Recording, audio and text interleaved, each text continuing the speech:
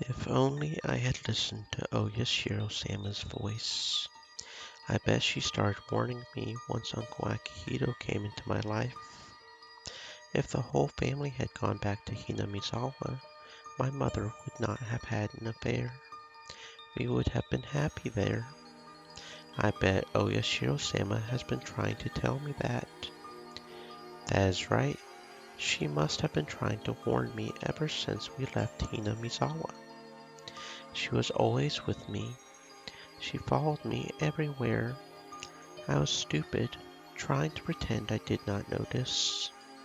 Everything was because of that stupidity.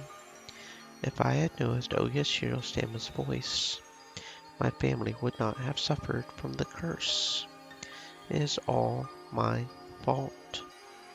Oyashiro-sama is apologizing. She keeps apologizing, which means this is all her fault. So this is not my fault, is it? Because this is the curse of Oyashiro-sama, right? She is apologizing, saying, I am sorry. Oyashiro-sama is apologizing repeatedly, so I am sorry too. I am sorry that I did not hear your voice.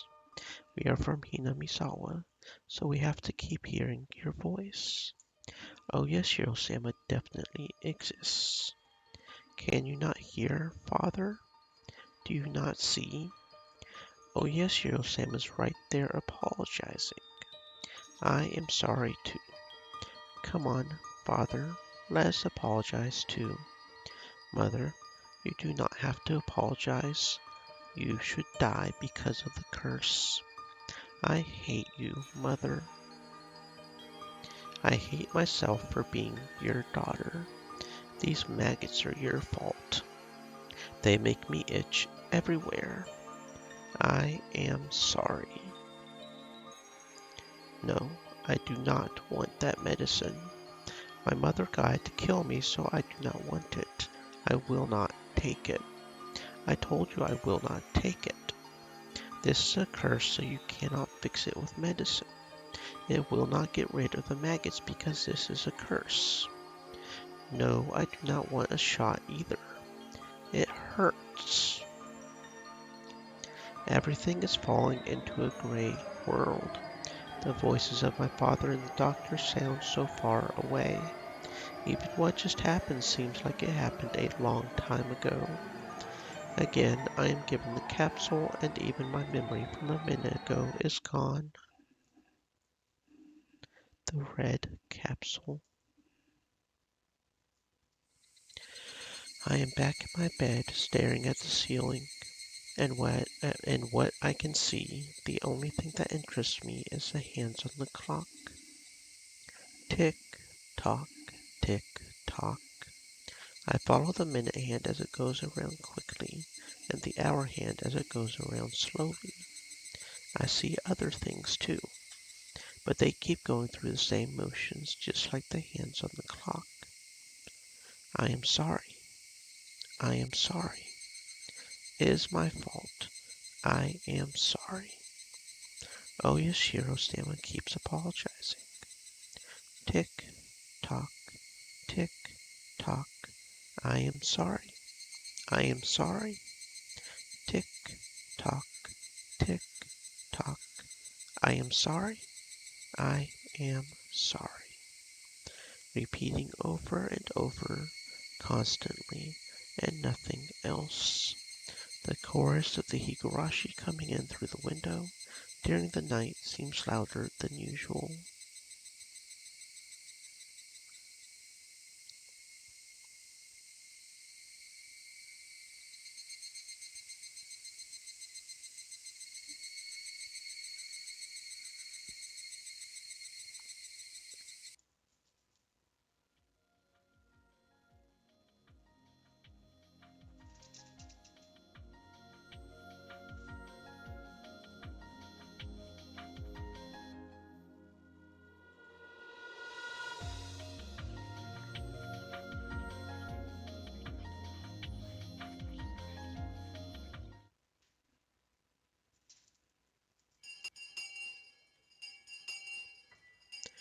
School is the children's world.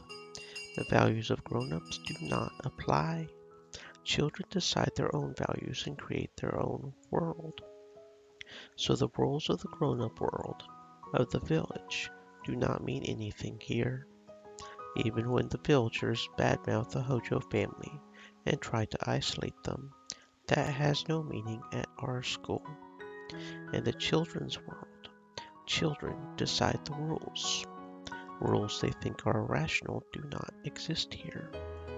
That is why, as a representative for the children here, I vow that I will never let any irrational rules come into our world. Within the school, no harassment is allowed towards the Hojo siblings. In the very beginning, some boys teased Satoko, but they were punished severely, and it has not happened ever since. That is the least I can do to resist the madness of the village. So I hope Satoshi and Satoko both feel that the school is a safe place for them. Satoshi must notice my concern, because he often smiles when he is here. However, I never see Satoko smile. Satoko's classmates used to try to cheer her up, but soon after, they decided that it was best just to leave her alone. I used to try to talk to her, but when I realized something, I stopped doing that. I am a member of the Sonozaki family. To Satoko, I am one of her enemies, so I am sure she feels uncomfortable to have me around her. All I can do is to watch over her. That is why Satoko is alone in the classroom. That said, Rika-chan is always hanging around with her, even though Satoko told her she was annoying. Satoshi too is always beside her. These two are the only ones who remain by her side. It is not limited to Satoko, of course. The malicious isolation is still continuing towards the Hojo family. Because their hysterical aunt is so hostile towards her neighbors, there is nobody who sympathizes with her. It is wise to know there are fights worth picking, and also fights better set aside. If the aunt had even a little tolerance or self-control, this isolation would not have continued. Of course, the villagers were the ones who forced them into that role, even though they were not related to the issue. But if she had stayed quiet, then it would not have gone so far. The aunt's hostility is one thing, but she is dragging everyone in the family into it as well. The uncle and the aunt have not been getting along, and he hardly comes home. Both Satoshi and Satoko were forced to live in shame. The aunt vents her stress by harassing Satoko.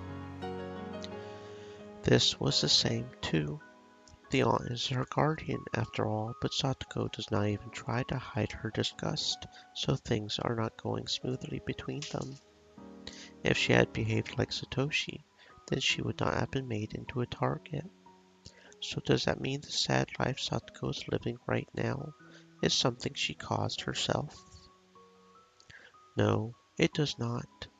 But no matter how much I sympathize and how much I want to help her, nobody knows what to do. An apology will not change the situation. The flow cannot be reversed. The fact that the Hojo family is ostracized by the entire village cannot be changed. That is the horribleness lurking underneath our lives.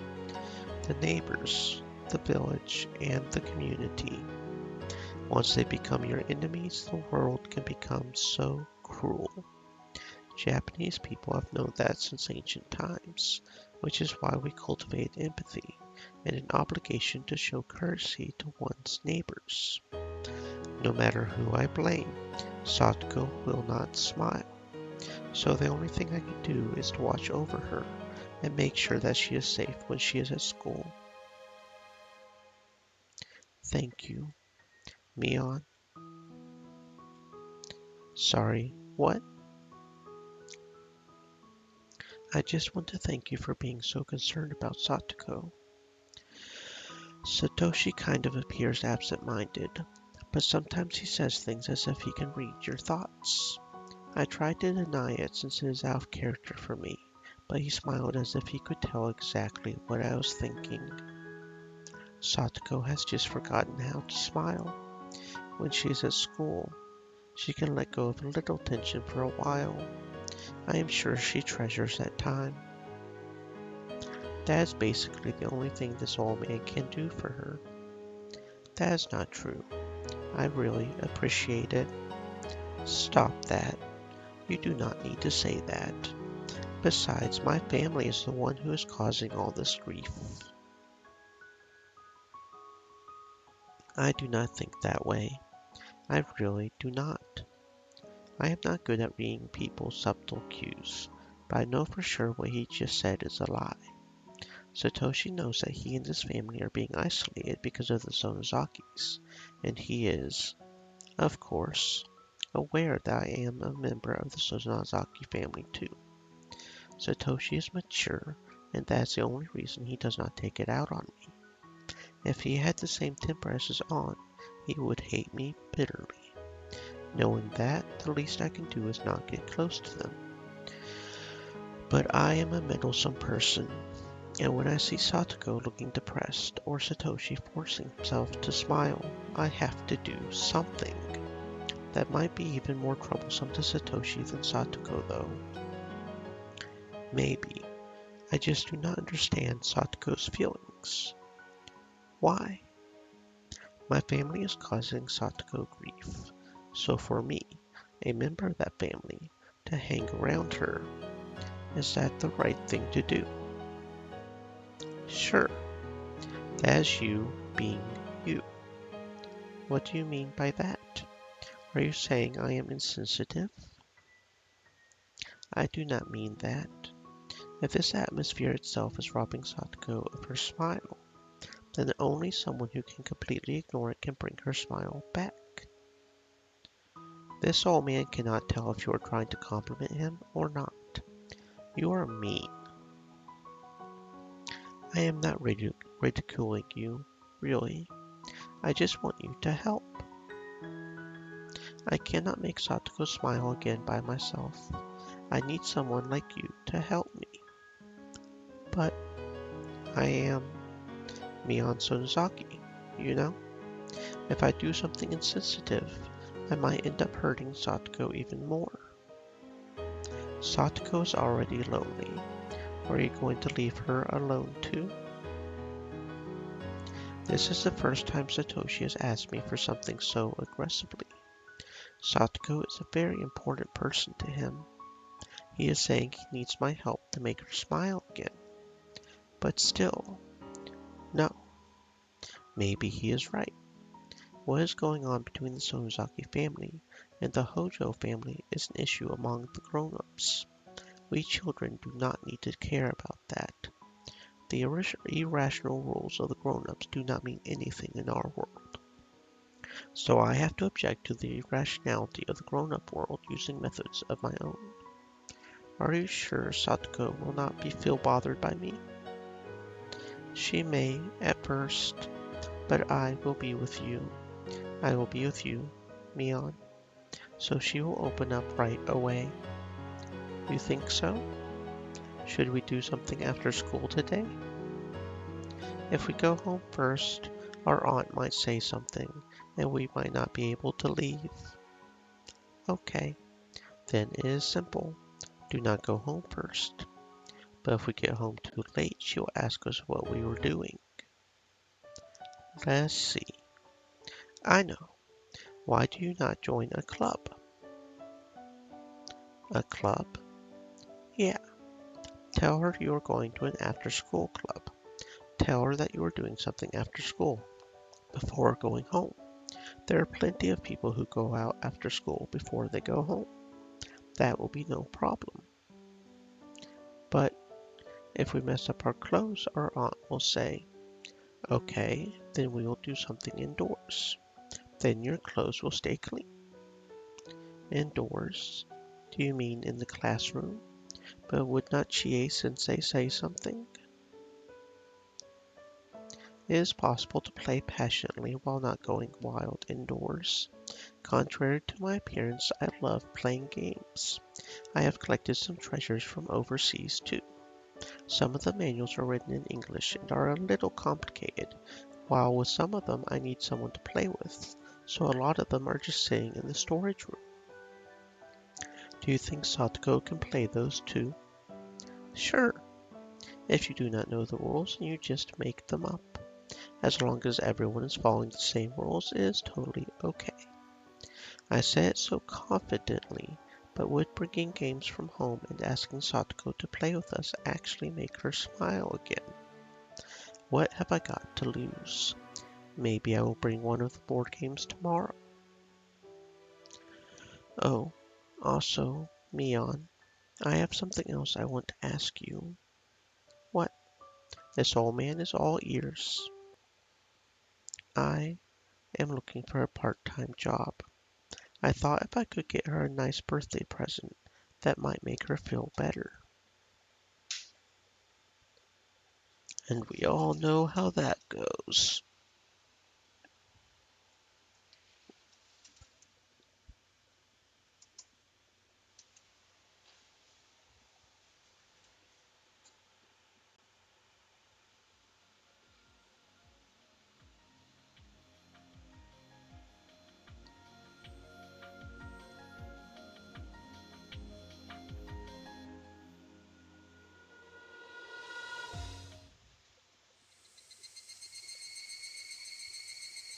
My harsh and brutal days are still continuing without end.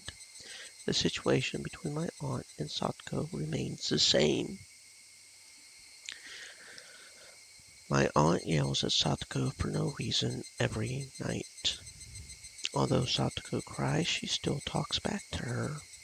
So my aunt's yelling goes on and forever. Satoko's crying goes on and on too. When Satoko sees me, she grabs onto me. She hides behind my back and tries to ignore my aunt's yelling. She always comes to seek my help. Satoko does not open up to anyone but me. So if I do not protect her, she will be devastated. That security is something our parents did not grant to Satoko. I have to be the one to provide it. But every day, day after day, every time Satoko cries, every day, day after day, Satoko grabbed onto me while crying yesterday. I pat her head, but, along with pity, a different emotion came to me. I wanted to grasp her head and smash her against the wall. One unbelievably devilish and awful emotion. No, no, no. I cannot think that. No, it is not that I cannot think it. I just cannot acknowledge that feeling. Since that day, there has been someone else inside of me. That someone is trying to eat me up from the inside and switch places with me. When Satoko begs for my help while crying, that person tries to make me spill out some awful and hateful words that are sure to damage Satoko forever. Leave me alone. Do not grab onto me. Go away. No, no, no, no. I cannot. I cannot. I cannot. To prevent him from taking over my body, I clenched my stomach and drove him out. I managed to do that. But that was Stream not Elements it. said, "Stay thirsty, my friends. Hydrate."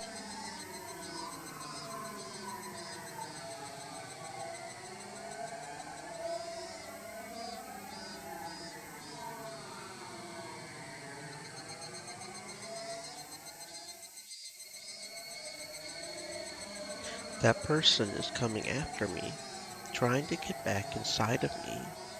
I will not let such a scary thing get back inside of me. He knows there is no room to slip into my heart as long as I keep it held shut like this. So he has stopped trying and instead is following right behind me.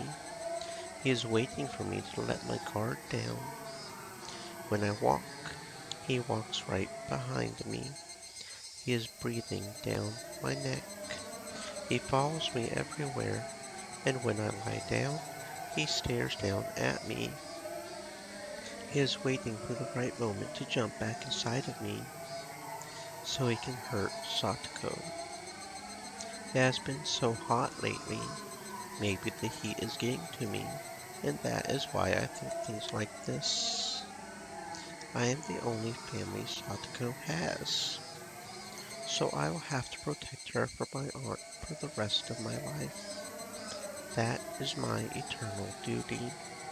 The rest of my life? Forever? Do I really have to do that forever? If only Satoko. But I am her only family. But it is because of my aunt. But it is because of the villagers too. It is almost Watanagashi. Some irresponsible people are saying that the curse will once again fall upon Hinamizawa. They are also saying it will fall upon me and Satoko for sure. Maybe it's just my imagination, but lately the villagers, expecting it, are giving me especially sharp looks. I feel like I will be killed on the day of Watanagashi. Of course, there is no reason why I would be killed. It is just my imagination. Slap, slap, slap, slap. Do not come inside of me. Satoko is my only sister and my family, so do not tell me those awful things. Slap, slap, slap, slap. Stop, stop.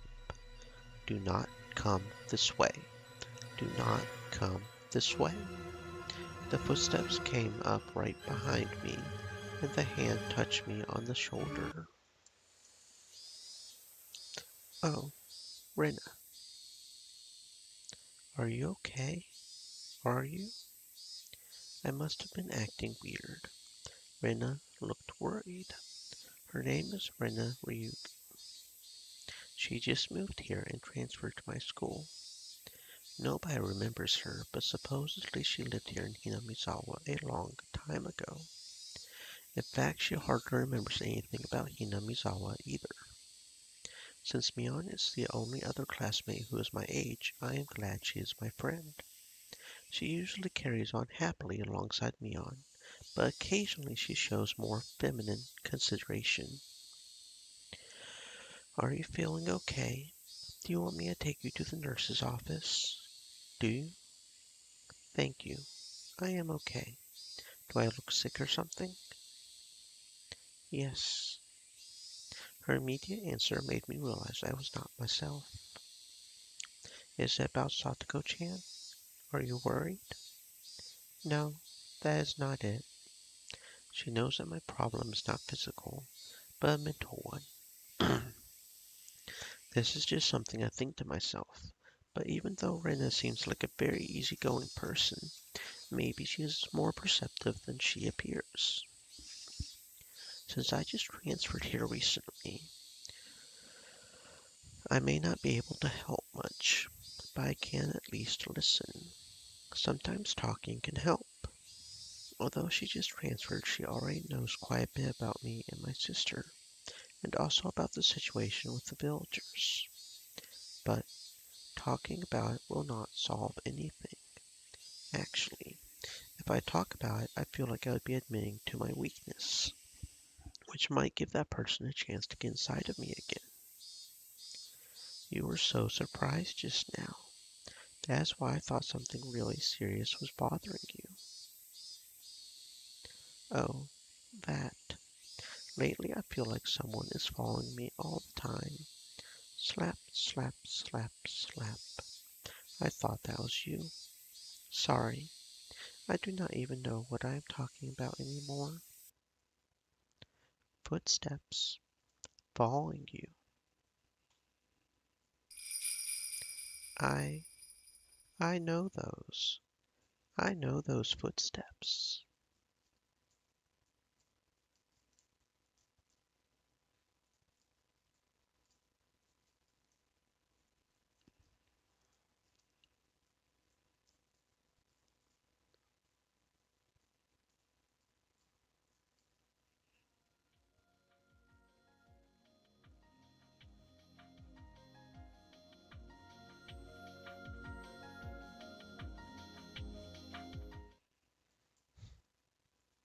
Hello, hello, hello, good afternoon. Who are you? Sorry, we just moved in next door. We are here to introduce ourselves. Pleased to meet you. Oh my, someone as young as you moved here? I see. Welcome, Mom. Our new neighbor is here to say hello. Do not yell like that. Thank you for taking time to come over. They are the Ryugu family. They just moved into the empty house next door. You are Reina-chan, are you not? My, how you have grown. Yes, I am Reina. Thank you for remembering. Mom, do you know her? Of course I do. You were living in Okinomiya then, so you probably do not remember. But they used to live next door. So you came back. This village is better than the big city, is it? I do not remember much because I was so small when we lived here, but I feel this is where I belong. Then you will fit right in. If there is anything we can do for you, let us know. There is no need to hesitate. Being unreserved is the rule here, after all. Yes, thank you very much. I thought I would remember things if I walked around the village, but I still do not remember much. I do recall, however, the vivid breeze as well as the brilliant greenery. I do not remember the village, but I remember that this is my hometown. Red scars still remain on my body. They are hardly visible and I cannot even feel them. I am sure they will disappear soon. Now that I am back in Hinamizawa, sometimes I wonder who I was back in Ibaraki. In fact, I think I was not myself from the moment I left. And now, by coming back here, I have finally regained my true self. I can hardly remember what I was like back in Ibaraki. Well, that is probably because of the red medicine. The medicine erased all of my painful memories. Maybe that was for the best. I just wanted to be forgiven back then. I could not forgive my mother. I could not forgive Uncle Akihiro. And more than anybody, I could not forgive myself. I wanted someone to acknowledge that I was not at fault. I wanted to be forgiven. So Oyashiro-sama apologized. She told me I was not at fault because it was the curse of Oyashiro-sama. That is how I was able to forgive myself. I did not have to die by tearing my blood vessels out of my body. I think people have to die because they become corrupted. That is why people try their hardest not to dirty themselves all their lives. But I am still living, despite how dirty I am. I have been allowed to live. Is there still some filth left on me? Or am I all clean? I do not know. The only thing I know is that the me who lived in Ibaraki and the me who is here right now are two different people. I no longer feel the need to take responsibility by ripping myself apart because of the filth.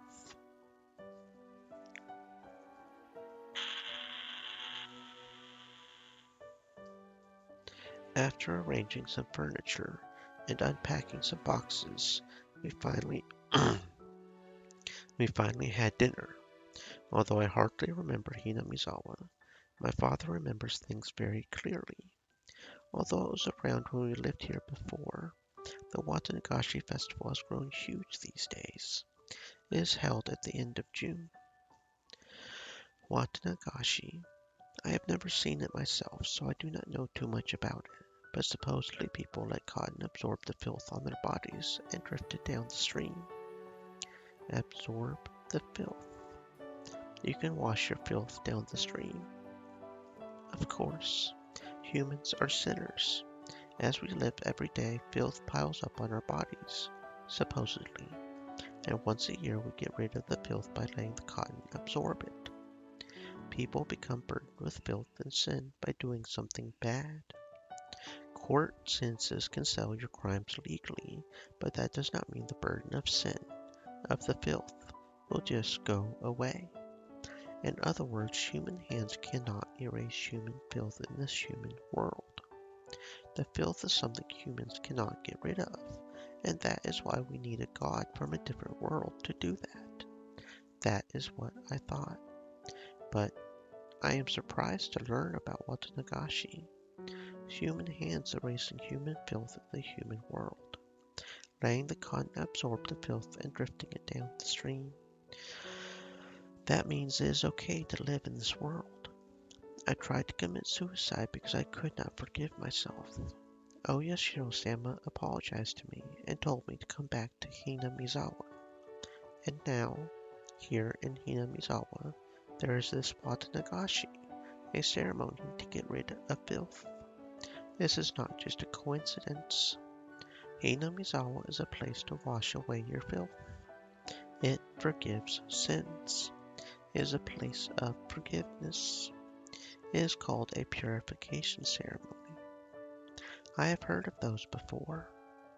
Japanese culture is very strict about filth. You are not allowed to remain in the spotlight if you accumulate too much. See, that's the reason why politicians and company presidents resign immediately once people find out about their dirty deeds. You must leave the spotlight if you are filthy.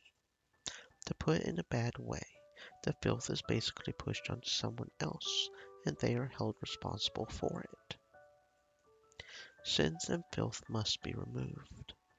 That is why people push them onto someone else, and then try to get rid of the filth by sacrificing that person. But if that is the case, every time that filth is created, people will try to pass around responsibility for it. That is awfully hideous. It is almost like seeing demons in the human world. That's why they came up with the idea of letting the continent absorb all the filth. By doing so, people can live without making someone else take on all the responsibility, sins, and filth. Putting everyone's sins onto someone and then killing that person makes that person a sacrifice. Who wants to be a sacrifice? That's why they desperately push their sins around. A purification ceremony is about replacing the human sacrifice with a non-human one. The purification ceremony dramatically changed Japanese culture. Before then, people always believed someone had to become a sacrifice. In other words, even with filth, everyone can live without blaming someone else. Filth can be forgiven by a method other than death. Only an existence higher than humans can forgive them. I was forgiven by Oyashiro-sama and came back to this place, to Watanagashi, the purification ceremony that exists here. Letting cotton absorb the filth and drifting it away. There is no need for a sacrifice. That is why I have been allowed to live. The filthy me has drifted away, so the me that remains is no longer Reina Ryugu. If I am not Reina, then who am I? If I am without filth, without all the icky things, who am I? A name vaguely appeared in my head. My new name that only removes one of the letters from Reina, but I think it is a cute name. All the icky things are erased and forgiven with the removal of that one letter. So my name is no longer Reina. My name is Rena.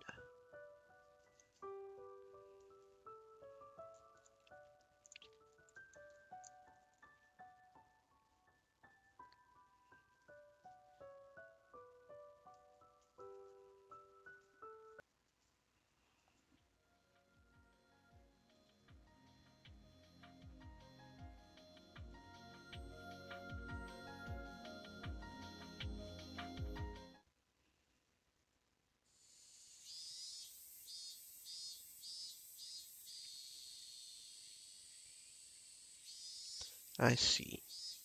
No, you do not need to do that. You are a promising member of the Hinamizawa Fighters. We will save your spot, so you can come back any time, okay? I do not know about that, though. I have no idea when I could come back, so I thought I should resign at least for now. Satoshi-kun says he wants to quit the Hinamizawa fighters. I know very well Satoshi-kun and Satoko-chan's situation, so I was expecting that he might say this. The relationship between Satoko-chan and her aunt has gotten worse, to the point that it cannot be considered abuse. When someone from the Child Consultation Center came, of course her aunt behaved herself. Then immediately after, her harassment turned even more vicious. According to the neighbors, the aunt's scolding and Satoko-chan's crying can be heard nightly, and sometimes it goes on past midnight. Satoko-chan's weekly physical checkup results are slowly growing worse, and we are trying to keep her stable by increasing her medication. But unless her relationship with her aunt improves, she is sure to go terminal and sink into madness. Although she is not the type to become deranged, even at the terminal stage, she is the type who holds everything in, harboring her insanity inside. And she is not the only one. Satoshi is the same way.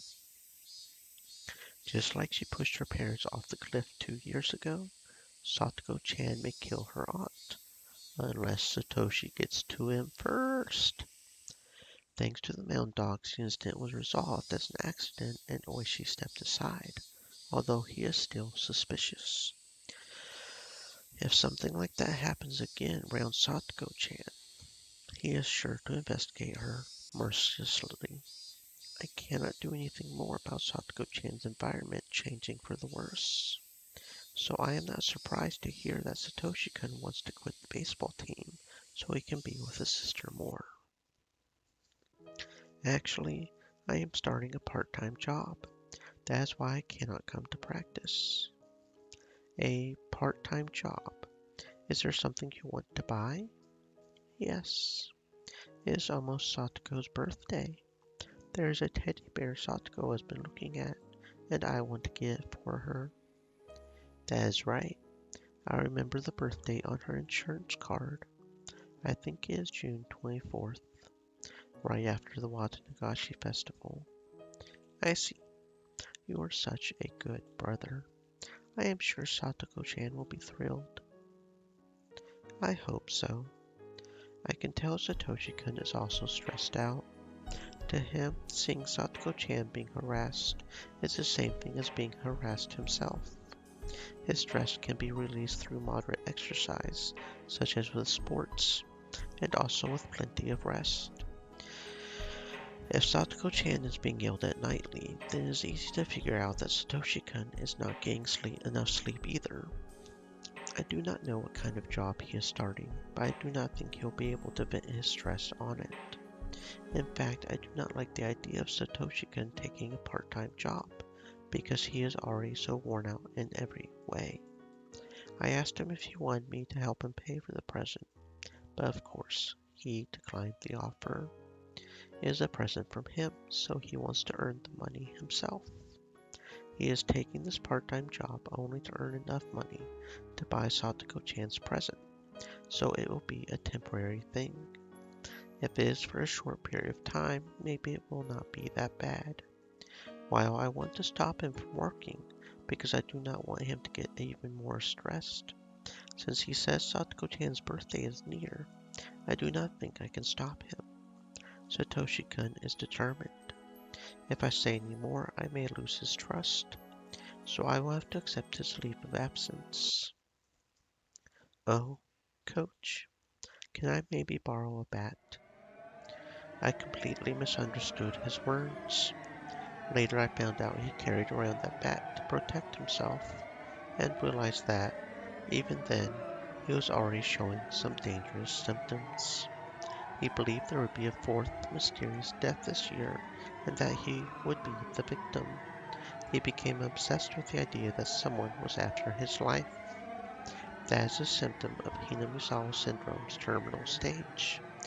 But although I was involved so deeply with the syndrome, I was careless. A bat? What do you need a bat for? Satoshi-kun had his own bat, so he should have asked if he could take it home, but instead he asked if he could borrow it. When I think about it now, he said it that way to lighten his guilty conscience. But how could I have known then? Well, although I cannot come to practice, I think I will have a little time to practice swinging on my own. That is great. Sure, please take it with you. But make sure you do it in an open space, okay? If it will not bother your neighbors, it is good practice to hit a hanging tire. Swinging a bat can release stress, so letting him take his bat home will help. That is what I thought. But that was a huge mistake. I realized it only when things were already past the point of no return.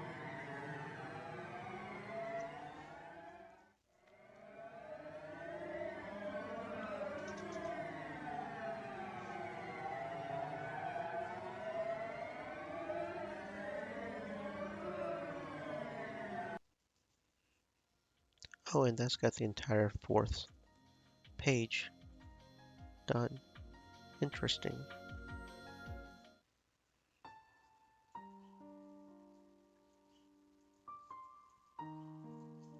Maybe we should wrap up for now. I do not think you are in the mood today. That is not true. Sorry if I gave you that impression. Takano-san has been looking through the viewfinder, but I have not seen her push the shutter at all. While she came along, I do not think she is in the mood for bird watching. Takano-san has been depressed ever since the announcement of the new policies at the board meeting the other day. That is understandable. The Irie Institute was created by her in the first place. It was created so that she can devote her life to researching Hinamizawa syndrome. For all that to be tossed aside while being asked to wrap up work within a few years. Of course she is depressed. Besides, she cannot even fully spend the rest of the time left on research. Their funding was being cut in stages, and by the end, they will barely be able to finish closing up, let alone research anything. I heard that she is the granddaughter of the late Dr. Takano. Her determination to finish her grandfather's research is what kept her going until today. Since everything has been going so smoothly until recently, this sudden change in the wind's direction must have been a total shock. The shift in people pulling the strings must be pretty serious. The board of directors was completely changed out, and she heard that people and projects influenced by the Koizumi faction were being restructured to set an example. The wind's new direction seems likely to remain for a long time. It is highly unlikely that the Koizumi faction will come back into power, so no matter what we say, it is almost impossible to expect the same kind of support from them. Is there not something we can do? Takano-san muttered. Unfortunately, there is not. There is nothing anybody can do. At first, the board talked about halting the research immediately, but after lots of convincing, they finally agreed to make it a gradual suspension over the few years. The people who helped us when the Irie Institute was first created are the ones who managed that. I see. While it looks like the worst case scenario is actually somebody else's hard-earned victory. 3 years was the best they could do. I tried too, you know. I used your dad to try and explain to the board how important this research is. Only 3 more years. Maybe Takano-san does not understand how hard I tried to convince them, because what she just said tells me the length of time left really does not matter to her. The important thing is that her research is being stopped. The fact is that I could not meet her expectations and made her feel disappointed. As a man, it kind of hurts. The best I can do at this point is route as much funding as possible towards the research so that you can work to your heart's content for the few years we have left. Sorry, I cannot do anything else. That is okay. If that is the best you can do, then I am very happy. Her words hurt me. I wish you had chosen different ones, but I think that would be asking too much from someone so heartbroken. I must be understanding of her pain at a time like this. Besides, I know how close she was to the deceased Koizumi-sensei. She even called him uncle. To her, his death is not just the start of a coup or a change in direction. She lost a person who was always looking after her. No matter how hard she pushed herself to act villainous, she was not supposed to be part of this world. She was just an ordinary woman.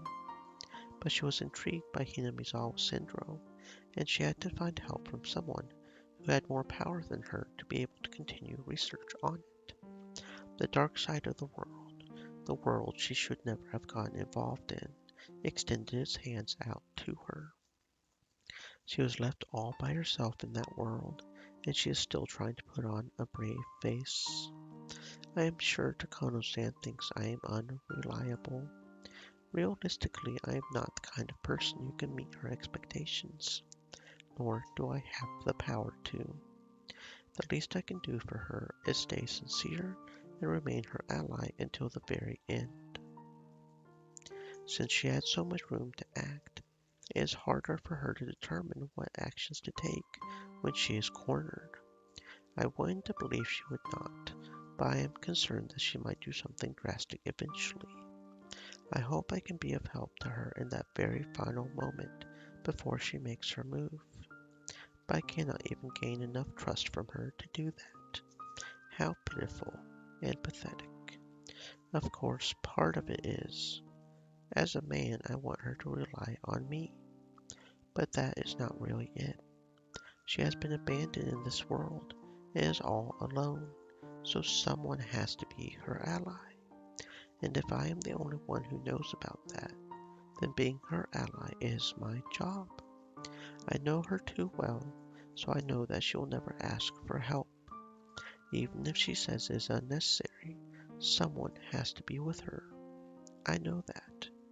I do not really think I am suited for that job.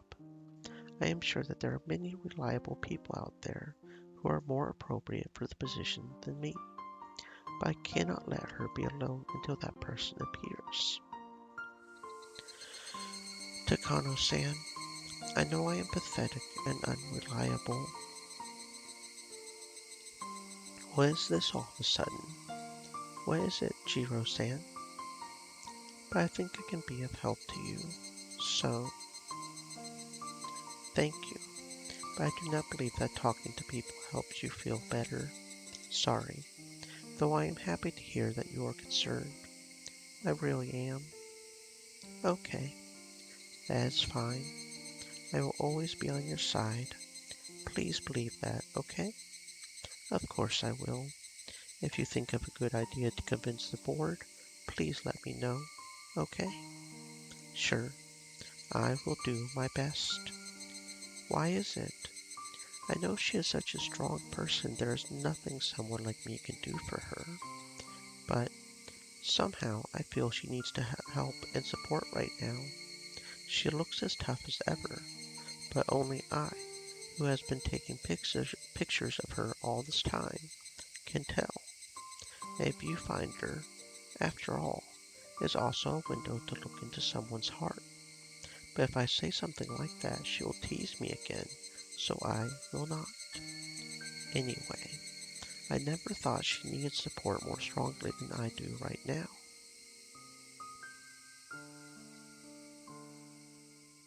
Jiro is such a good guy. Too bad he's going to get murdered.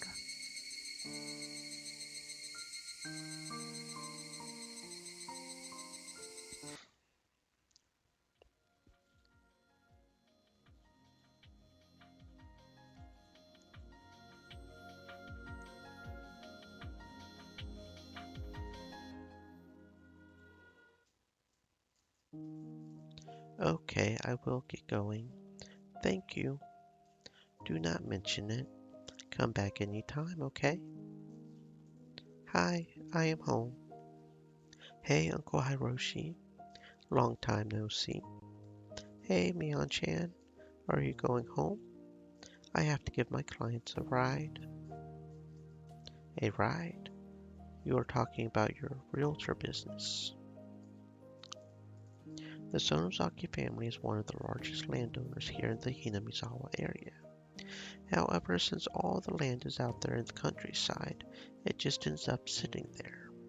Recently, the land owned by the Sonozaki family was put on sale in lots. At the family meeting, some of our relatives opposed the idea by saying we should not sell off land that was handed down from our ancestors. But Granny snapped and shut them up. Some of the unused fields were made into vacant lots and released for public sale. Actually, I had some questions about it too. The Sonozaki family is very wealthy. We have plenty of land as well as money. So why did we have to sell it off? What is more surprising to me is that Granny was the one who came up with the idea. I would have thought she would get furious if someone even mentioned something like that. Okay, if you are ever near the station, be sure to stop by. I will treat you to a cup of barley tea. Sure, thank you very much. So, how is your business going? I am surprised there are actually city folks who are interested. They must be those nouveau rich types who live in the big city, yet also want a house in the countryside. Well, I guess some people are curious. There is one family seeking to move here, not purchase a villa. He said he wants to build a studio, so he must be an artist of some sort. That is great. Oh, gosh, I better go now. Supposedly he planned a tour to show them the lots, and he is the one driving the bus. It should be about time for the tour and explanations to end. He left in a hurry. Hey, can I ask you something? Why did you want to sell our land? You do not like newcomers. I do not like newcomers, and I do not like big city people either. But the village needs them. It is like ventilating a room. Is it good for the village to have new people move in? This is a wonderful village, but the world is changing quickly. In the past, a very small change took 10 or even 20 years to happen. It was such a quiet and unchanging village. Well, that is rural life. In this village, nothing is different from yesterday and today. It is too boring for me, though. But you made a friend, did you not? When Ryuko-chan moved here and you got along great. You told me you were happy that you had a friend your age. Yeah, making friends unexpectedly is fun. I remember you saying that school is boring when Rena-chan is absent. Do you remember that? Are you saying that's the good thing about letting new people move here? No matter how cold it gets, you still have to ventilate your living space. Otherwise, it gets filled with bad air and you will suffocate to death. You open the window even knowing the freezing cold air will come in. Letting outsiders move here is like ventilating the village. Sure, it lets fresh air in and gets rid of bad air like us. If I bring up the Hojo family, I know Granny will explode, so I will not. But I think what Granny is trying to say includes things like their ongoing isolation. Even now, when she remembers about what happened at the explanatory meeting, she gets really upset. But I guess even she feels that needs to come to an end. But of course she cannot just say she will forgive them, not when she is at this stubborn age. She cannot lose face by openly saying they need to be forgiven.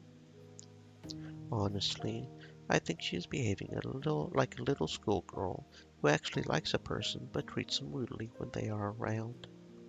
Maybe people really do go back to being children when they get old enough.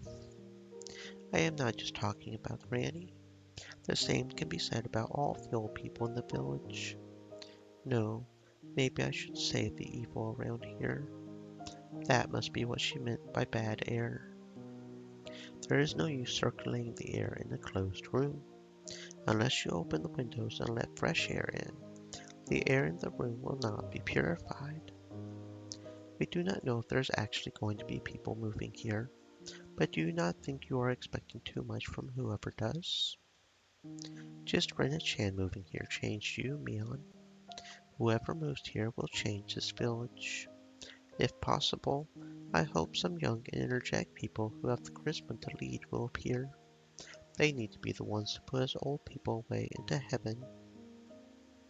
Are you thinking about Gramps? Damn you, nobody is thinking about him. Here, have the housekeeper put away the tea set on the veranda.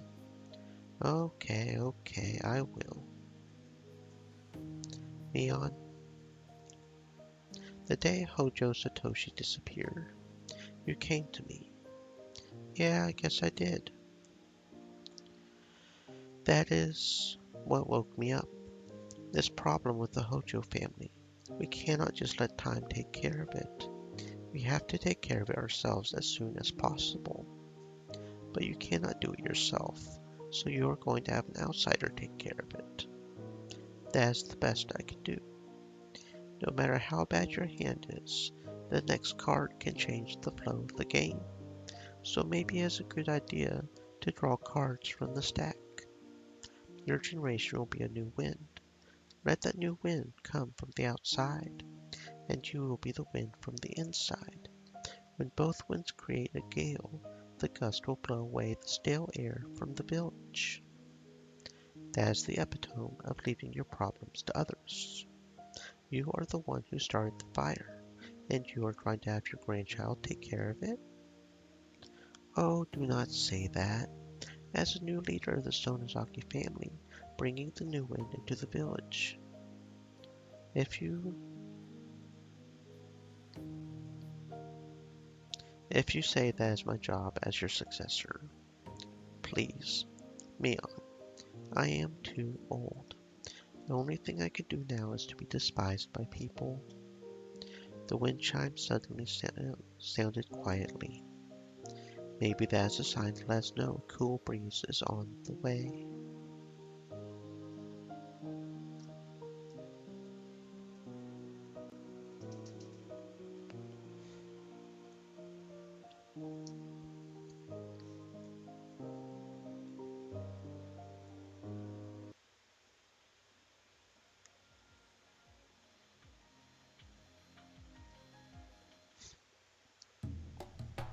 We were prepared to respond quickly this year. That is why we were able to start the investigation immediately by securing the crime scene. The victim is the wife of the younger brother of the Hojo couple, so she is an extremely suitable target for the fourth year's curse of Oyashiro-sama. She has a horrible reputation among the locals. After the incident, everyone said she deserved to be cursed. I have a general idea of who the culprit must be. It is probably Satoshi Hojo, that innocent-looking kid. There is even a motive. The deceased abused his sister relentlessly, so this would be in revenge for that. Also, when he attended the inspection of the crime scene, he was rather frantic, yet also far too composed, as if he was totally unrelated to the incident. My intuition from many years of police work tells me that 8 or 9 times out of 10, someone who acts like that is the perp. I have no concrete proof, but if I question him and shake him up a bit, I have a feeling he will confess. For the victim to be so beaten up, the culprit must have some blood on him as well. If we can find that, then we will have proof. Unless he is a complete fool, I am sure he has already gotten rid of it by now. If we can find any in the place he says he disposed it in after he fesses up, then we can convince the prosecutor too. This was pretty insignificant as a standalone case. A confession from Satoshi Hojo would end it. Everyone except me must believe that. But if I look at it as part of the series of mysterious deaths, it will not be so easy. Either the 3 families of the village, or the Sonozaki family alone, is directly involved in this. If they are the ones pulling the strings, they must have instigated Satoshi Hojo into committing this crime. If so, Satoshi Hojo is someone who knows way too much about them. The Sonozaki family's actions must remain hidden. If he could connect them to the crime, would they let him run around freely? Satoshi Hojo is a loving brother who cares very much for his sister, and they set him up to kill his aunt as a fourth year's curse. After that, they will eliminate the one person who can connect them to the crime. Satoshi Hojo was not just a simple criminal, he was set up. And after that my suspicions were confirmed, for he abruptly vanished. He disappeared in such a puzzling way. He did not run because he was afraid that his crime had come to light. Another culprit came into the picture. He was already arrested for a different crime, and furthermore he died while in prison. He confessed information only the culprit himself would have known. Therefore he must be the culprit. But as he is already dead, the investigation was closed. Then Satoshi Hojo disappeared a few days after the festival.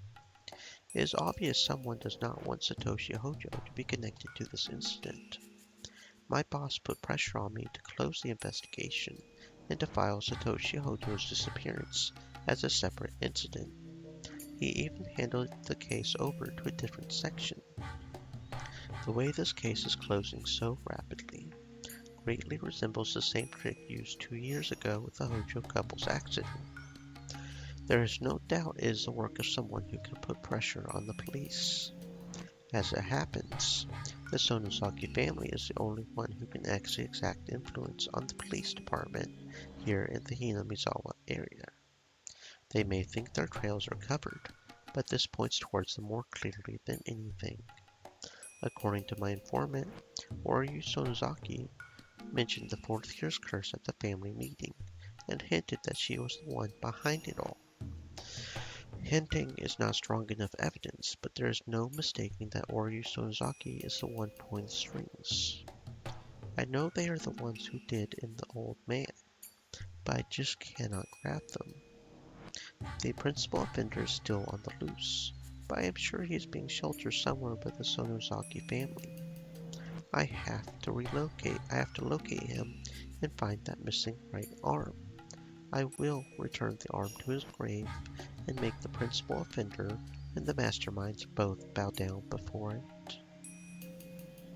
However, just like how Satoshi Hojo disappeared, it is possible the principal offender has already been eliminated. I bet he has already been killed and buried somewhere nobody can find. If that is the case, then that is fine. I will make the old bag who ordered someone to kill the old man slam her forehead on the ground before his grave. This I swear. After the fourth year's curse, people are already saying something will happen again next year. Even with all my preparations, I could not prevent the incident from happening this time. It is too late if something happens. I must keep my eyes on the core of the village before something takes place. There is a reason why I have to get to the bottom of this by next year. Because I am retiring.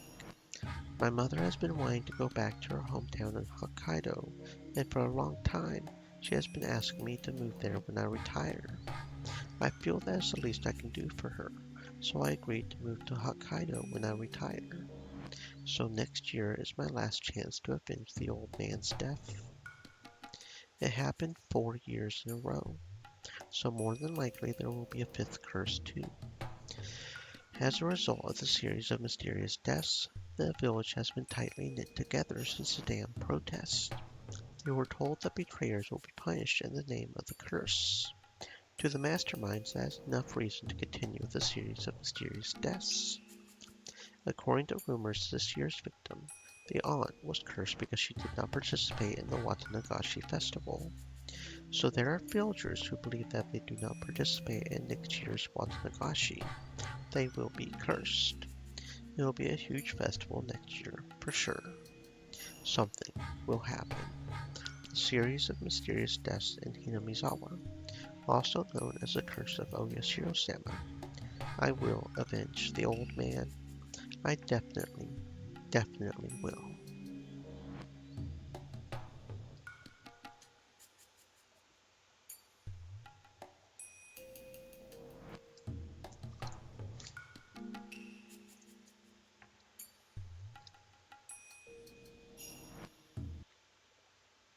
And that's everything on the second page. And this will be everything on the third. Hey, Nakagawa-kun. Long time no see. Still at it lately? You know, that? No, no, not at all. It is no fun getting old. You have got to concentrate when you work with clay. If you put it off for a long time, your senses get dull, and there is no point. Sensei, allow me to introduce someone. This is Major Takano. Very nice to meet you. Thank you for taking time to meet with me today. I truly appreciate it. I really did not make time for you, actually. I was told that I could have some good raw sea urchins. Sea urchins are good for you, did you know? Rich in vitamin A, and they are good for your skin. Women like sea urchins, right? It is true that sea urchins are rich in vitamin A, but compared to spinach, it is not anything that is worth making a fuss about. Well, none of that matters right now.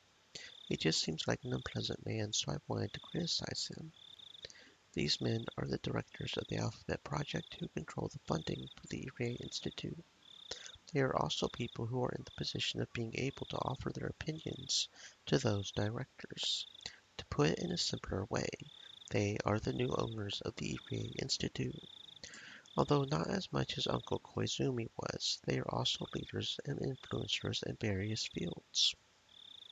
I have to be very careful not to upset them, and therefore there is no way I would have had the ability to call them in.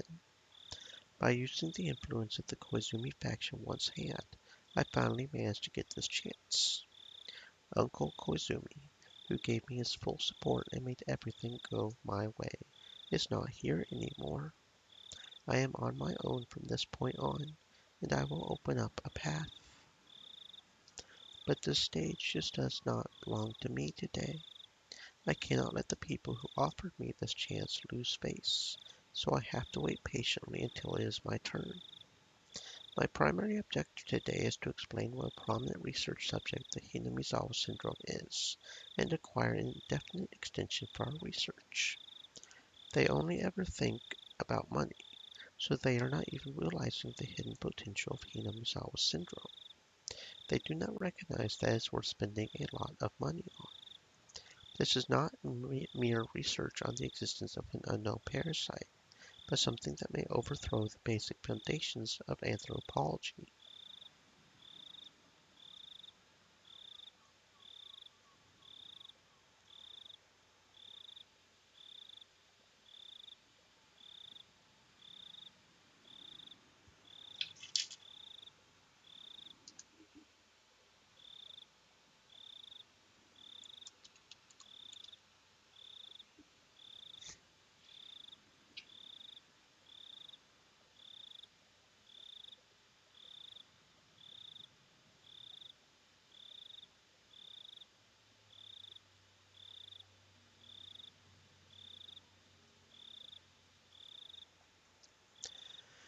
A Nobel Prize would not even be enough. It will not be easy trying to explain all that to men who know nothing about any of it, but I have to. That is why I spent many hours making these straightforward support documents. Sometimes we make documents confusing on purpose because we do not like dealing with uneducated people, but this time it is different. I cannot look down on them. I must sincerely try to make them understand. The accessible support documents are there in a huge pile. It feels like we are wasting time eating traditional Japanese food in such a relaxed mood. I want to get to the point and explain it to them in detail so they can understand. But there is a saying, luck lies in the last helping. I have to be patient right now.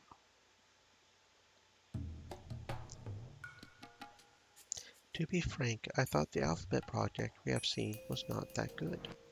In the end, it has been nothing but a sandbox for the old men with their heads still stuck in the Pacific War. Nothing but a sandbox for those old men to craft their dreams of Imperial Japan's revival with money that is not theirs. Do you know how much public funding was wasted on those delusions? From what I have heard, there are already prosecutors poking people like Okuno-sensei and trying to pin embezzlement on the old board of directors. That is what you get for trying to suck up to those old men. Of course, none of it can be made public, so I guess they will be held responsible or demoted in another form. This is what the country gets for letting those ghosts of the war run around freely all this time. Boy, these grilled sea urchins are fantastic. Well, this is harsh.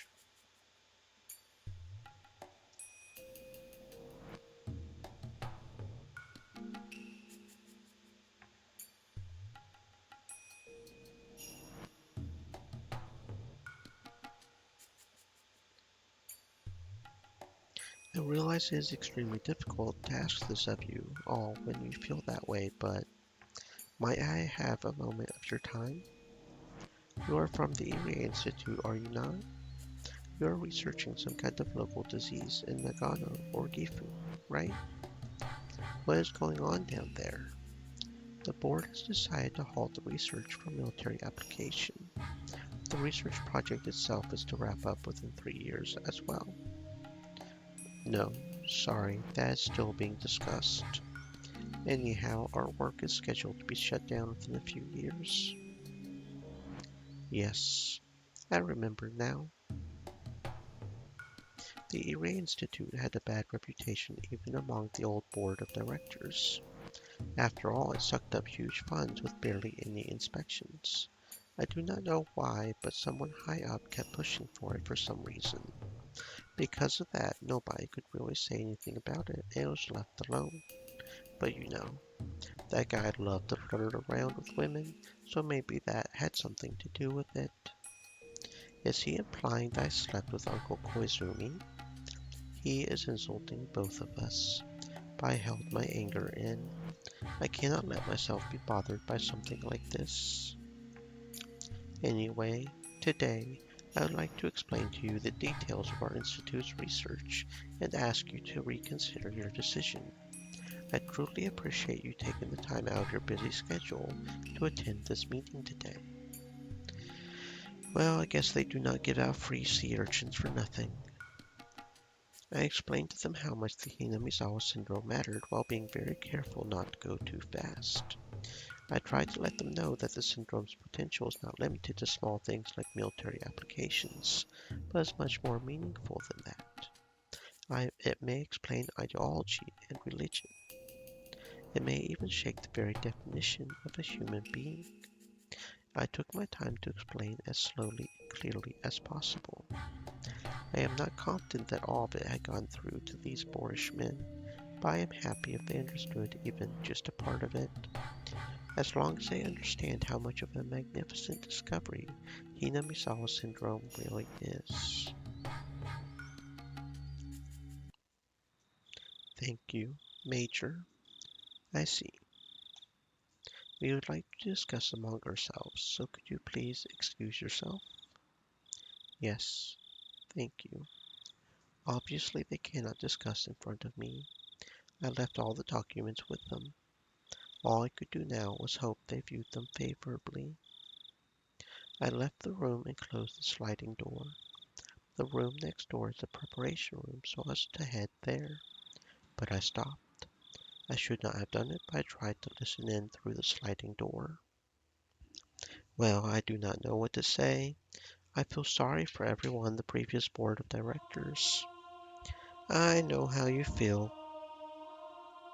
Koizumi-sensei pushes so strongly. I met him once before when he became founding director of Redacted Pharmaceuticals. He seemed like a very intelligent person to me. I guess you just cannot win against age.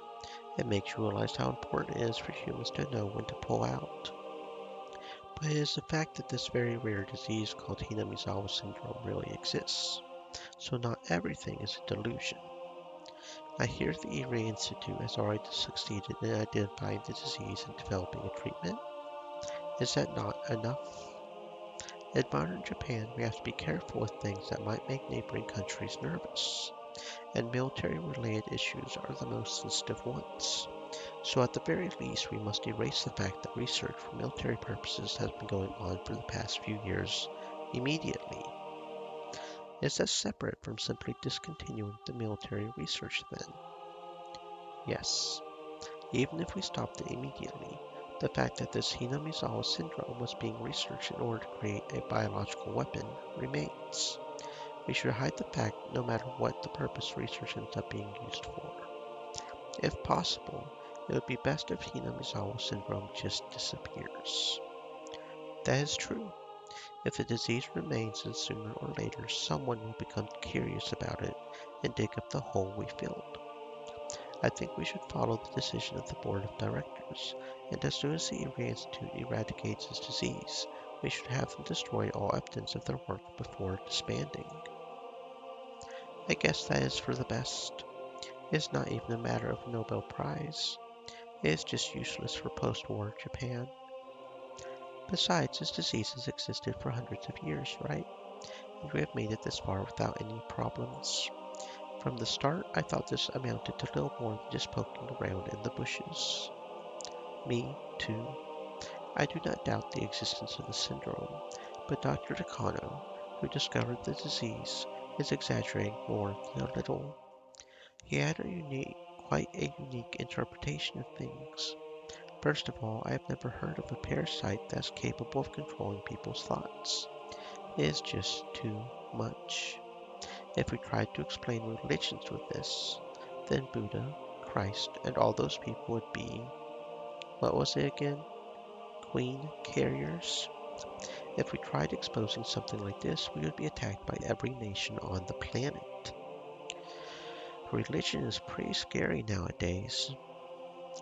If there are parasites that live in animal brains, then I guess we can say there are parasites that live in human brains too. But for them to control human thoughts, that is a bit too unique, you know? As I peeked in through the gap in the sliding door, I became trapped within an unbelievable sense of deja vu. This is my first time experiencing this, but it does not feel that way.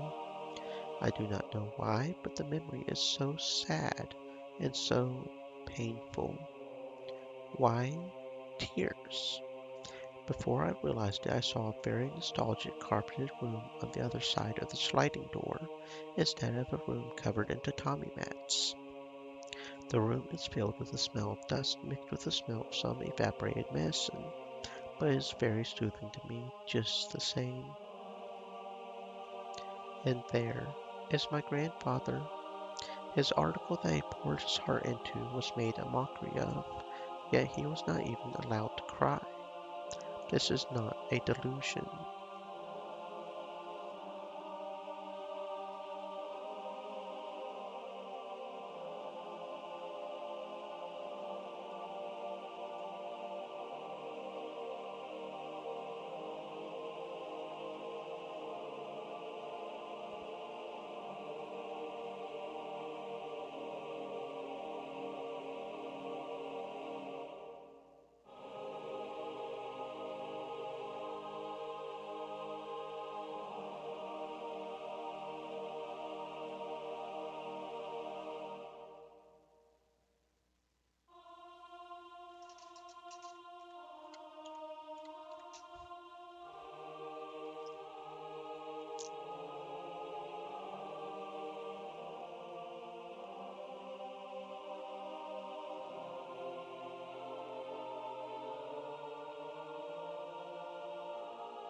Stream Elements said, "Stay thirsty, my friends.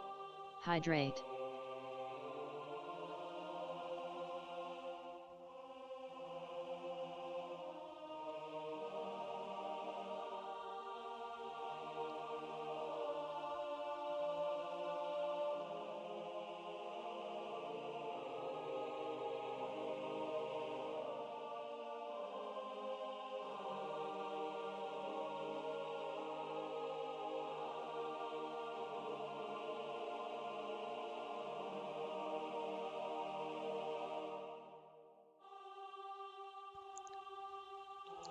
Because within the documents I left with those men, There are a lot of references to the article my grandfather wrote, so I am not surprised for my grandfather to be standing right there, explaining it to them himself.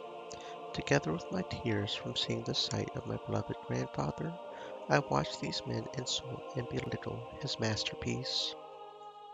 I have seen this sight before, and the sight should have ended there. But why is it repeating before my eyes? I can only blankly peer through the sliding door at this strange world where reality and illusion overlap. The Major is a little strange, and Koizumi-sensei, who believed in something as ridiculous as this, is a little strange too. But the strangest one of all is the person who wrote this article in the first place. It blends together expectations and delusions and looks more like fiction than a thesis. I think this will be a big hit once it gets published, you know?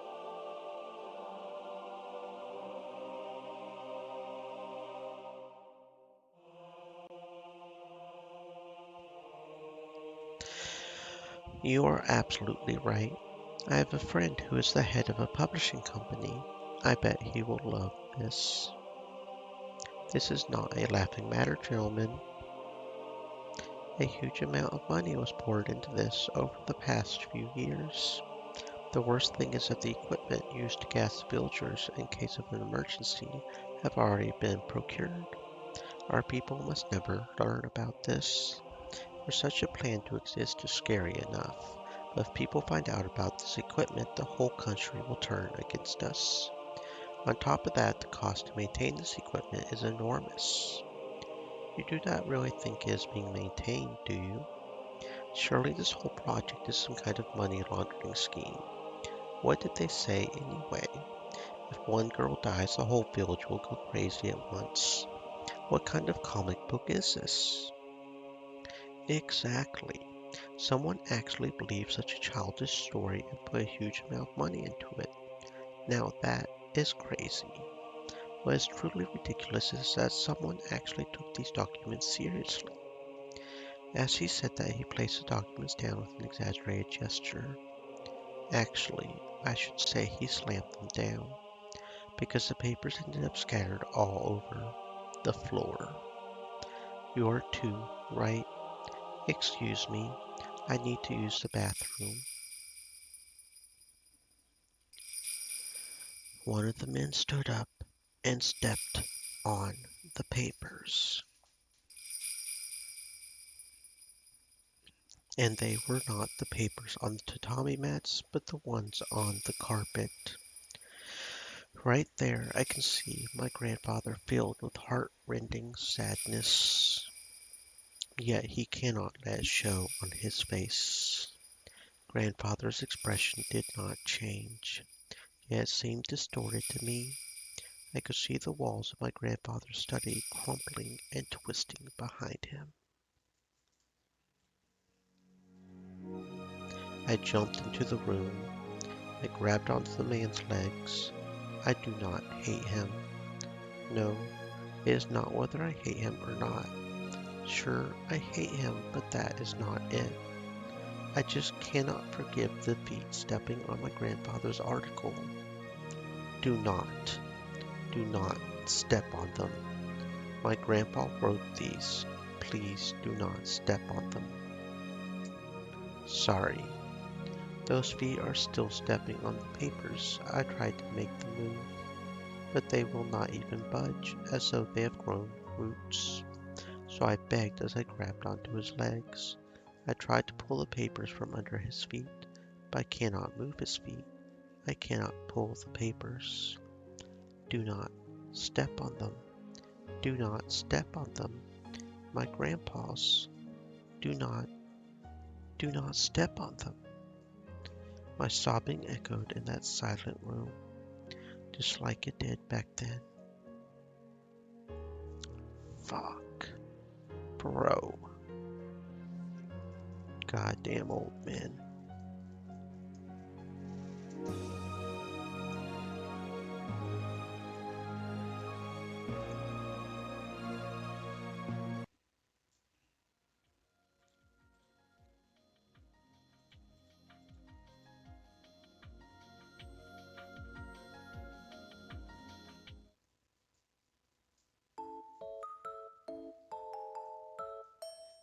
I do not know what to do. My name is Ichiro Maebara, and I am hopelessly lost. I came to Hinamizawa on a tour to find a lot for a vacation home. When the realtor finished explaining some details, he told us to take a walk until the departure time. Such beautiful scenery and fresh air. I let my senses guide me, and here I am. Where am I? I still have a little time before the departure, but I am completely lost. This is basically the middle of nowhere, but people actually do live here. If I keep walking, I should run into somebody. Then I can ask for directions. Do not worry. The only thing I need to keep in mind is the departure time for the bullet train. But the more time passes, the more I start to think I was being too optimistic about running into somebody, because I cannot find anybody at all. Maybe I'm walking further and further away from where people are, in which case I am in serious trouble. So upon hearing someone's voice, I feel immensely relieved. It sounds like little girls are playing nearby. If it is a place where little kids can play, it must be a safe village. I followed those voices. Upon rounding the wild pampas grass, I can see a beautiful field. Two girls are playing there. The two girls are dancing in the field filled with blooming wild flowers. What I am seeing is more beautiful than all the great works of art I have ever seen put together. Maybe I am exaggerating, but this looks holier than any religious painting. Why is it that seeing innocent girls dance around like this makes people feel this way?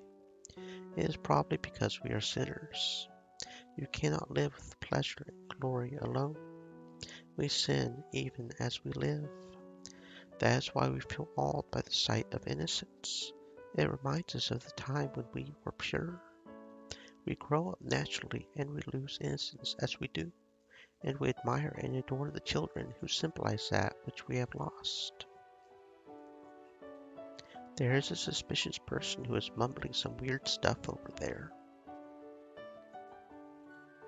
Rika, that is not a suspicious person. Sorry, I am not suspicious. But you have been staring at my chest and legs. No, no, I am not. Do not turn me in. I really was not staring. I was using this mirror to fix my hair. I do not know what you are talking about, but sure sounds interesting. Like father, like son. The girls teased me for a while, and when they got tired of doing that, they went back to dancing around. Realizing that whatever I said would backfire, I decided to leave them alone and sat down to watch them play. I wonder how old they are. They seem rather young, but maybe they could be close to Keiichi's age. If we move here, Keiichi might meet them at school. If he would see them at school, then they were girls that lived here. If all the children in Hinamizawa are like them, then even if living a rural life may have some challenges, there is a good reason for us to move here. We are not very good parents. We did not understand what Keiichi was going through and left him alone until the very end. According to the parenting book I bought, the first few problems are calls for help. It does not matter what the action itself is, but the fact that these actions are occurring is a primitive appeal from the child seeking communication. Humans can speak, and that is one of the reasons why we do not notice such signs. We can only hear words through our ears, and we cannot sense the signs coming from our son's heart. Keiichi probably thinks it is all his fault. Of course, he is not absent of blame. Humans are not dogs or cats. We should know what is right and what is wrong. But it is our fault too as his parents. To let him think that he had to go that far for us to be able to understand him is really pathetic and disappointing of us. If we had understood him and had not cornered him, Keiichi would not have done that. So the incidents were not only Keiichi's fault. Everyone in the Maebara family was to blame. I want to explain that to him, but he is still too young and hot-headed to be able to understand. Right now, the guilt he is feeling is basically crushing him under its weight. He does not even have the will to live. My wife is the same. She is blaming herself for forcing him to study for better grades. She thinks that is why the incidents took place. And I am no different. I am blaming myself for not being involved in my son's education. I think that is why the incidents took place. The cross will be forever on our shoulders, even after the injured child accepts our apologies. Yet our cold society would tell us to die under the weight of that cross. Even so, we have to live. We have to accept our sins and carry our burdens on our shoulders. Maybe we can start a new life here in this village. I thought about all that as I watched the girls dance. Keiichi needs friends like them. Friends like those girls who will offer him so much more than the friends who only talk about cram schools and exam results. The girls are playing near a sign that does not fit into this open field. It is a sign about lots for sale, and the name of the realtor who brought me here for the tour is written on it. Does that mean we can live even in this beautiful area if we want to? One of the girls spoke as if reading my mind. This is a wonderful village. You will find lots of things you do not have in a big city. Yeah, that is right. I think so too. But I think you'll bring something from the city to this village that we do not have. Do we have anything? Sure you do. We have lived in this village for hundreds of years, just like this. Nobody comes to visit and nothing happens. And so nothing ever changes. Is that not what is good about this place? Did you not come here because you wanted to change something? Yeah, you are right about that. We want new people to come here too. It's like breaking the dam that keeps the swamp water from flowing out. Water is purified by moving. If it stays motionless, then it is just a swamp. In fact, this village used to be named after a swamp up until the Meiji era, but the name was changed to Hinamizawa. The water in the swamp stagnates because it does not flow, but the water in a stream stays fresh. Besides, you all are the ones who will teach us that dams can be broken, should be broken. Are they playing riddles with me? I have no idea what they are trying to say. But there is one thing I know. The villagers are waiting for new people to come here, and they want to build a future with those newcomers. I looked at the sign behind the girls one more time, so that I would remember this place. I have already decided. We will be waiting for you to move here, Maybara. Oh, there you are. Sir, how did you get this far out? A raspy voice from the distance ended this innocent moment. It is the realtor. I guess he has been looking for me because I did not return. Sorry about that. I got lost. I apologized while scratching my head. I turned to look around for the girls, but they were not there anymore.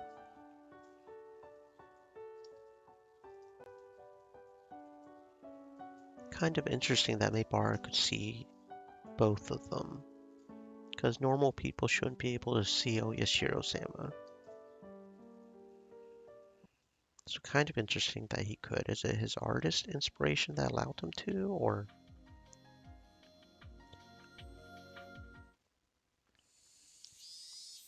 The village was in an uproar, because the fourth mysterious death in a row, which everyone believed would happen, actually did. Satoko-chan's aunt was killed. All the villagers feel rather satisfied about this incident, saying the curse finally fell on her for being a local troublemaker.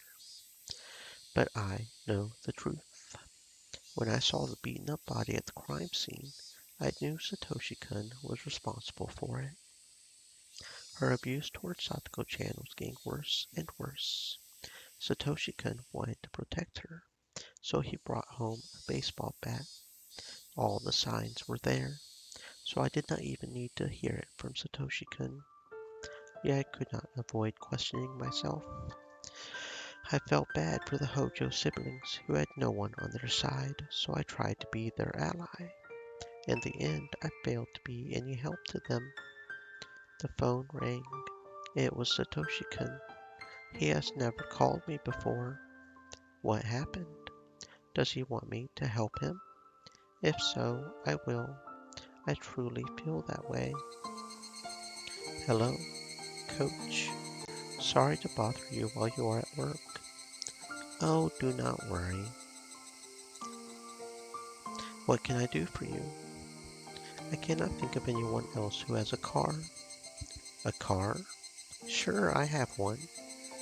I am in front of a toy store in Okinomiya. Not the one owned by Mion's uncle, but the other one by the dentist office. Sure, I know where it is. I found a teddy bear for Satoko's birthday, but it is too big to put on my bicycle. Too big? Satoshi-kun, how big is this teddy bear? I guess he did not think about it and went to the toy store on his bicycle. Now he is stuck. That is so typical of him. I cannot help but smile warmly. In other words, he cannot carry both the bicycle and the teddy bear, so he wants me to come pick him up. I told him I would be right over and head to the toy store in Okinomiya. When I got there, I found that the teddy bear he bought is a lot bigger than I imagined. Oh my, this is huge. There is no way you can put this on your bicycle. The teddy bear is so big that Satoshi-kun can hardly wrap his arms around it. If he puts it on his lap in the passenger seat, he will not be able to see anything. We loaded the bicycle in the back seat and stuffed the teddy bear in the trunk. Boy, it must have been expensive. Yeah, I guess. At first I thought he was sweating because of the heat, but he is acting oddly, as if he has a high fever and his consciousness is coming and going. What is wrong? Are you feeling okay? I guess. Well, I think I have a cold. That is not good. Do you want to swing by the clinic? I will give you a checkup. Thank you.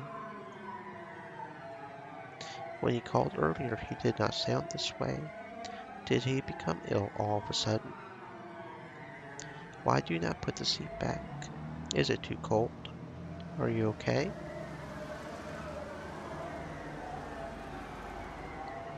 His face is turning pale.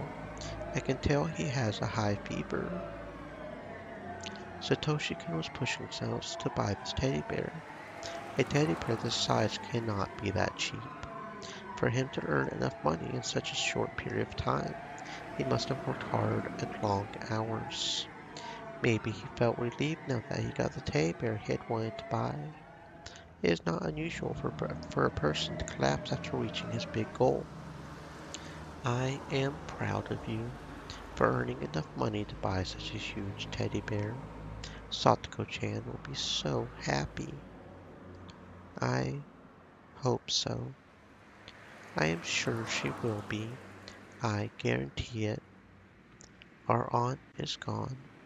Our uncle is not coming back. There is nobody who can hurt her in any way anymore. Right? That is right.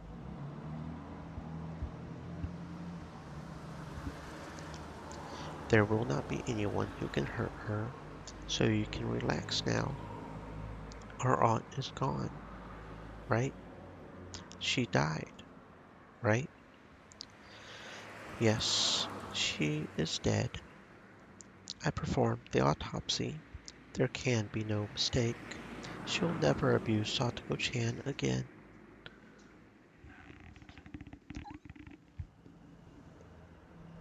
Oh, big stretch, big stretch. Are you sure? Did you really confirm that she is dead? Yes, I sure did. So, even if I see someone who looks just like her, it is not her, right? It is not like she was actually alive and recovered, right? No, that is not possible. She will never come back to us. Then, then, look, that lady. She looks like her, but that is not my aunt, right? Right? Satoshi-kun pointed at the oncoming car in fear. Of course, the car passed by so quickly that I could not see her face. But no matter how much she looks like her, it is impossible for her to be alive. Look, look, look at her. She looks exactly like her. She even looked at me. Calm down, Satoshi-kun. Your aunt is dead. So no matter how much she looks like her, it is not your aunt. But she looks just like her, look. No, it must be her. That is my aunt. She is. I killed her. I bashed her head in repeatedly. Why? Why? I can only try to stay calm and drive. Satoshi-kun is losing his cool. He is delusional. He is seeing his aunt coming back from the dead. Then I finally realize Satoshi-kun is displaying symptoms of the terminal stage. I need to examine him once I get to the clinic. It is different from Satoko-chan's case. We already have the cure. We can treat Satoshi-kun. If I talk to the mountain dogs, they will take care of the murder of his aunt. So I can save both him from going terminal and give him back his peaceful days with Satoko-chan. He was deranged until just a minute ago, but now he has gone quiet. He did not fall asleep. I must get to the clinic while Satoshi-kun remains in this calm state. There is no guarantee that he will not attack me while I am driving. As if he knows what is going through my mind, Satoshi-kun spoke to me quietly. Coach, is this the curse of Oyashiro-sama? There is no curse. Please try to stay focused.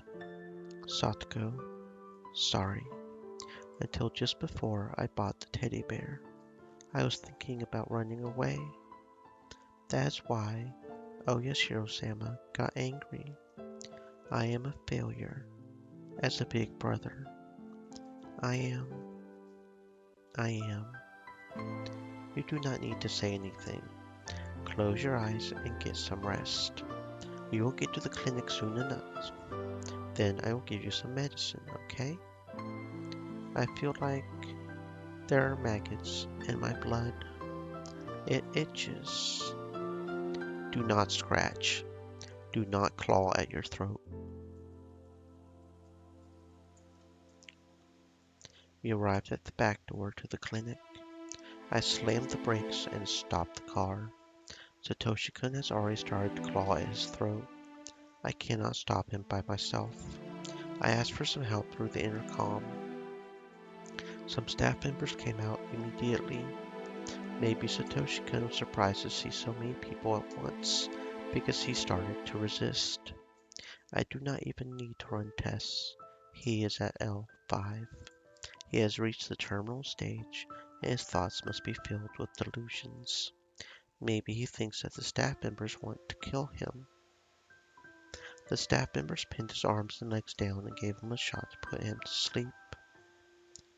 Coach, coach, please, help me. Do not worry. I will make you better, so please, relax. Coach, please, take care of Satoko. Please take care of Satoko. After saying those words, he fell unconscious. My, what is going on? Satoshi-kun suddenly displayed symptoms. Considering the amount of stress he has been under, it was just a matter of time. Or maybe he was holding it back until he bought the teddy bear. It is interesting that somehow we always find a live specimen around Watanagashi. Do you think it is the curse of Oyashiro-sama? I do not have time to listen to her nonsense.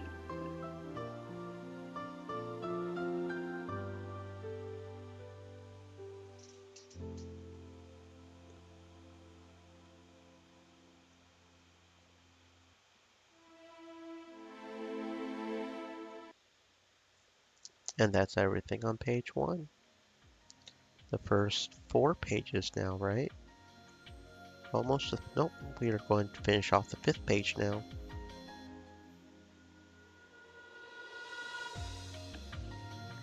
Keiichi Maebara.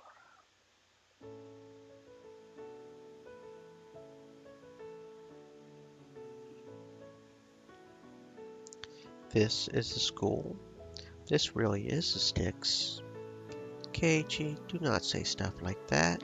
The people of this area love coming here. That was my first impression of the Hinamizawa branch school. No matter how I look at it, it does not look like a school at all. It even has a sign that says Hinamizawa Forestry Service. You are right. We are borrowing the building from the Forestry Service, said the man they called the principal as he laughed heartily. Although it does not look like it, it is in fact a school. The rules may be a little different from the one you went to previously, though. Are you okay with that? Yes. I heard all the grades were put in the same classroom at the school. I did not believe it, but I think it really is true. They are all younger than I am, so I guess it will be like kindergarten. Though it will be interesting compared to my previous school, where everyone looked the same age. If you transfer here, you will be the oldest boy in the class, so you will have to be a good role model for the younger students. The younger students have the tendency to copy bad habits from the older ones. I will be keeping my eyes on you too, so make sure you are aware of that, okay? I understand. I will do my best. Keiichi. What she means is that textbooks are not the only things to learn from. As a member of the class and also as an older student, you have to be a good example.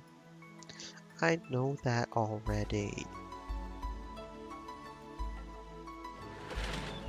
After that, Chie-sensei brought us to an empty classroom and showed me where my desk would be. Since we are all still growing, I am sure our sizes are very different. There are some desks that are way too small for me to even put my legs under, and also some that are just perfect for me. There are approximately 30 desks in here, but since all the different grades are in the same room, I am sure it is very lively. There's also a wall full of calligraphy and art from different grades. It's all pretty exciting. Nothing like my previous school. It reminds me of the days when I truly enjoyed my school life. Dad, I like it here. I like the school better than the other one in town. I think my son likes it here. I want him to go to this school too. I see. The school in Okinomiya has more resources and better teachers, though. Even while saying that, Chie-sensei looked happy to hear that a new student would be transferring to her class. My father and the teachers went back to the teacher's office to get the transfer process going.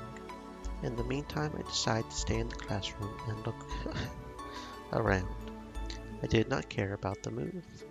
I had lost the will to live because of what I did. I did not have the willpower, and I could not even get out of bed. So when my parents told me about the move, I thought that would not change anything. But after the move, something did change. I want to restart my life. I want to restart my life and become someone I have always wanted to be. Here in Hinamizawa and at this school, I can do that. I am not going back to who I was. I will never again think that good grades are the most important thing in this world. I have a feeling that I can learn the things that are really important in life here at this school. I never had the chance to learn them before now. It is almost embarrassing to put into words, but they are extremely valuable things.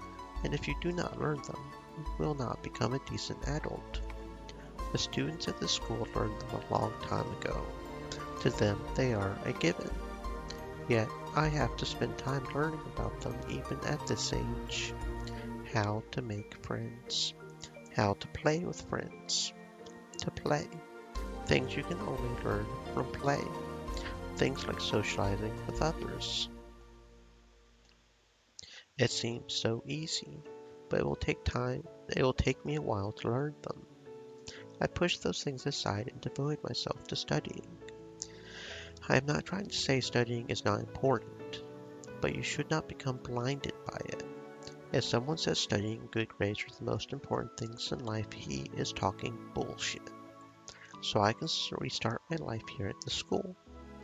Finally, I can become someone I have always wanted to. I noticed two girls looking in at me through the window. The schoolyard must also be a playground for these children, because I saw a lot of them playing there earlier. I guess those two noticed me walking around the classroom and became curious. I guess that is natural. I am a stranger to them. Should I say hello and let them know that I am starting school next Monday? Finally, we have been waiting for so long. This will change things, because Keiichi is the 6 on the die. Yes, he is, but his die rolls a 1 far too often. That is not Keiichi's fault, though. It is all your fault, Hanyu. It is because of you. Apologize to Keiichi. Do you know my name?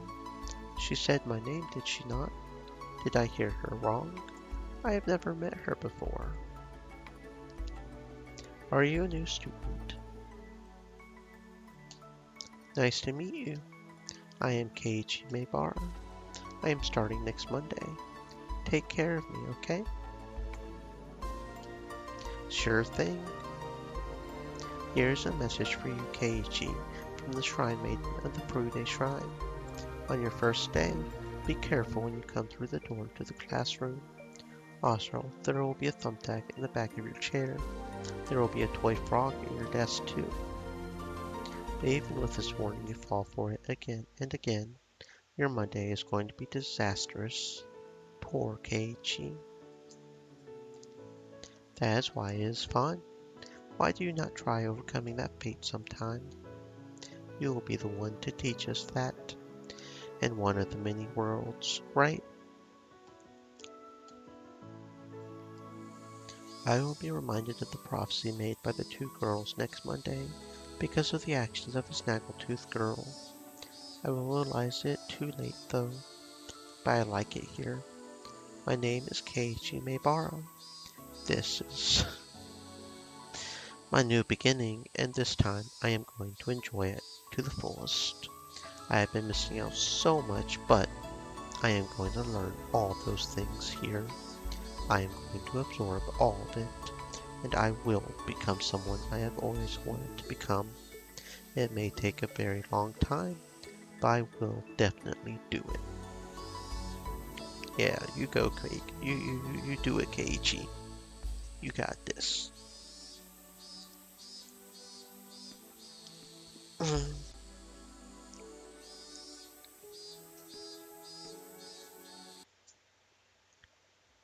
And that's got the first 5 pages done. We are getting towards the end here, aren't we? It's just the 6th and 7th isn't even full page.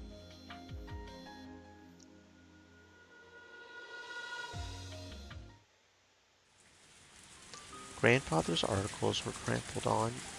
We have proof as clear as the pathogen causing Hina-Misawa syndrome, so why can they not believe in its life cycle? Because they have never heard of that before? Because they cannot imagine it? Because there is no way something so absurd could be true? Do not tell me that. I cannot bring myself to care about the limits of those commoners' understanding. Why cannot anyone believe the truth of my grandfather's articles, which has been proven by the Irie Institute? Why do people continue to believe that humans are a special existence? humans are simply a species of animal. When various parasites that control their animal host exist, how can people declare parasites that use humans as their hosts do not? This is not the problem. Not at all. Because everyone believed my grandfather's article up until now. Is that not why the Ministry of Health and the Defense Agency lent me their assistance? But out of nowhere they turned cold. In other words, every bit of their help was because Uncle Koizumi had my back. So nobody actually read my grandfather's article. Did they just pretend to in order to make Uncle Koizumi happy? What is the meaning of everything I have done up until today? I thought I had achieved something, but what have I really accomplished? I do not know what is going on, and all I can do is wallow in grief. The more I think about it, the more I no longer understand the meaning of my own life. Did Mio Takano not devote her life to being useful for her grandfather?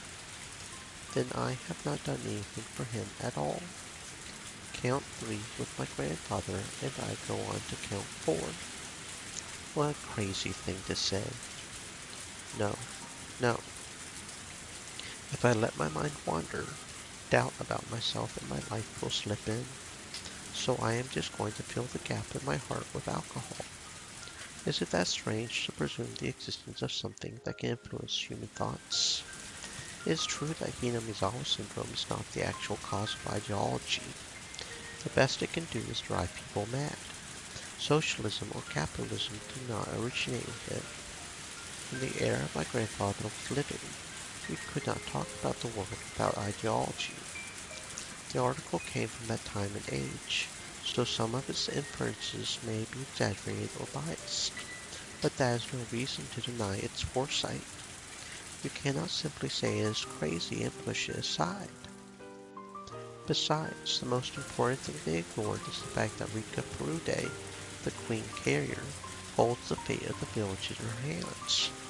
My grandfather had predicted the importance and danger of the queen carrier since beginning his research in Hinamizawa syndrome.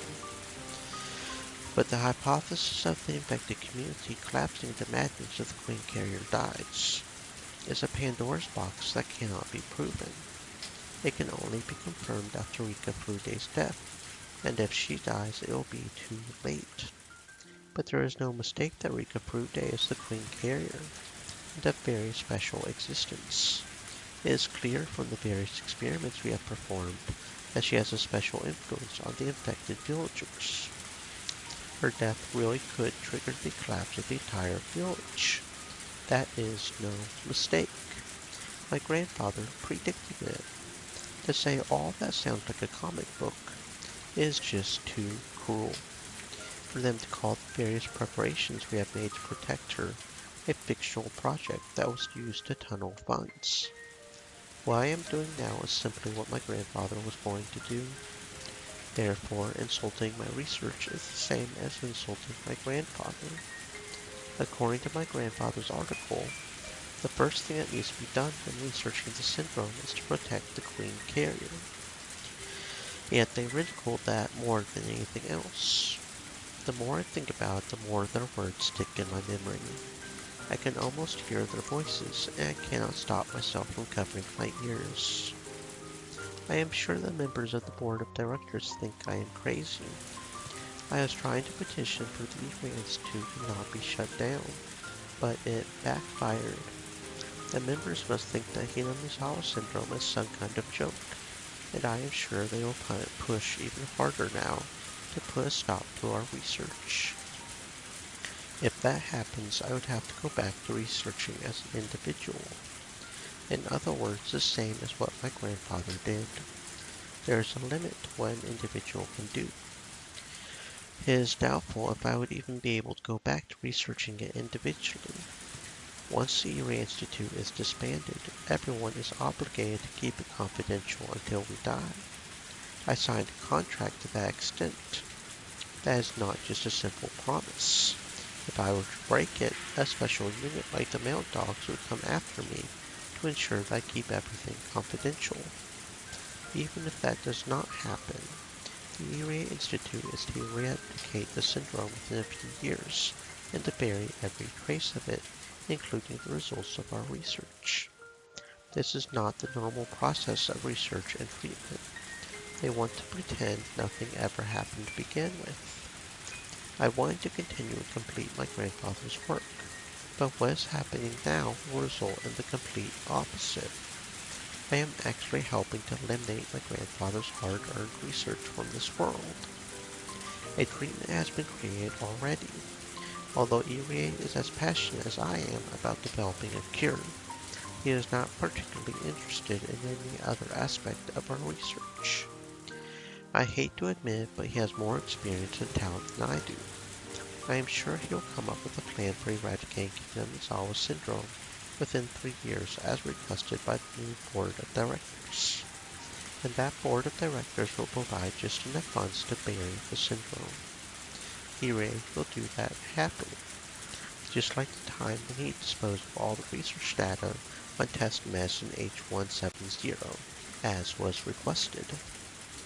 All I can do is to passively hinder them, just like they did me, while watching the Hinamizawa syndrome get eradicated. And when everything is over, I will finally complete an article which is destined to be destroyed. Should I kill myself with thoughts of it in my head so I can at least present the article to my grandfather? He will not be happy even if I did that. On the contrary, he will be disappointed in me for throwing the research he spent half his life on down the drain.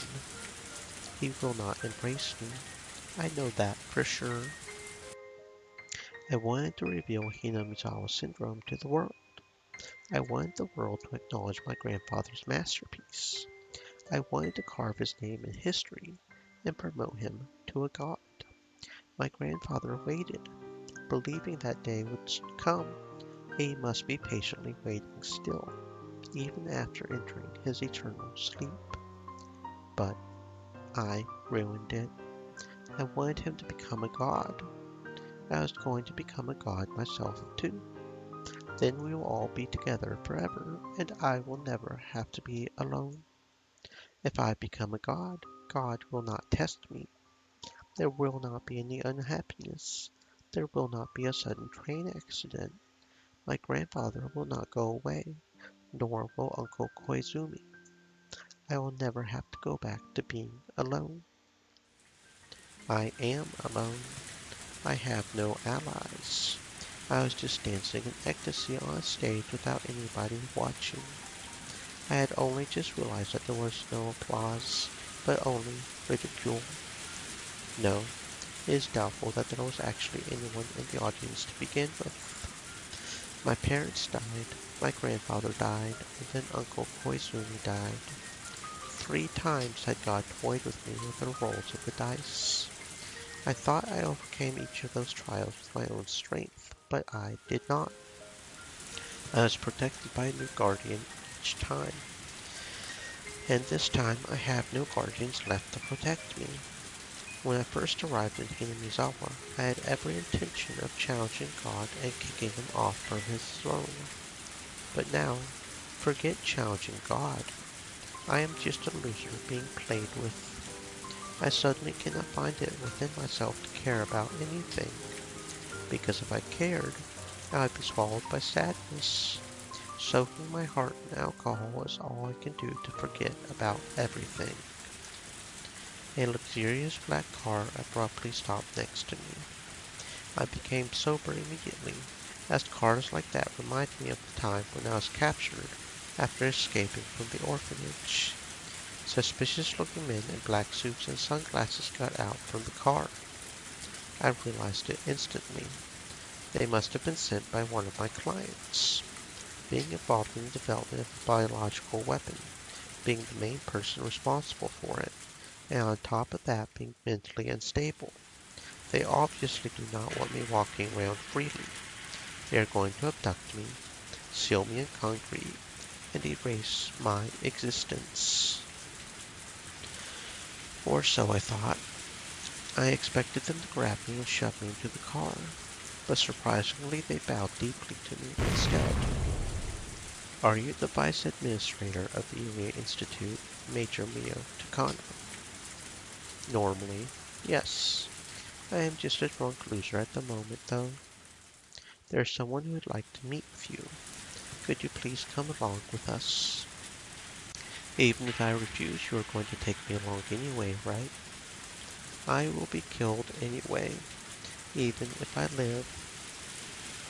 I cannot make my grandfather's wish come true. Cynical thoughts like that ran through my head. Then the person in the back seat said, "We will not force you, but I'm sure we can help." I have never met this young woman before. She must be around my age. She knows about the Erie Institute, so she must be somehow connected to my clients. She is too young to be one herself. I bet a client who does not want to expose himself sent her. Even if I live, I cannot make my grandfather a god. I cannot be a god myself either. Who cares about where a loser like me gets killed anyway? I made up my mind and got into the back seat. As soon as I got in, the luxurious car smoothly took off. Silence filled the car for a time. They are the ones that invited me. I do not have anything to say myself. Long time no see, though I am sure you do not remember. We met in passing at Koizumi-sensei's funeral. Oh, we did? Sorry, I do not remember. There were so many people at that funeral.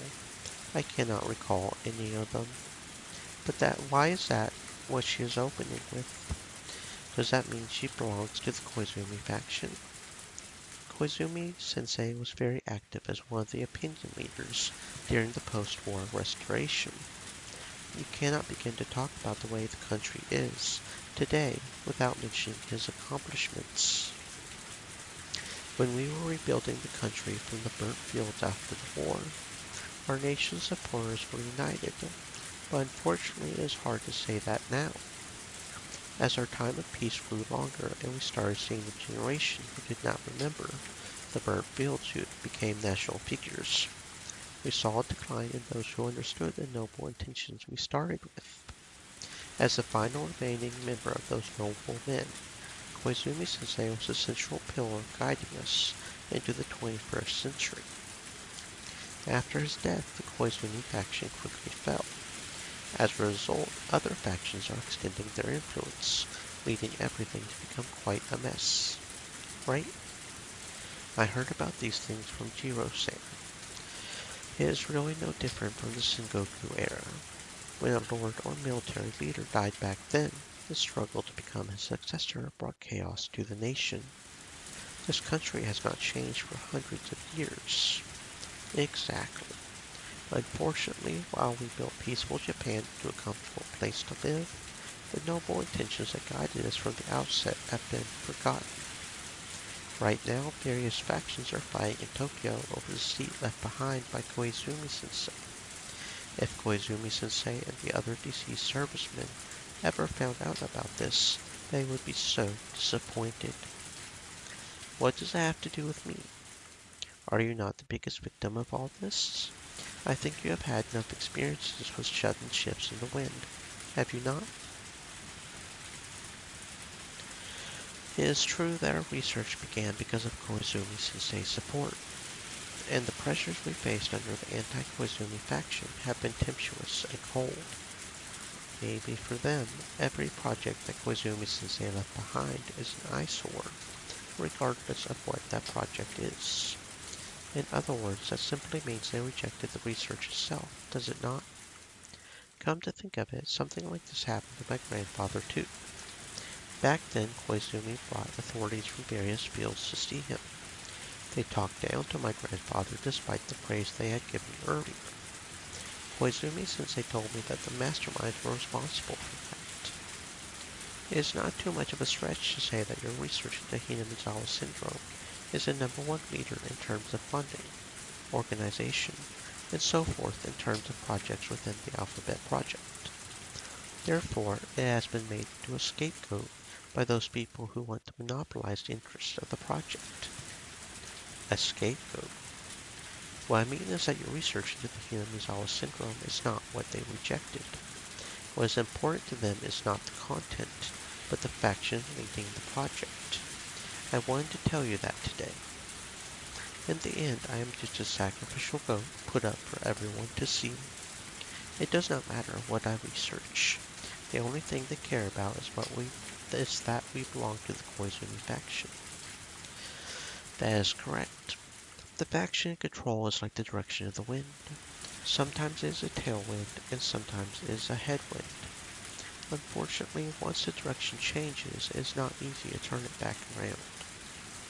So you are saying it will not be easy to bring my hostile clients back? That is correct. The Alphabet Project has been taken over completely. All the directors have been replaced, and they are only interested in fulfilling their own desires. From the very beginning, they had no intention of listening to your explanation. I grasped my knees, remembering that humiliating day. Let me change the subject for now. What would you consider the objective of your research, Takano-san? That is, to fulfill my intellectual curiosity. Is it not the promise you made with the late Dr. Takano, who you looked up to as your grandfather? Well, that is surprising. Koizumi-sensei once told me that this fact would become a hindrance, so I have never told any of my clients about it. How did she find out? If they know that, maybe they know a lot more about us than I think. Where did you hear that? Koizumi-sensei told me. What? We are not your enemies. Please relax. We are here to help you. I do not know who she really is, but I know she is here because she wants something from me. So what is it that she wants? She knows about the relationship between my grandfather and me, so I cannot be careless. But in order for us to help you, we need to have you tell us the truth. In other words, we want you to be honest. I do not know what you are trying to say. What is your true purpose in researching Higurashi syndrome? To have my grandfather's masterpiece acknowledged for what it is, and to have him become a god. Is it not to have the world acknowledge the late Dr. Takano's research, and to get revenge against those who trampled upon and looked down on the articles your grandfather wrote with all his heart? I am reaching the limit of not letting my surprise show on my face. How much does this woman know about me? In the first place, who is she? How does she know everything I am thinking? I cannot admit that out loud in any case. I have appearances to consider. But while this elegant woman was wearing an angelic smile, she laughed with a devil's seductive whisper, several times better at it than I am. A simple smile and a devilish grin are completely different. An ordinary smile means goodwill, but a malicious smirk means the complete opposite. This woman can read my deepest thoughts, and while doing so, she is testing me to see how honest I can be with her. Whether I tell her the truth or not is not the issue here. She is testing me to see if I can trust her enough to confess everything. If I have completely misunderstood, please forgive me. We will take you to the nearest train station. That would be Gogura Station, would it not? Well, on the other hand, if what I am saying is somewhere close to what you are feeling, I think we can help each other. What do you think? Mio Takano-san. I cannot say anything in reply, but I think that simply remaining silent might also be an answer. I want to hear what she wants from me. I have always phrased my objective as some vague idea of turning my grandfather into a god, but she has just taught me what my true objective is. I want to get revenge for my grandfather's suffering. I want those people to fight over the right to read the article they once trampled on and mocked. I want them to believe, no, to worship every single word my grandfather left behind. That is my true objective. This woman has stated out loud that which I have only whispered within myself. She even asked me if she was correct. Is this woman an angel or a devil? If I am a human, is she in existence above me? Your misfortune was that you did not understand your true objective. That is why you could not achieve anything. You set an abstract goal like uncovering the mysteries of Hinamizawa syndrome, which could never be achieved. So you could not help but to question the meaning of your own life. Is that not right?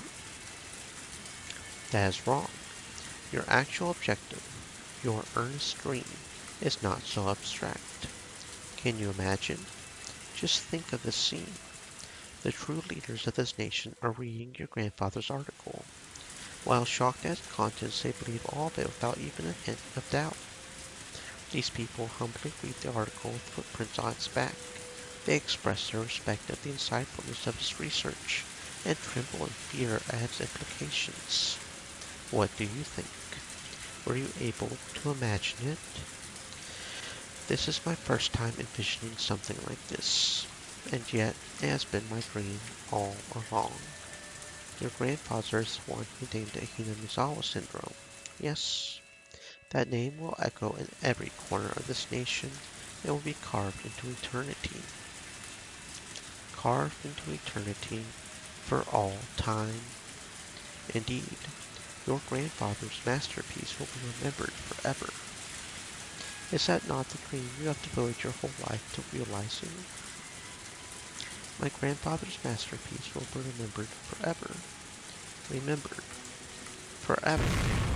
And yet, those pigs who could not understand turned your dream into a sacrifice simply because of factual conflicts of interest.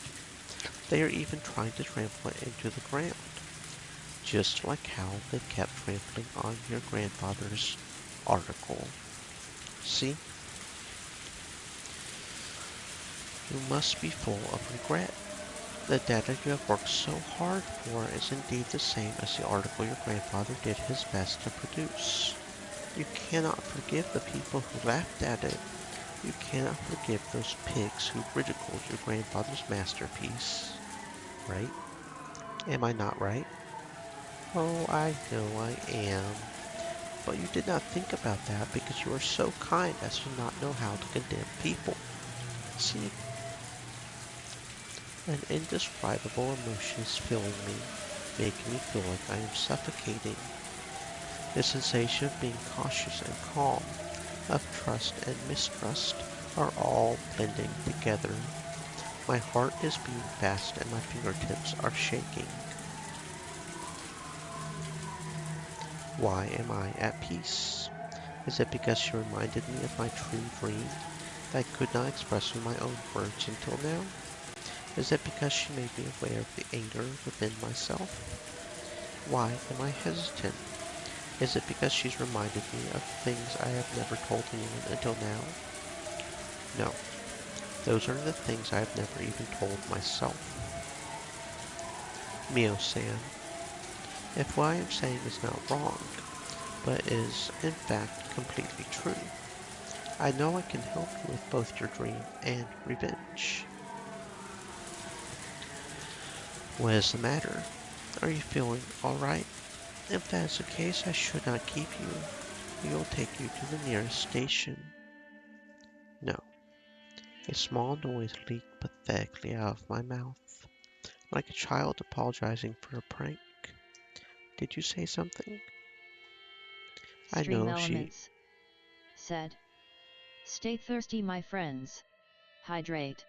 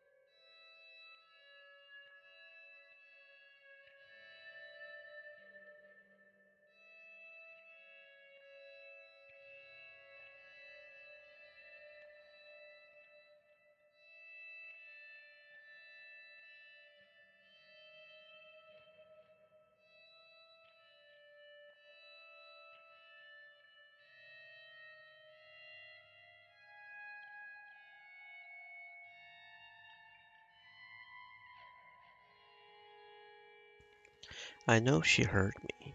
The woman smiled, trying to make me say it again. That is not it. I am doing perfectly fine. I am glad. Let us continue then.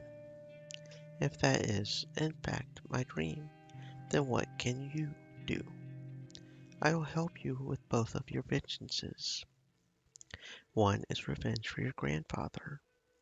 We will make those people who ridiculed your grandfather's article humbly take it into their hands once again, the one they violated.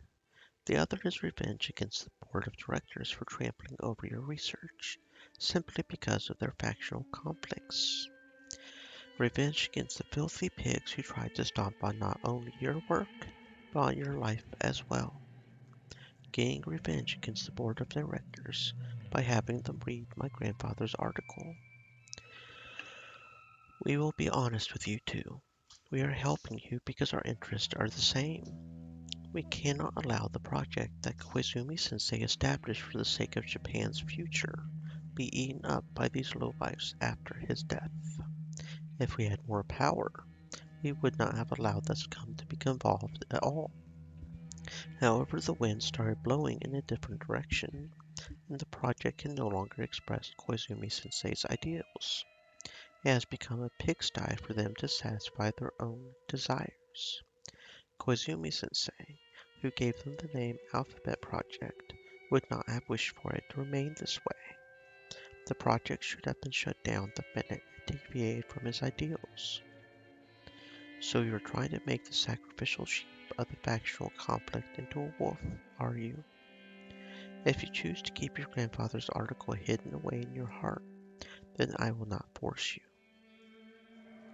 No, I will not let that happen. I do not mind falling to the ground myself, but at least my grandpa's article. Do you not want to make the article that represents you and your grandfather's lives into something that will last forever? After all, that is your dream, is it not? That is right. That is my reason to live. We will give you a chance to make your dream come true. On the night I decided I was a loser in life and drowned myself in tears and alcohol after being abandoned by everything, I met someone who could be an angel or a devil. Is this divine salvation or the devil's seduction? I fought with the board of directors regarding the continuation of our research, but that was completely off target. That was not my true goal. My objective is not to continue researching Hinamizawa syndrome. It is to have the world acknowledge my grandfather's research as a masterpiece. Somehow, the method for achieving that swapped places with my objective and caused me to misunderstand myself. The purpose of life is not to continue my grandfather's research. It is to get revenge and repay them for my grandfather's suffering. That is what this woman is saying. She is promising to make my grandfather's research eternal. She is also promising an opportunity to take revenge against those who laughed at it. When Uncle Koizumi died, I thought God was playing dice with my fate, but my unshakable conviction gathered together a power stronger than God's die. So maybe this meeting happened for a reason. Curse you, God. You are testing me again.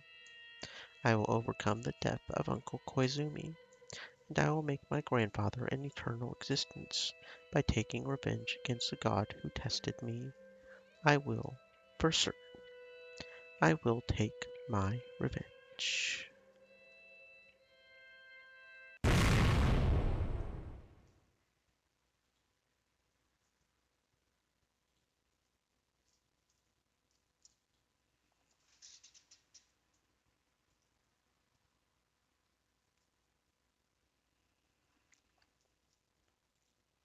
Oh, that was certainly interesting.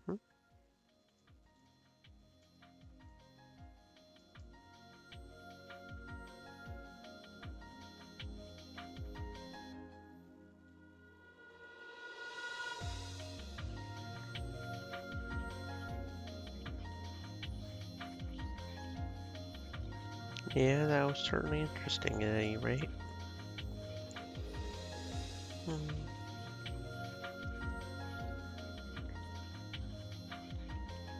I wonder who that woman was.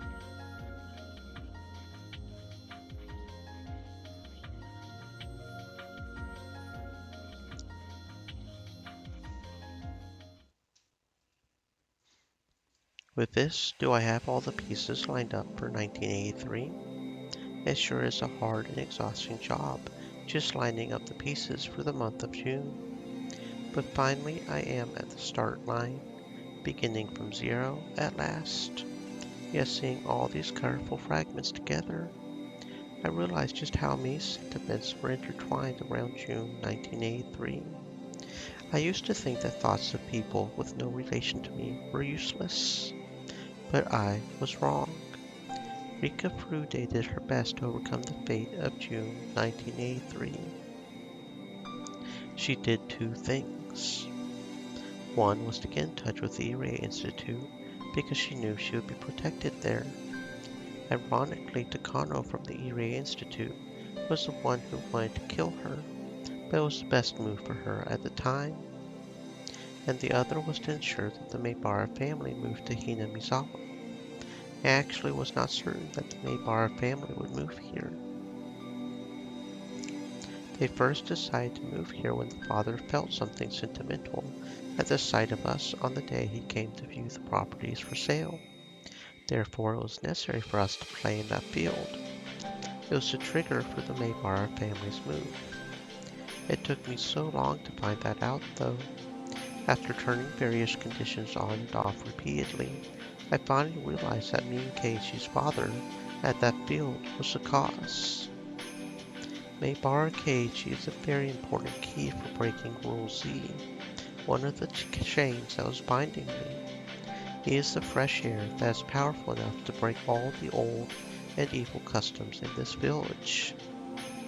He created many opportunities, but he also provided me with an important clue by letting me know that a strong conviction and the will to believe is what is important to standing up against a powerful fate. But I was not the only one who wanted him here. People in the Sonozaki family who wanted to wipe out the nastier traditions of the village also wished for him. Mion Sonozaki vowed to herself to protect Satoko and Satoshi because she was very much bothered by how rational the treatment of the Hojo family was. And on the night Satoshi Hojo disappeared, she exploded at Oryu Sonozaki and voiced her true feelings. Oryu Sonozaki understood. Oryu herself had come to understand the wicked customs of the village and had been wanting to do something about it. But she did not have the power to do so herself, so she entrusted it to the fresh air that was blowing in from the outside. That was why the lots went on sale, so the Maebara family could move in. Even if I danced in that field, if Oryu had not put the lots on sale, Keiichi could not have come. And Rena Ryugu, who provided many important opportunities for Keiichi Maebara, was saved by returning to Hinamizawa after the deep emotional trauma of her parents' divorce sent her into terminal condition. Keiichi Maebara's wish to restart his life was the same wish Rena Ryugu had a year prior. Maybe that is why Rena was able to understand Keiichi. It is like the miracle where one can recognize moments in a certain fragment from another fragment. If they can use the lessons learned from one fragment, the humans will not make those mistakes. The game pieces will make their best moves, and the chances of winning the game of June 1983 will rapidly increase. In other words, Rena Ryugu makes extremely important moves on this game board without realizing it. The mighty Rule Z that surrounded the Hojo siblings was eventually smashed by their actions. Of course, Satoko overcoming herself was also a big help. Their hands met only because they reached from both sides. Keiichi and Rena are the ones who taught me that. Mion is the one who made it possible for them to move here, and she also helped them become familiar with the village. That is not all. Irie is also an important piece with significant functions of his own. Feeling empathy for Satoko, he is the most influential piece on the board we call Hinamizawa Syndrome. His existence is capable of defeating Rule X. Keiichi and Rena's determination of subsequent awakening taught us that it was possible to fight against Rule X, but they did not defeat it. Defeating Rule X requires the existence of Irie, who has the strong will to discover a cure for the syndrome. I did not know Irie held this many thoughts within him. I always thought he was rather absent-minded. But he is, in fact, an important and powerful piece. So if we gather all this power, can we win against Takano's will? I have seen Takano's thoughts too. Sadly, her will is strong and cannot be easily broken. It is no wonder our fate in June 1983 has been so hard to shake, no matter how hard we fought. The sentiments I have been turning towards it pale in comparison to how many she has brought into it. The weight of our game pieces are different, because I have given up on fighting, while she has been risking her life to fight on. I have spent time sulking and drinking wine to escape from reality. I must be a very light piece indeed. I cannot win against Takano with what I have so far. I'd need more pieces to be able to win. The officer Oishi once showed the possibility of becoming a strong ally, but he is under the misunderstanding that the Sonozaki family caused the death of his dear friend, so until that gets resolved he will not be of any help. I do not know how I can resolve that misunderstanding, but I just have to believe in it and keep throwing the die.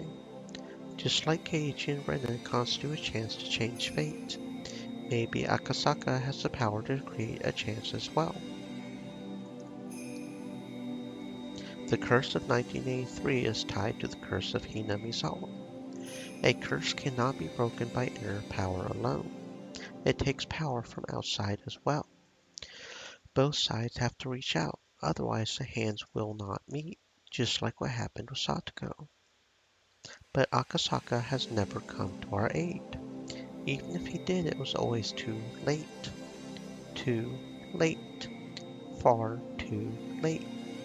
But if I keep throwing the die, will Akasaka's game piece eventually appear? The final rule, Rule Y, involves the evil masterminds who are using Takano as their own game piece. To defeat them, I need a very strong opponent for her, and the only one I can think of is none other than Akasaka from the police headquarters in Tokyo. There are more pieces who would lend me their power. I need to gather them all, otherwise I cannot win against Takano. The preparation of the game board is complete, but I need more pieces. It is only the beginning. So there is somebody behind Takano. I wonder who's pulling the strings. I wonder.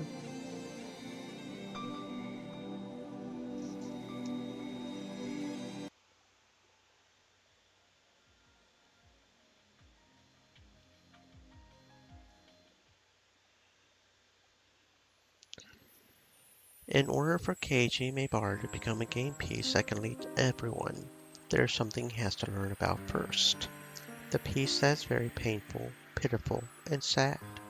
He has to learn about his friends, and he has to learn to not doubt them. He does not know the importance of trusting his friends. He does not know, just yet. A slight mistrust grows into paranoia, and Keiji Maebara is trapped within Rule X. At the end of Rule X, Keiichi leaves a sad note and dies. While it may be very bitter and painful, it also puts him through the process of learning something very important. Hanyu, you did not have to apologize. In the few days he left Hinamizawa to attend his relative's funeral, tragically he experienced an outbreak. But I think this was necessary as his first step towards learning something important. The very first step towards smoking out Rule X, and eventually defeating it. When this piece was all I had, I did not even think of that though.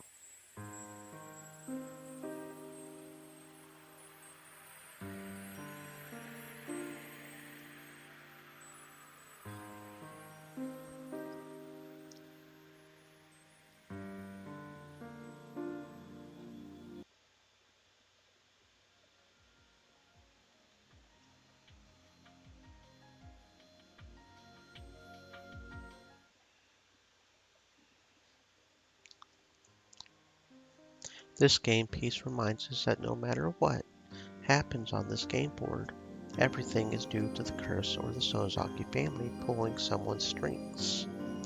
No, to put it in my own words, this is a piece that makes everyone aware of the existence of Rule Z. It is hard to notice with this piece, but this is a complicated fragment where Shion Sonozaki, while trapped in Rule X and mistaking it for Rule Y, is hurled about, comes to notice the existence of Rule Z.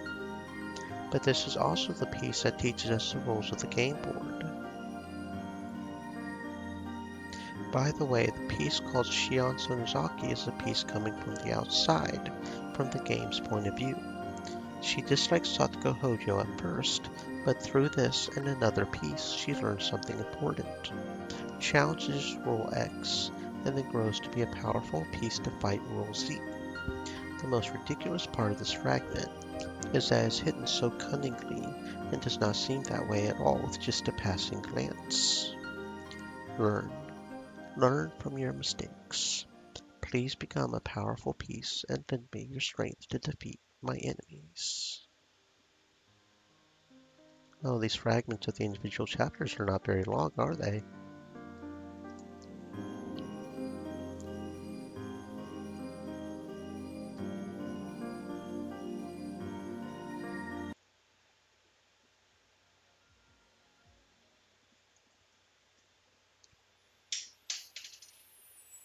This piece shows us the existence of the unreasonable Rule Z surrounding Satoko, and reveals the most powerful adversary rule on the game board, Rule Y. Can the rules X, Y, and Z be seen now? The enemy we need to fight, the things we need to learn, all are gathered and revealed here in this fragment. At this point, it is impossible to reach Rule Y. Fighting against Rule Z's effects on Satoko is the best that can be done. But in this piece, we make a mistake in our approach for fighting it. The outcome we gain through erroneous means is erroneous itself. Keiichi Maebara learned that through his own experiences. A tragedy does not possess the power to overcome tragedy. Violence does not possess the power to overcome violence. If they can grasp that, all the pieces on this game board will learn the true way to fight. But Takano is too powerful. The shocking end of this piece does not allow us to learn it that easily.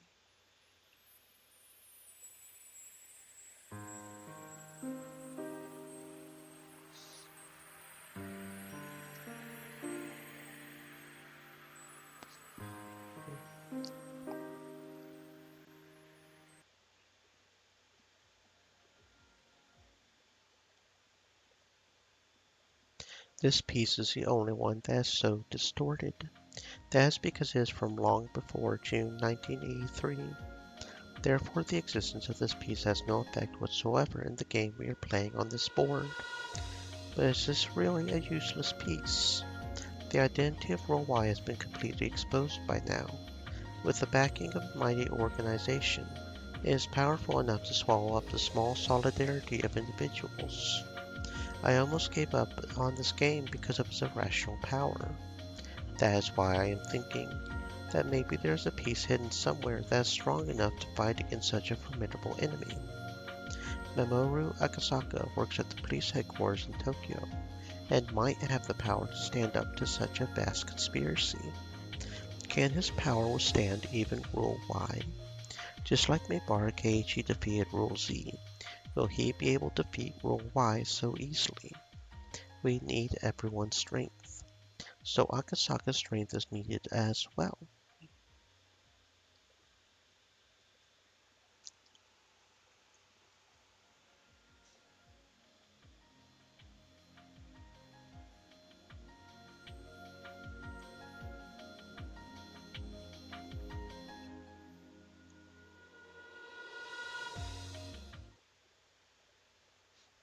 This game piece has a very important meaning for us, because it showed us for the first time that it was possible to poke a hole in the fate of June 1983.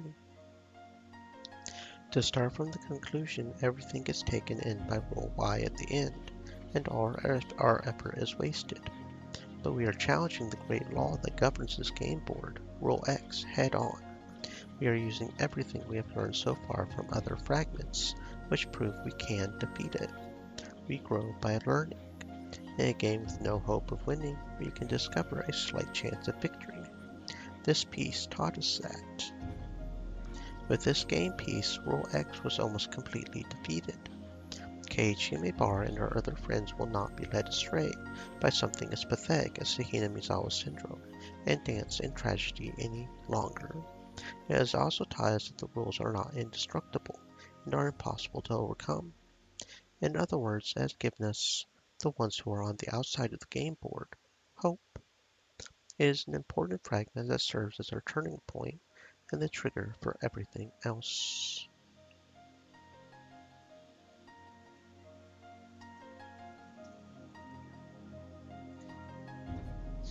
Hmm.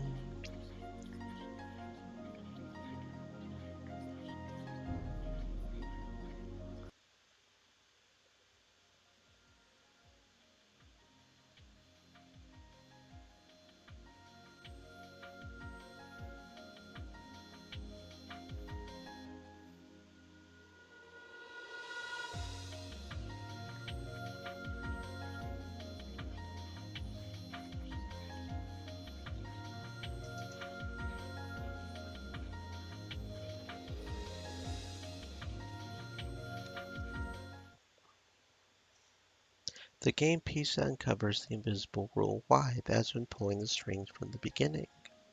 Because the impression of that is so strong, it is easy to forget about something very important. We cannot forget that this piece also shows a path towards destroying Rule Z. While Rika Furude lamented Rule Z as impossible to defeat, it was hardly a match for Keiichi Maebara and the others once they learned everything they needed to. They knew the correct way to fight and fought according to the rules of the game board. As a result, we win, and that fact is more valuable than anything for us. Keiichi Maebara taught me a lesson. There is no need to subject ourselves to any fate. The will to believe can defeat anything. The fate that I was always subjected to was created by Mio Takano's own conviction. So what he says is correct. To defeat her conviction, we need a stronger conviction of our own. A strong will can be pierced only by another strong will. We defeated rules X and Z and then challenged the final rule, Rule Y, but we needed more pieces. Each piece fought at its best, but the strength of our enemy's pieces, led by Mio Takano, were just too powerful. She did not even give us mercy. She squished us completely and made us restart the game all over again. Although we lost, we did not give up the resolve in our hearts, because we have finally found the true culprit and also found a clue for how to fight against her. We cannot win with the pieces we have now. We do not have a powerful enough conviction or a strong enough will. But Hanyu and I will keep trying. We will roll our die repeatedly, look for the greatest result, collect pieces, and try again. With a will stronger than Takano. Did you not think of giving up several times before you got to this point? But you made it because you believed in me and followed me here. We are almost there. We can do it.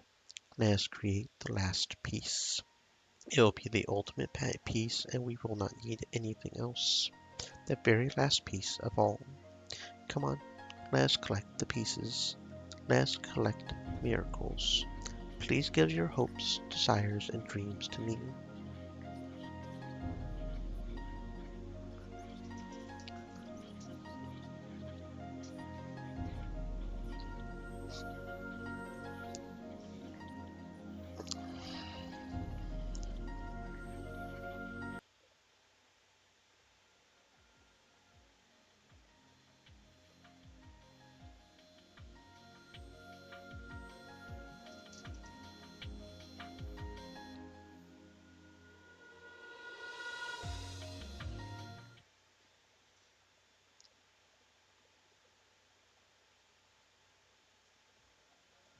Oops, I messed up a little bit, apparently. Oh, okay.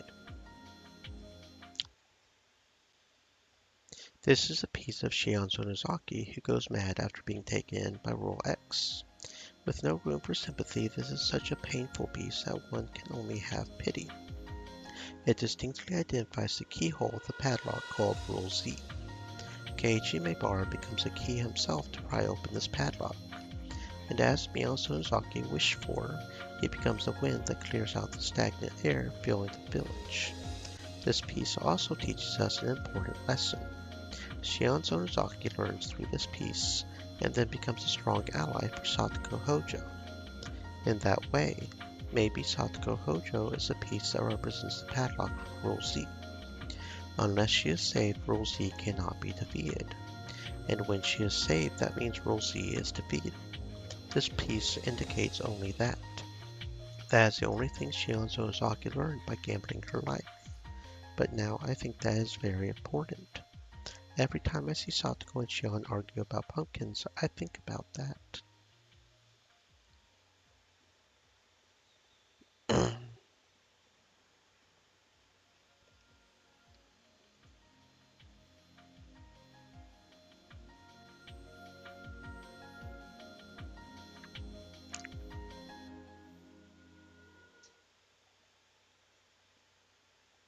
After collecting miracles from all 7 fragments, I have finally got a hold of this one.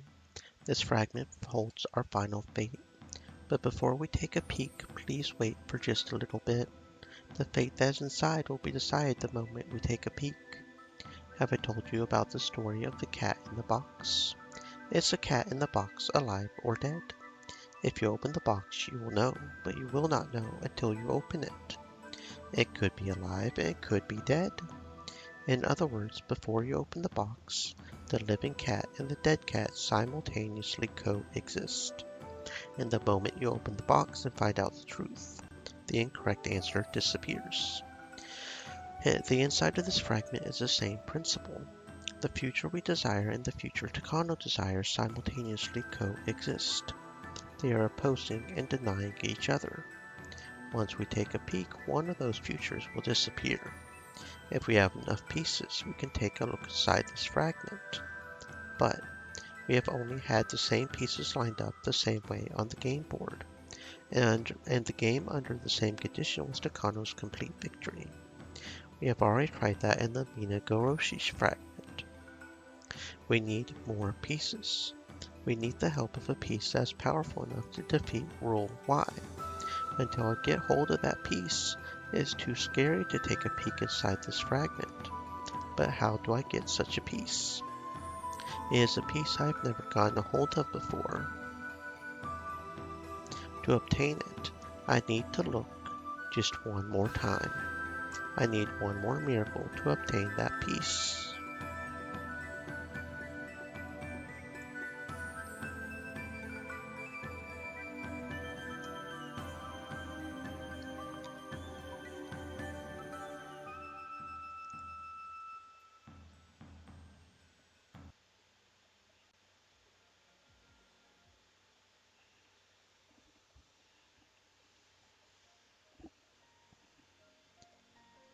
What is this?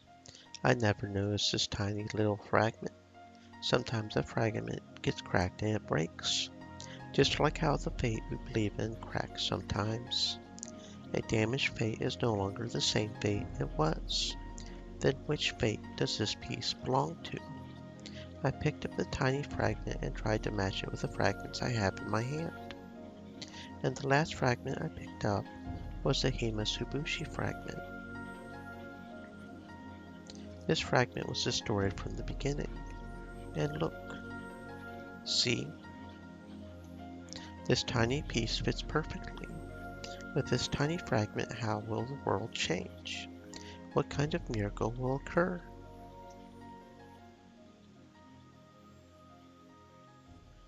The whole world warped. Since I put the broken piece back where it belonged, the distortion centered on the crack. But that does not mean I cannot take a peek inside. It is already past 1985. It is a time long after Rika Furude and her friends' stories tragically ended in June 1983. With some mild interference in order crackled through their headsets. All units, the chief has a message for all of you, so listen up. Good work, everyone. The local police have given us 15 minutes to wrap this up, but I am only giving you a few seconds. Do not let a single person escape. The main target is a diplomat. Do not let him suspect you are a cop. Just grab him, but make sure you leave no injuries. It'll lead to problems if you do. They are dirtbags who hide under diplomatic immunity to deal with the local gangsters. They launder money from drug dealing and force people to pay off high interest debts. And according to the local embassy, some of the victims are younger than teenagers. Shitbags. Normally this would be a simple case, what with the perpetrators being gangsters. But when the police found out that a foreign diplomat was involved, things got much more complicated all of a sudden. Diplomats have diplomatic immunity, so the police cannot arrest them. But they knew he was an important figure in the whole scheme, and there was no doubt that he was the middleman between the foreign criminal organization and the Japanese gangsters. They could not let him escape. It would be easy to deport him, but that would not solve anything.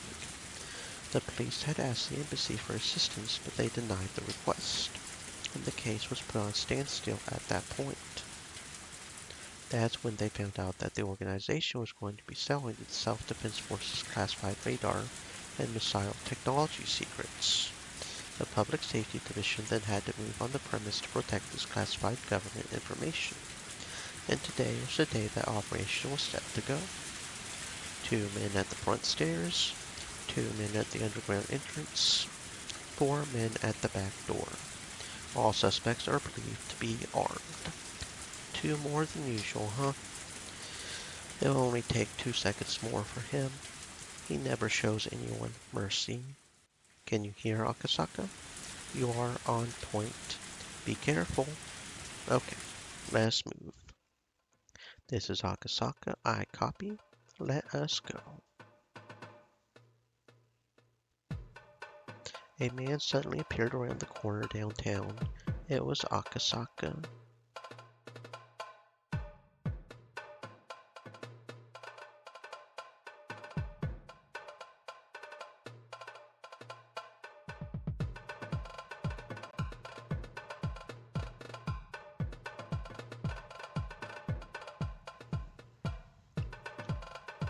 He displayed none of the naivety that he did when he first met Rika. When he got to the entrance of the underground club, a bouncer with a heavy foreign accent stopped him. This place.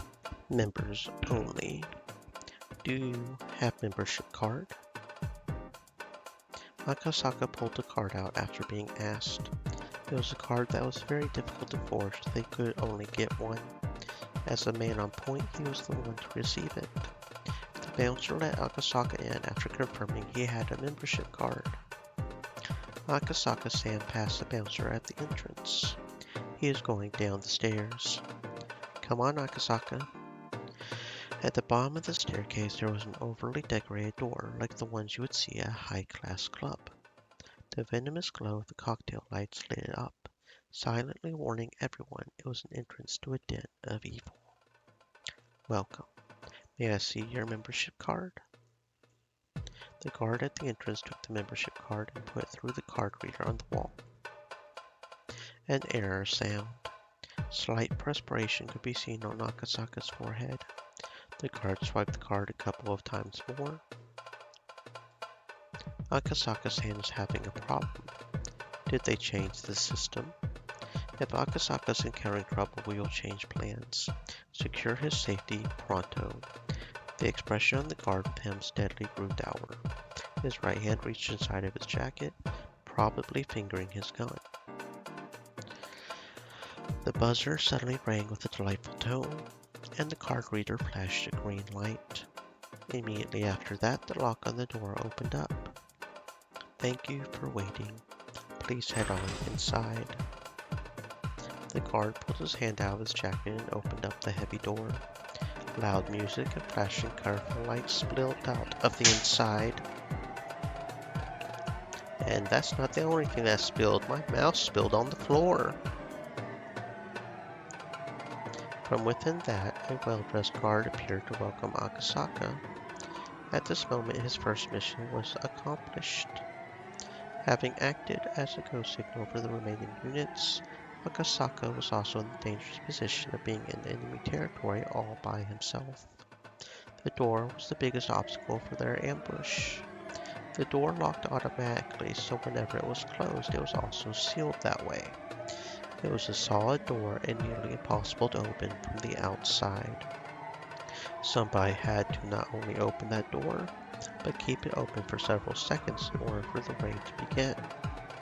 Akasaka was the only one who could do that. This is Akasaka. Entrance secured. Go, go, go. The complex on the other side of the club was getting a new tenant, and there were 2 trucks parked in front of the building. But of course that was just a disguise. The door to one of the trucks opened, and several dozen plainclothes investigators jumped out. The same thing was happening at the back door too. The ground level guards noticed this and began to draw their guns, but were taken down immediately by nearby investigators who had been pretending to be innocent bystanders. Several dozen investigators quietly went down the underground stairs. These narrow underground stairs were another obstacle to their operation. Everything would end up on the security camera. Their raid would become known within a few seconds. For that matter, a push on the security button would make it impossible for the lock to be opened from the outside.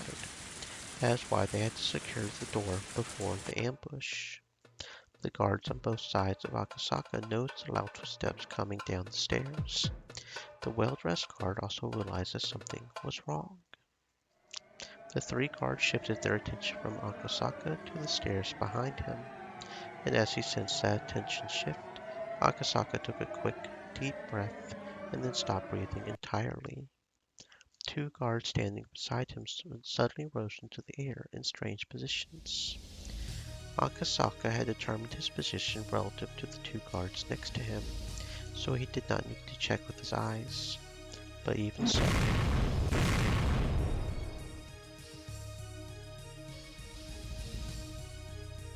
his fist had been driven into their faces with such precise accuracy.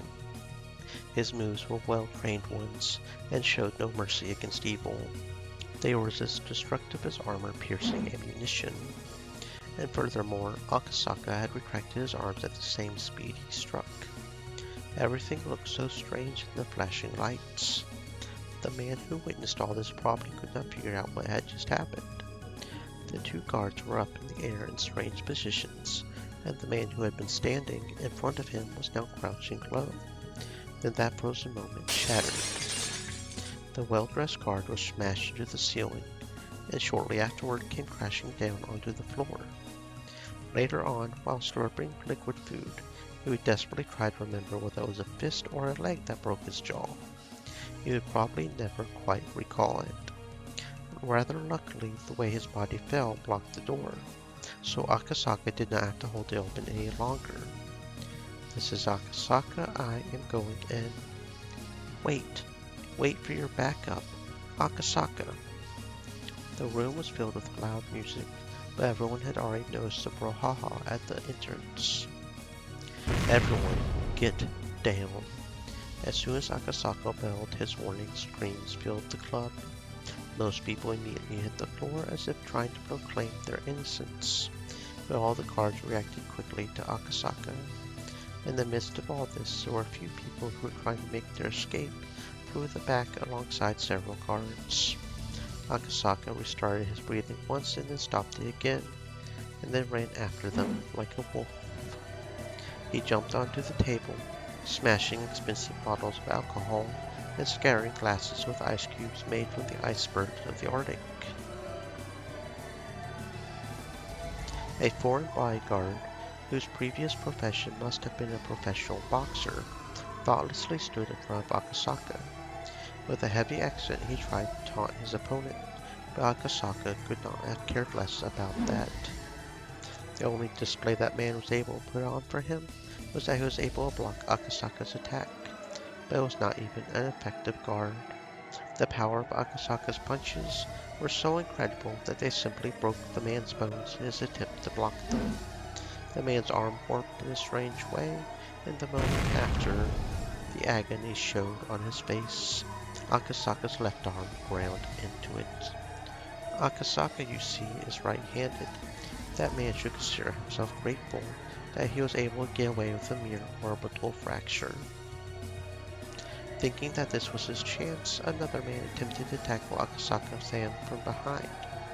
He assumed that no matter how strong the man was, he would go down quickly when attacked from behind. He also assumed that as Akasaka was concentrating in front of him, he would not be expecting an attack from behind to begin with. But that would only be true if Akasaka was just concentrating on his front. Indeed, the attacker was very wrong, for Akasaka was no longer even thinking about the man before him. Akasaka knew exactly when and what was about to happen. The experience he has built up to this day taught him that.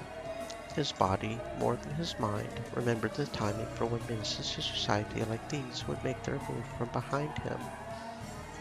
Akasaka's attack continued fluidly from the left arm punch that he struck against the ex-boxer. His left arm retracted, and at the same time, he arced his left leg around beautifully as a crashing man approaching him from behind. A dull sound signified that his nose had been broken, but Akasaka already knew that.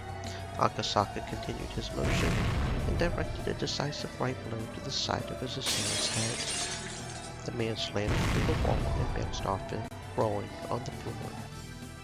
Akasaka took another breath. Under the glare of the dazzling club lights, the guards realized they were up against a demon. Yes, they realized that there was no way to take him down. The guards were being paid to deal with humans.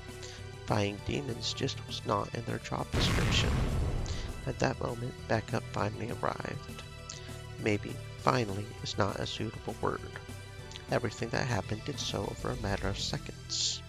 The time it took for Akasaka to take down those 5 guards was a span of merely 2 breaths. Put your hands above your head and get down on the floor. If you resist, we will open fire.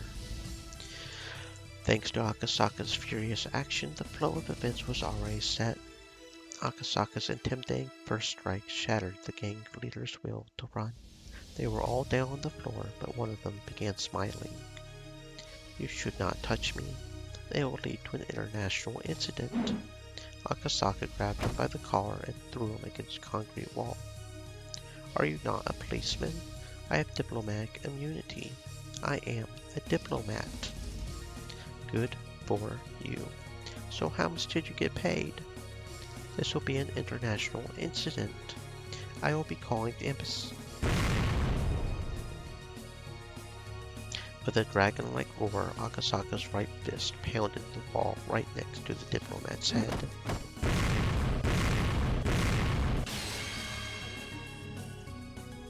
Immediately after that, his left fist pounded the wall on the other side of that head. And soon enough, Akasaka had pounded the wall 7 times, each just a slipper away from the diplomat. His fists were easily powerful enough to crush the man's head. The diplomat crumpled to the floor. This is Akasaka, target secured.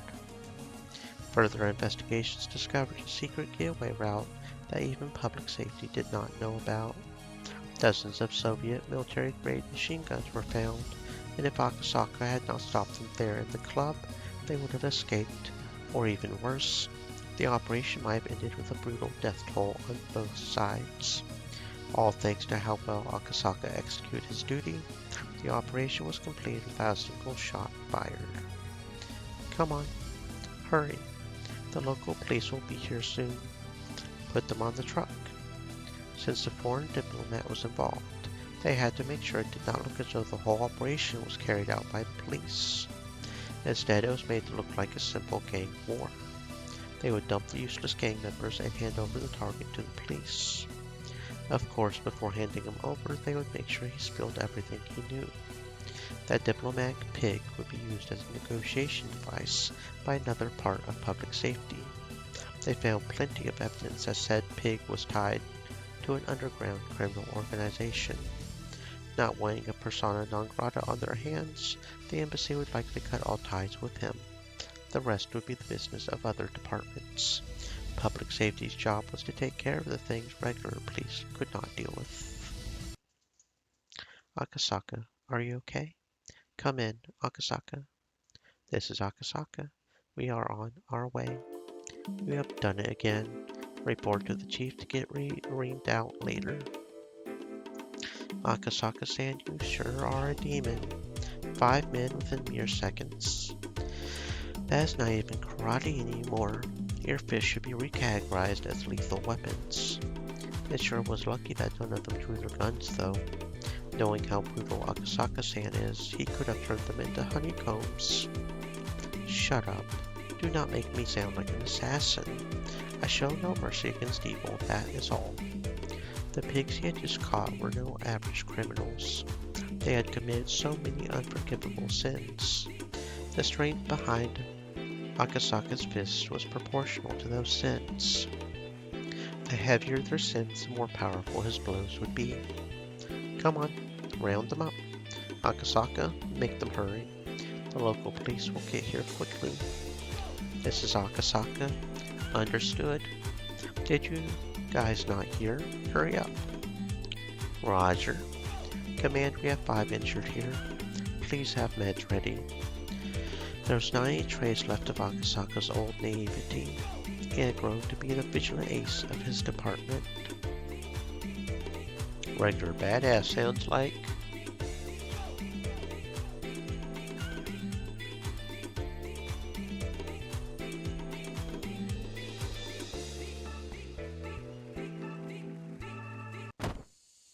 Akasaka was training inside a dark dojo filled with the smell of sweat and mold. The dojo was located in the middle of downtown, in a small building. It was not that big, and they were not that well equipped either. It certainly did not look like a dojo where a person as skilled as Akasaka would train. There were only 3 or 4 students there, including Akasaka, but this was the dojo he had picked. To Akasaka, karate was certainly a weapon for crushing his enemies, but now he was seeking something further from it. To achieve his goal, a dojo with many young students having actual physical lessons would not work. He had gone to so many different dojos, and this was one he finally settled on. Every time Akasaka punched a sandbag, the heavy thud of his punch and the clang of the sandbag's chain would echo. He was not just punching blindly. He thought first, developed those thoughts, and then. It was more of a deep and low vibration than a proper sound. Drops of sweat scattered, and the dust welled up in the air. It was a perfect blow embodying the concept of one strike, one kill. But he was not satisfied. He closed his eyes, controlled his breathing as if trying to hear the cry of cicadas, and then he punched again. From a beginner's perspective, it looked like he was taking breaks between each. The other students training on their own would glance over and sense the fearsome respect at his focused blows. I heard Akasaka-san works at the police department. Really? If someone like him is a police officer, I do not want to do anything bad. Still, his concentration sure is amazing. He never gets tired. On his days off, Akasaka came to the dojo in the early morning, and he silently trained all day. His training was no longer physical, but mental. The other students were already aware that his continuous concentration was the secret of his strength. However, that was easier said than done. As long as a person lives, they are bound by countless ties and idle thoughts. For a person to submit all his will to such singular focus is more like trying to attain enlightenment than something in the realm of martial arts. Man has tried many different methods to achieve such enlightenment, and what we have learned is that there is no one way to reach it, and the path one takes can reach it, if mastered. Karate is what Akasaka chose. The rumors say that his wife is dead. Supposedly, he does cry to forget about that. Really? That is different from what I heard. I heard he could not save a girl on the job, leading him to realize his weaknesses, or something like that. I can hear you. Quit talking about other people and train. Yes, sir. There was a small beeping noise. Some by his watch was letting them know it was noon. Akasaka-san, we are going to go get some lunch. Can we get you something too? Sure. I do not care what you get. Thanks. Akasaka was more pleased to be alone in the dojo than to have anyone bringing him lunch. When they left, silence filled the building. Shit. My focus dissipated because they were talking about me. But if that happened because of that bit of small talk, that meant he had much more training to do. He had to train much harder if he wanted to achieve an enlightenment. He focused again and started to punch the sandbag, but the sound was a lot lighter than before, and obviously the strength in his fist was no longer there. Realizing that he needed to take a break, Akasaka pulled out a towel from his bag and sat down. The sound of cicadas soaked into his body. The windows were open, but there was no breeze coming in. Still, he could feel the cool air, if just a little. Just as I said, the reason Akasaka started crying was because of Yuki's death. Of course, losing against the suspect in that kidnapping incident was one reason too, but more than that, the pain from Yuki's death was what made him start. Yuki fell down the stairs at the hospital and died while he was on a business trip in Shishibo. He could not get rid of that depression, so he started learning karate. But in June 1983, when the great Hinamizawa disaster occurred, he realized something very important. A girl had predicted Yuki's death, and in return she wanted him to help her. Yuki's death was an accident. He could have told himself that there was nothing he could have done. But as for the girl, Rika Furude's death was different. She knew about her own death 5 years prior. When the disaster occurred, he remembered Oishi and called him to make sure he was okay, then found out about everything. When he was caught up, he fell into despair. Rika Furude was a turning point in his life. If he had believed what she predicted and did something about it, maybe Yuki would not have had to fall down the stairs. He took the oath to serve the public as a police officer, yet he did not even notice the plea for help from a little girl. He shoved aside the conspiracy surrounding her until it was too late. He had 5 years to do something about it, but he did not do anything, and she died. Visiting Hinamizawa for the kidnapping case of the minister's grandson was definitely the turning point in his life. If he had only listened to what that girl said, Yuki would have never died, and he could have been there to help Rika Furude.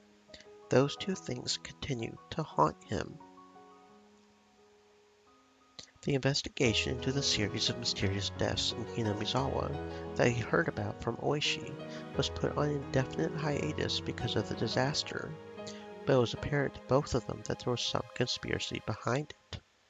To challenge such things, he needed all the strength and experience that he could muster. He was devoting himself to gain such strength, but it was too late. Everything had already ended.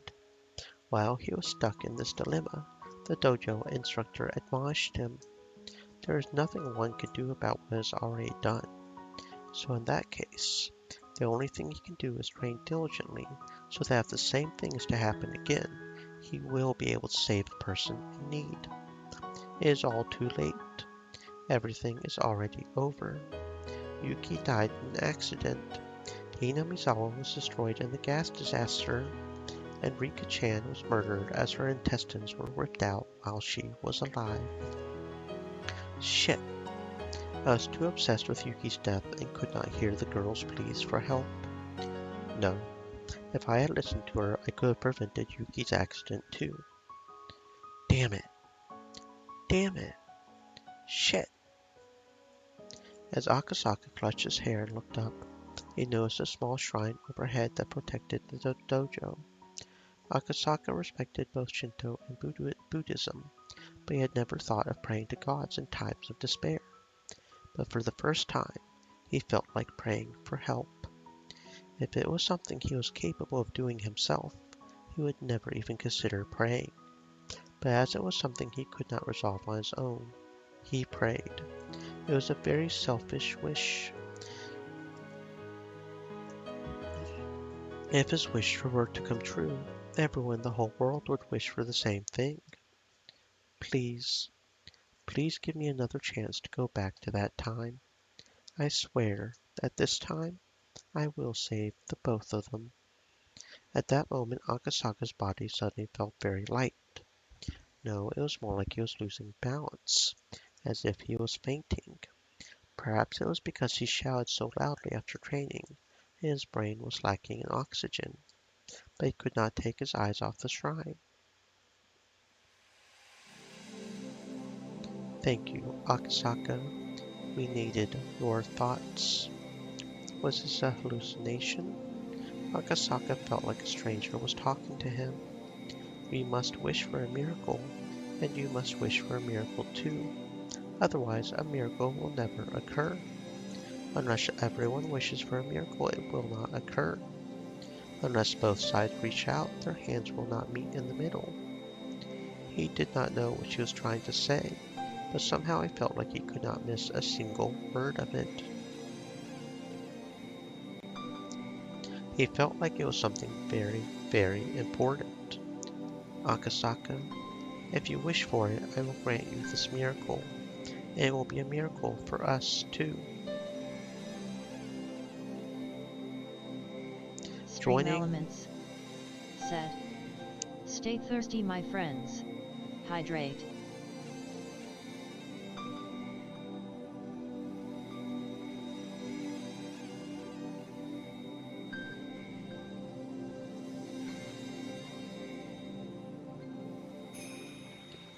Joining these broken fragments will give us a chance to create an even greater fragment. The resolve on its own may greatly influence everyone's fate and intentions. Can you turn back time to that day? No, I cannot do that. The only thing I can do is to let you notice. To let you notice that things you cannot learn from one fragment, you can learn from others.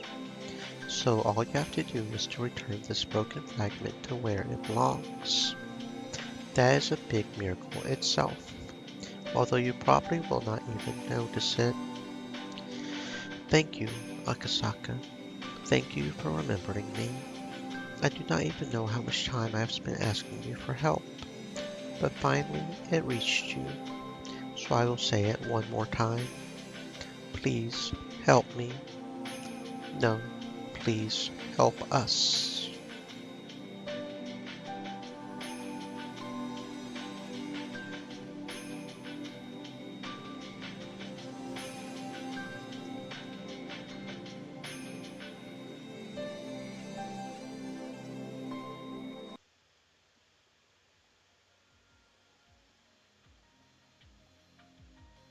Okay, so now what? We've completed all the fragments, right? So now what?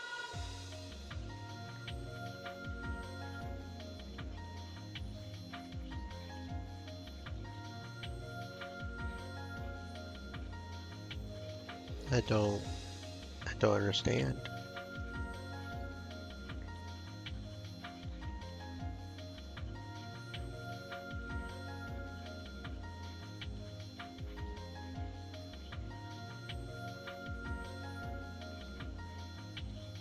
I mean, they're all completed, right?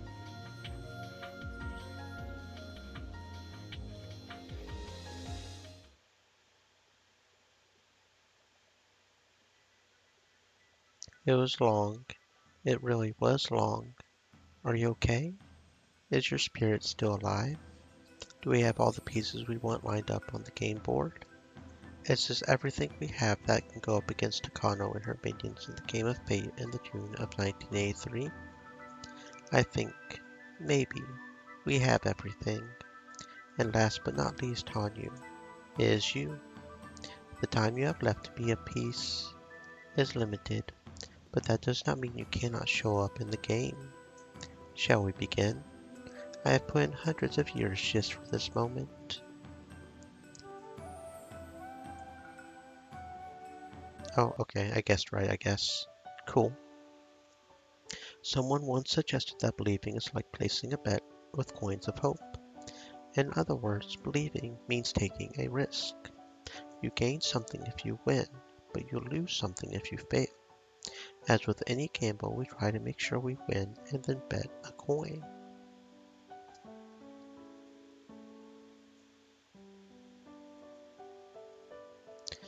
But as with any gamble, there is no guarantee of victory.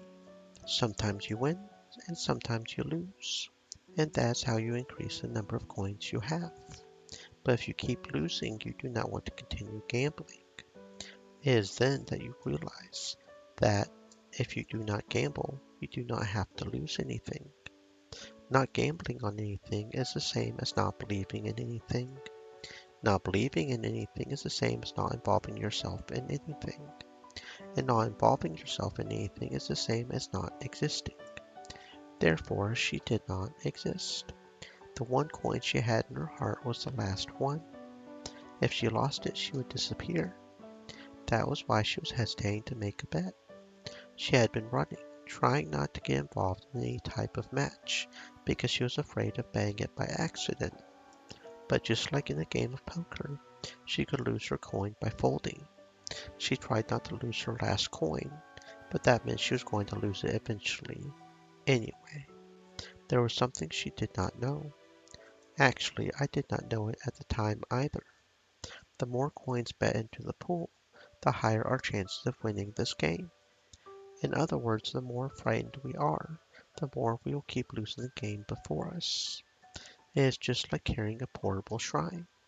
It is impossible to carry such a heavy thing by oneself, but when people put their strength together, they can lift it easily. There is a clear borderline between too heavy to lift and easily lifted. It is just like how the balance on a scale tips with just a little weight. The big, heavy shrine before us could not be lifted. Everyone tried their hardest to raise it, but it could not. I did not help because I was sure it could not budge. I do not participate in games I know I cannot win, so I did not bet my coin. But that was wrong of me. Maybe the portable shrine could have been lifted if I joined. For the longest time I had been pretending to be a bystander. I always thought I was there just to find out if my coin was worth betting or not. But that was wrong. I am not just an onlooker, nor should I be a bystander. I should have participated. The game I have been facing does not look like a game I can win. It does not look like a game that is worth betting on. But by betting on it, or by participating in it, or by believing in it, the outcome might change. To gamble on something is the same as to believe in something. To believe in something is the same as to be involved in something. To be involved in something is the same as to exist. Therefore, she existed.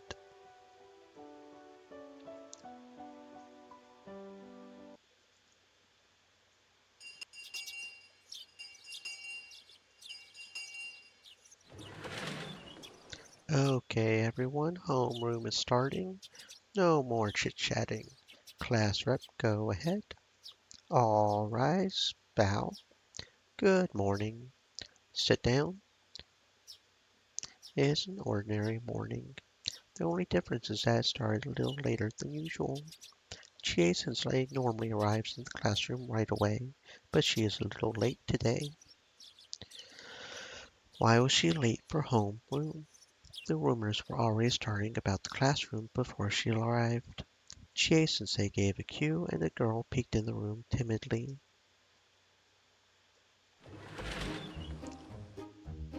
This is a new student, Hanyu Furude-san. She is going to be joining us starting today. The voices of welcome, delight, and surprise all mixed together and filled the classroom. Furude, Is she related to Rika-chan? Yes, she is. She is my distant relative.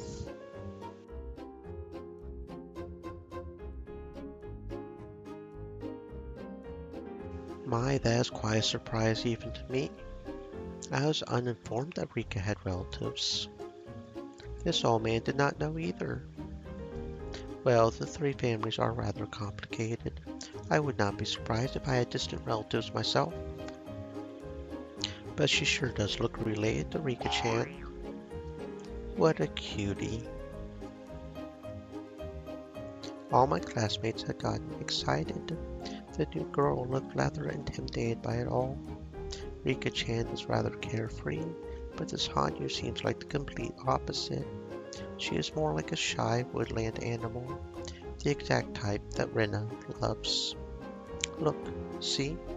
Rena is ready to swallow her whole. Okay, Hanyu-san, please introduce yourself. Settle down, everyone. Go ahead, Hanyu-san. Chie-sensei left the podium and encouraged Hanyu to take over. The even greater pressure of the silence left her standing there timidly for a little bit. Well, that is understandable. It is very nerve-wracking to watch, though. I am Hanyu Furude. I am Rika's relative. She is my relative. Please be nice to her. Rika-chan can tell that she is too nervous to introduce herself. She is right to break the silence. Pressuring her like that is not fair, which is why I decided to make it more lively. You are called Furude just like Rika-chan.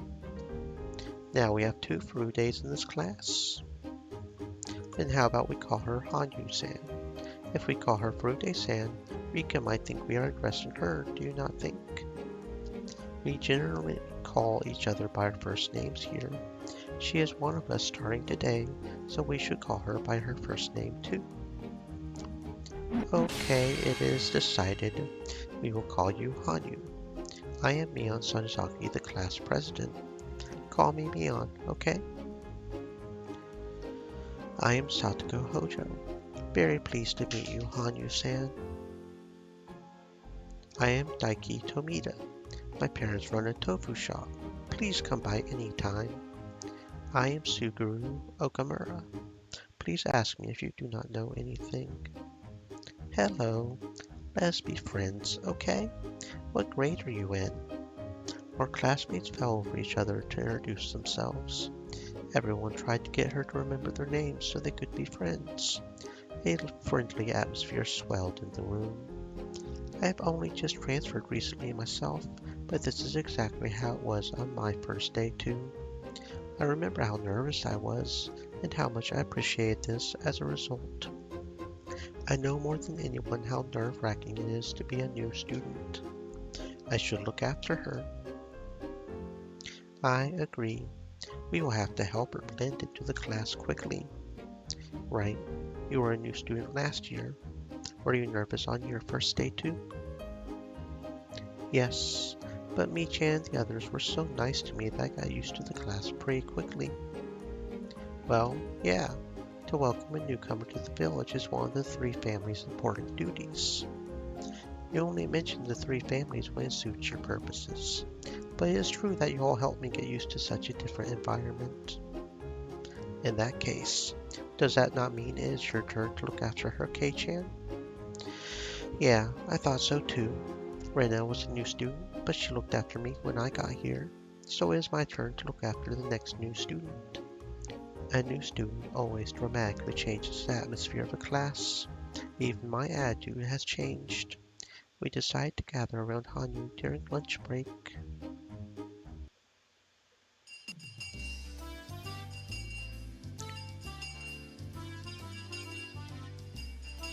Okay, remember you can only ask Hanyu one question each, okay? Why do we not ask her some personal questions so we get to know her better? Let's see who will be the first to go. You're up, Okamura. What is your favorite food? I like sweets. My favorite kind are cream puffs. That is wonderful. I love cream puffs too. There is a very good sweet shop in Okinomiya. I will take you there sometime. Okay, boys, did you all hear that? If you want Hanyu to like you, get her some cream puffs, okay?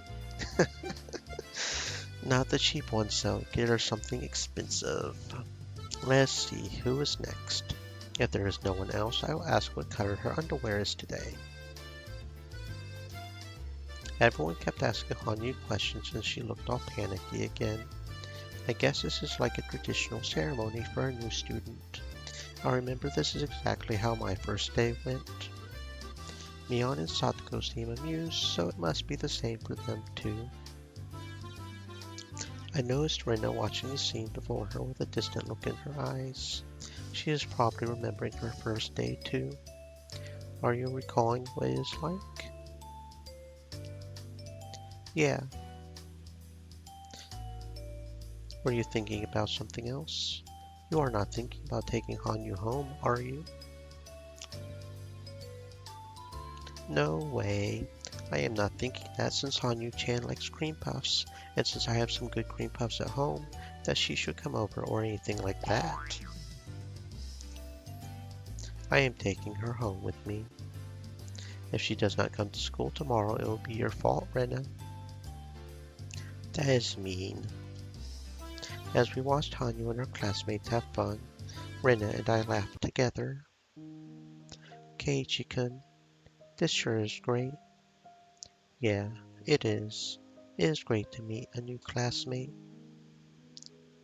No, not that. I mean, I think I have seen her a few times before. Hanyu, maybe you saw her when she and her family came to look at the area before they moved here. You sure have a good memory, Rena. No, it is not like that. Hanyu-chan has been here for a long time. She has been right beside us all the while, watching us play together. For ages now. Is it just me? Did you not notice Keiichi-kun? No, I have not seen her before. So are you saying that you have met her before, Rena? From what I can see, this is the first time Mion and Satoko have met Hanyu. If she has been that close to us, like Rena said, it is impossible that none of us would remember her. Are you sure? Besides, Hanyu is a transfer student. She could not have been here in this village that often. Do you think so? I swear I have seen her pretty often. It is your imagination. Even Hanyu just said she was living far away before she moved here. But I have seen her before. Rena looked like she was trying to remember more. It is probably one of those deja vu experiences. Although it is the first time you see something, it feels like you have seen it before. Oh well, just forget about it. She is here now, right? Yeah, you are right. Yeah. She always seems so eager to join us, so I am glad that she is one of us now. Rena smiled with tears in her eyes. When I looked over at her, Rika-chan was wearing the same expression. It made no sense to me why those two looked that way, but as soon as Satoko came over and pulled a prank on me, I forgot all about it.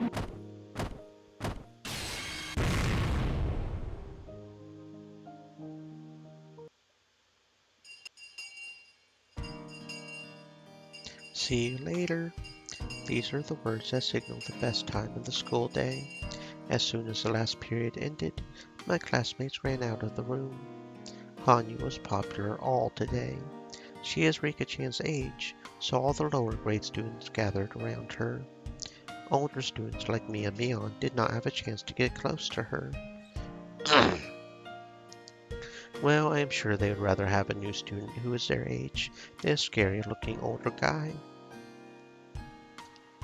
That is right, you looked so scary at first, Keiichi-kun. It was probably because you were nervous. That is mean. I was trying to be friendly so I could get along with the class. You were far from friendly.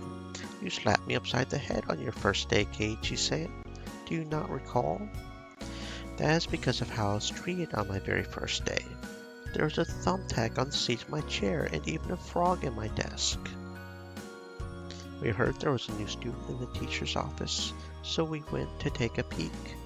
We saw you there and you looked so nervous that Satoko must have thought she had to do something to help you relax.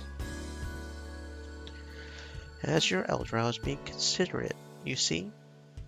That is impossible. Although that blackboard eraser trap sure did help to ease my tension, but Satoko will be so pleased with herself if I tell her that, so I will never admit it. Hanyu-chan must have gone home with everyone else. I am sure she is still popular even after school. Still, your first day at new school is always really exhausting. I am sure she will sleep very well tonight. I am quite sure too. Okay, everyone. It has been a while since I have been busy with work quite a bit lately. It is time for a club meeting. I have been waiting for this. It has been so long that I have gotten rusty. I have been bored because I have not rubbed a loser's head in a while. I will not lose. I will not be holding back just because it has been a while. You sure have pent up frustrations. Great. That makes things even more interesting. Everyone who is motivated, you better watch out. I am in top form today. Mion, you are going to wish you went to work instead.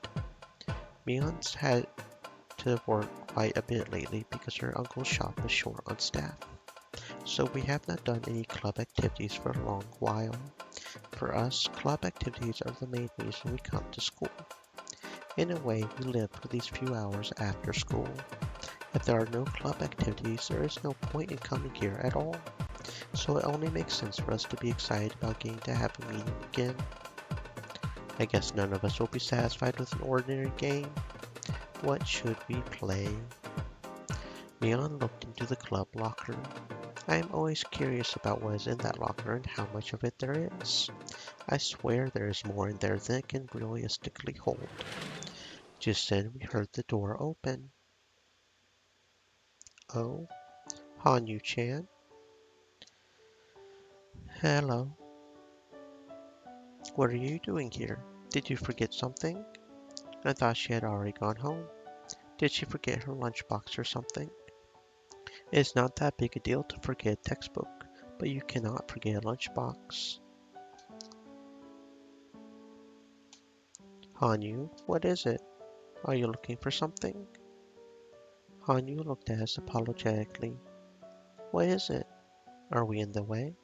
She kept staring at us timidly. Are we seeing in Hanyu see? No, that is not it.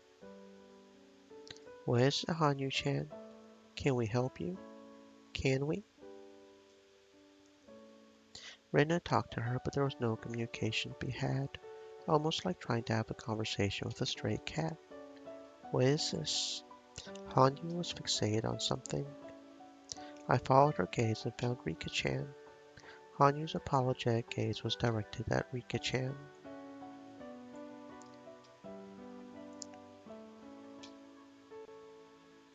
I will not say anything.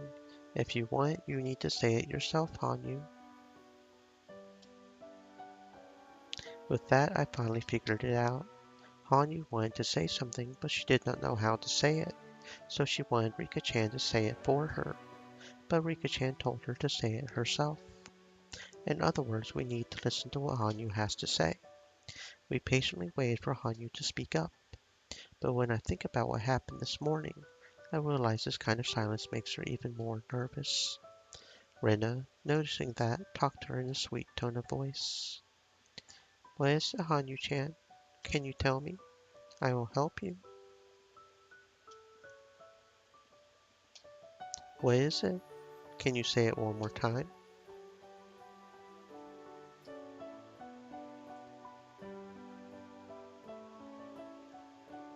Rena raised her voice. What? Let this old man know too. What is it? Are you sure? What could it be? Please share it with us all. Well, I want to join your club. Hanyu said loudly as if to shake off her embarrassment. Now that is a surprise. Where did you hear about us? I want to join. I want to join your club. Very good. You did a great job. Rika-chan must have known that Hanyu wanted to join the club all along. Mion folded her arms with a smile and stared at Hanyu as if appraising her. Needless to say, Hanyu was intimidated. You are awfully reckless, jumping into mortal peril by choice. But our club is not just any old club. Only a select few are allowed to join, and that is only after passing a gruesome trial. Just because you want to join does not mean you can, you know? Look, Hanyu-chan, Chan's club might look fun, but, you know, it is not that easy. I already know that. You have to win, otherwise you do not know what might happen. Are you sure you are aware of that? I will not lose. Besides, Hanyu swallowed once and said what was on her mind. It sounded like a big thing to say for her, as though it had a much deeper meaning. I used to hate to lose, so I always ran away from every game. But running away is even worse than losing. I can win only if I continue to fight, despite the pain of failure. That is something I have learned.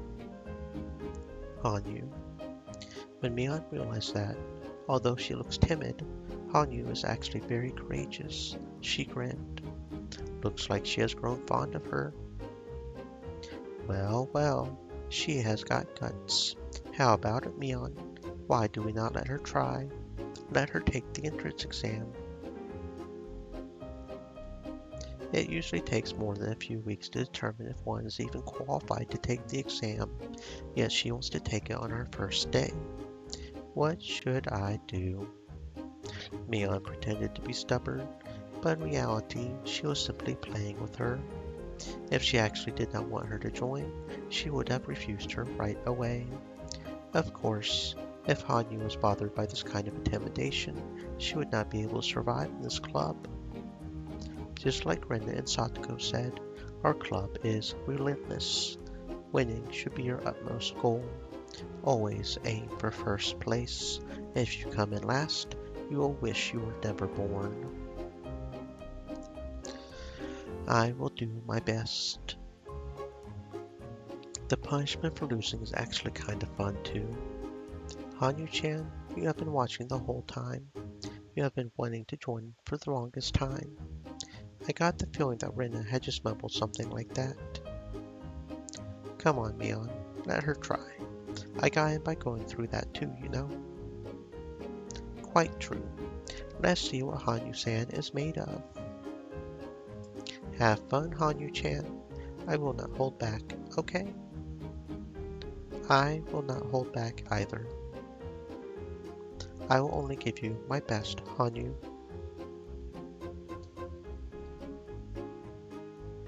Very well. Hanyu Furude, you are on. You are allowed to take the entrance exam. Okay then. We will have to choose a game that Hanyu knows how to play. What would be good? Oh. What about this? Mion threw a deck of cards onto the desk. Does this mean we will play a game that everyone knows? How about Old Maid? That's fine. Here she goes.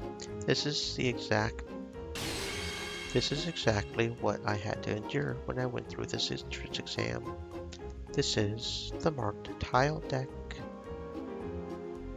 That is a very enthusiastic response. However, our club's version of Old Maid is a little different, no? Most of the cards have scratches on the back, so by memorizing the scratches you can tell what card it is. In other words, the more you have played this game, the better you are at it.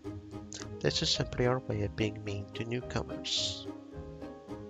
Hanyu-chan, you can do it. This is a trial. You can do it. This sure brings back memories. I had to go through this too. It just happened recently, but I still feel so nostalgic. However, that does not mean I will go easy on you. Just like how merciless they all were when I did the exam, I will put everything I have got into this. Right, everyone? Prepare yourself, Hanyu-san. Here we go. If you want to join, let's see what you have got. Roger.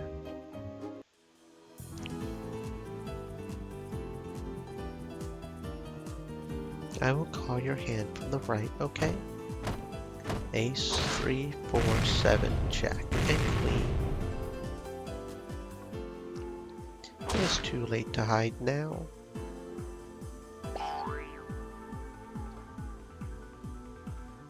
Sorry, Hanyu-chan. This is the ace of spades, right? I am out. You get it, Hanyu? This is the entrance exam for our club. Keiichi is putting his leftover grudge from his own entrance exam into this game. Come on, Kei-chan, are you sure you should be saying things like that? Hanyu, take Kei-chan's card on the right.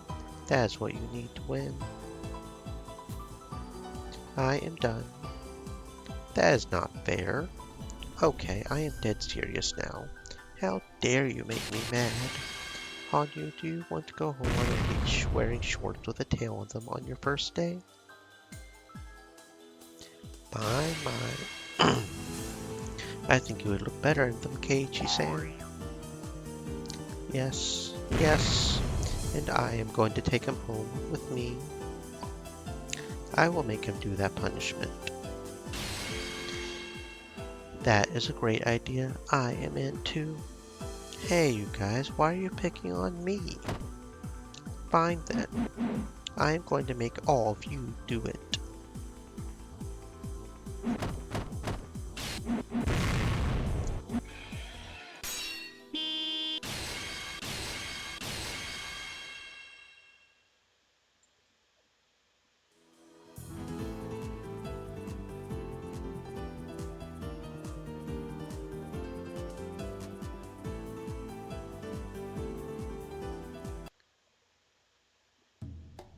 Okay, this is the banquet section. Can you hear me?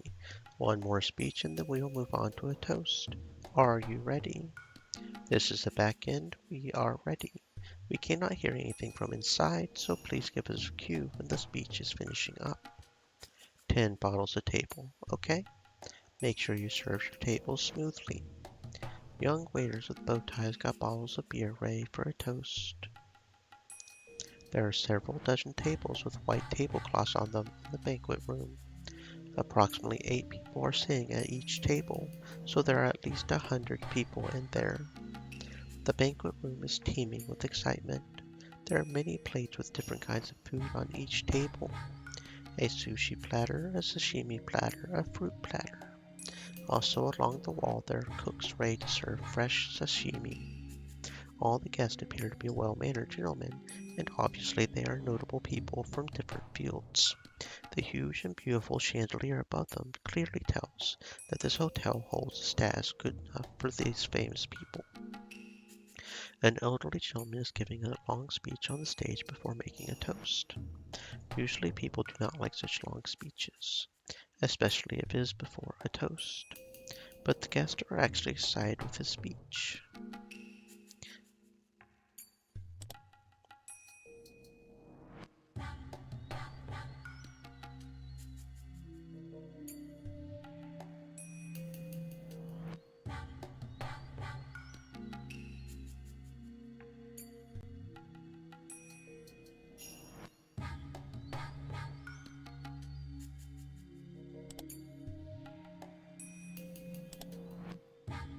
Maybe the word excited is not suitable. Maybe it should be described as an upsurge in a strange way. Anyway, Japan accepted the demand for unconditional surrender, and the day they did, the Pacific War ended. In other words, even if they had to take care of further business, the war ended that day according to international law, and from that day on there was peace. Therefore, if any troops invade Japanese land during that peace, that would be an encroachment against Japan. No matter what the Soviet Union says, the Northern Territories are Japanese land, and it should be clear to everyone that they invaded illegally.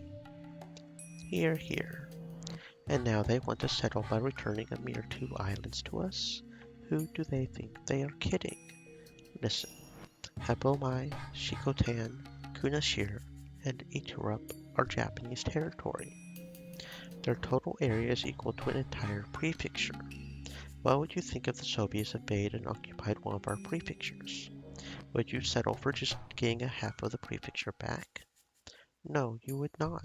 You would have the entirety returned to you. Yet the Soviets are brazenly sitting there claiming vested rights to the land. This is no joke. We must strongly oppose this to the bitter end. Return all the northern islands. Our nation must demonstrate unwavering resolve on that point. Thunderous applause filled the banquet room. All the gentlemen agreed and expressed that they felt that way by cheering him on.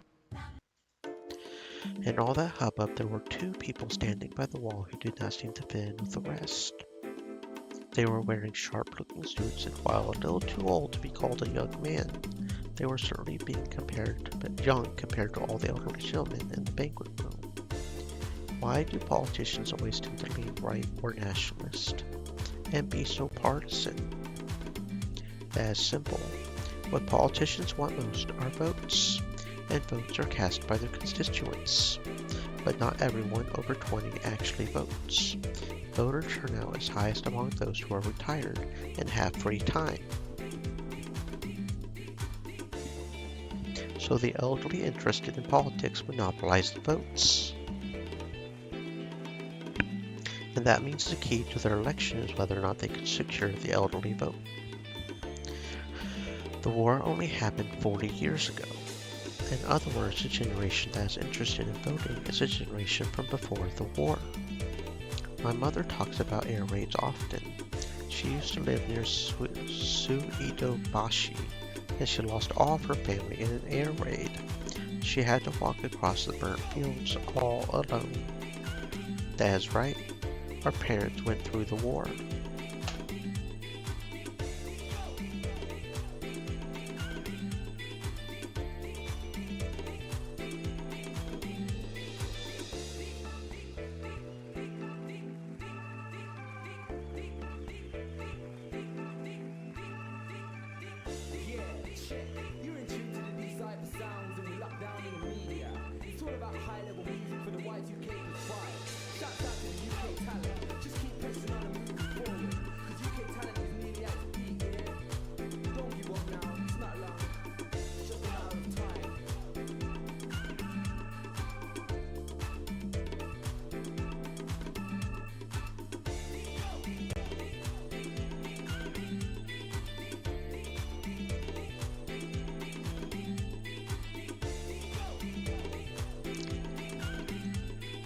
They shed their blood, sweat, and tears, believing it was for the good of the nation. We lost the war, but they believe the war still brought about change that serves as a foundation for the peace we have today. I hear that a lot. That if Japan had not fought in the war, the Asian countries would still be Western colonies. There was no way we could have won, but we needed to fight in that war, or something like that. In that case, no matter how much they preach pacifism, politicians cannot ignore the pre-war generation. War is bad, and we should never again fight a war, but that war was necessary. Unless they say things like that, it is like they are denying the very lives that generation lived. I see. Politicians have to work hard to earn votes. However, it would be one thing if they were truly proclaiming their own beliefs, but many of them are simply saying that to get elected. As long as there are politicians trying to win over what remains of the pre-war generation, This country's post-war era will never end. That's how the ghost of the war will pass their will on to the next generation and keep things the same for the next millennium. They will just keep repeating that the war was justified, yet regrettable every time an election takes place. When will our country ever be freed from that cycle? It is simple. Young people need to vote. Do not be fooled by war stories. Vote for those actually pushing policies. Realistic policies, that is. Yeah, there are a few who talk about some pretty unrealistic things. Akasaka-san, is that not the F table? There she is. Let's go. The speech had ended and the elderly gentlemen were giving the man on the stage a standing ovation. The two men walked through the crowd and approached an old lady in a kimono. Yes, that would be me, but who are you? I made an appointment with you on the phone yesterday. I am Akasaka.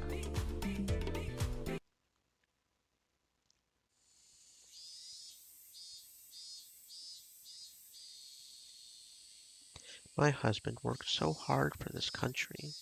Even so, even so. Madam, I understand what you are going through. This was not really anything out of the ordinary. Nobody could remember if there had been a donation or not, so a handful of politicians were questioned.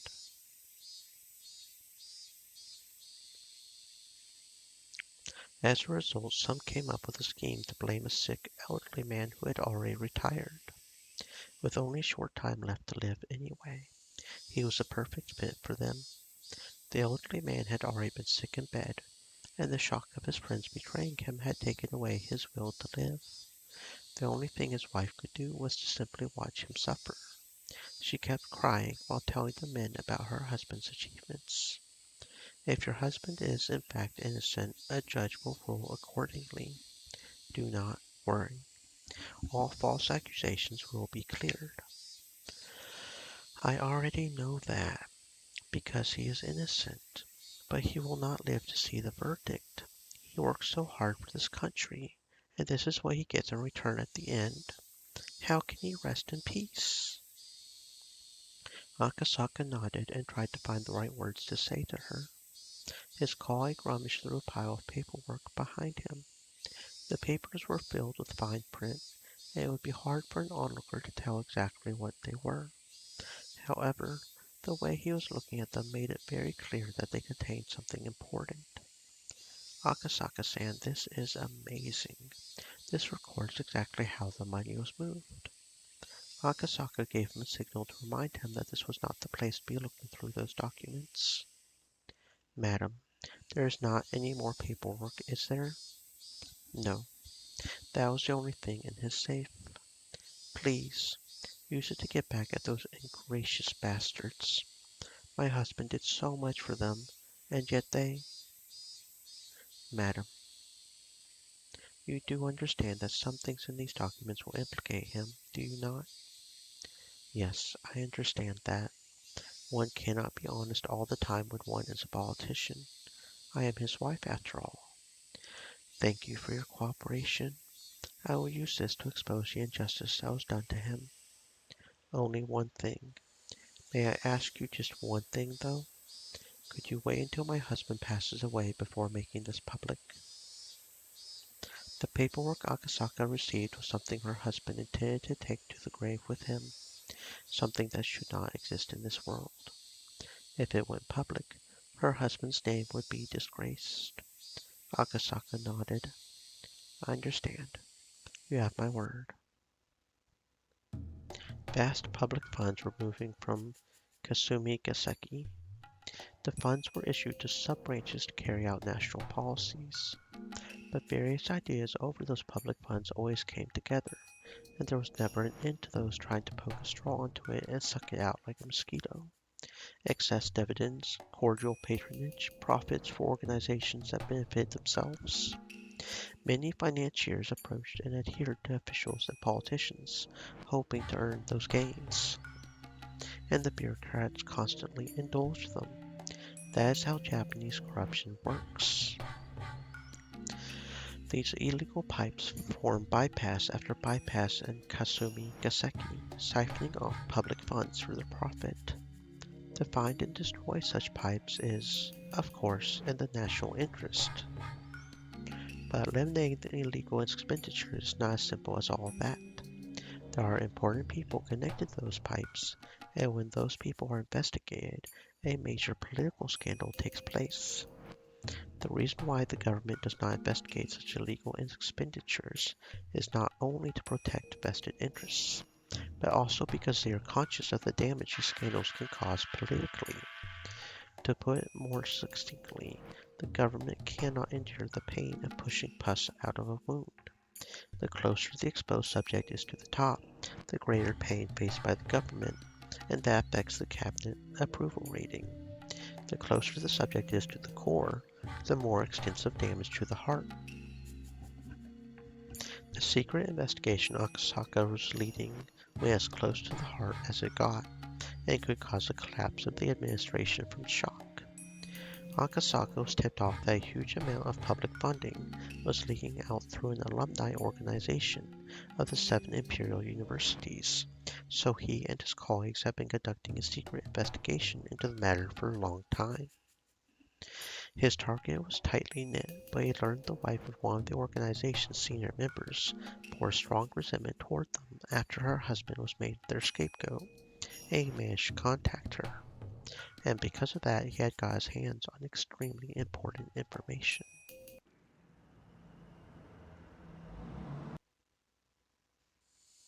Good work, everyone. We have almost gathered enough proof. What Akasaka-kun brought us is particularly shocking. You must have worked hard to get it. Great work. Thank you. The small meeting room was filled with boxes that were, in turn, filled with documents. A whiteboard was filled with cramped writing, too. A few of the investigators in the meeting room, which was also filled with smoke, were reading the documents intensely.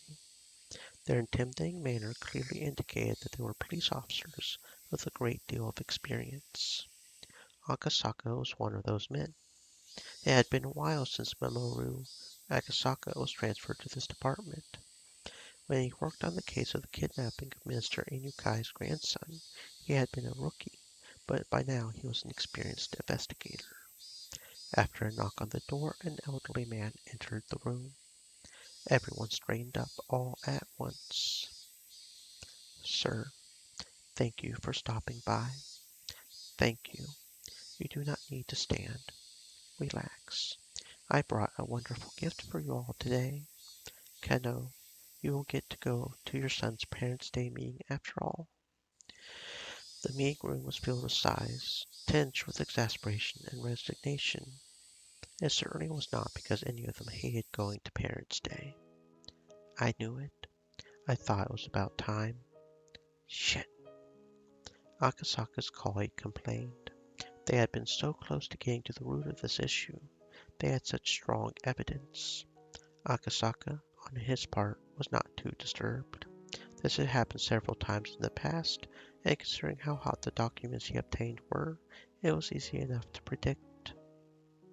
The case was suddenly transferred to another department. That meant their investigation ended here. The new department was supposed to continue the investigation to expose injustices, but that has never happened once before. It was just an excuse. The investigation had been terminated because of pressure from above. Damn it. What about everything we have worked for so far? It was just to see how much it would hurt to push out the pus. They realized it would be too painful, so they decided not to treat the wound. In that sense, their hard work was not wasted. Because of it, the investigation was terminated. Akasaka understood that, but his colleague was not yet mature enough to understand. Of course, Akasaka's sense of justice was displeased by this. He felt frustrated with his superiors, who had hesitated to expose the truth. But he was mature enough to know not to say that out loud.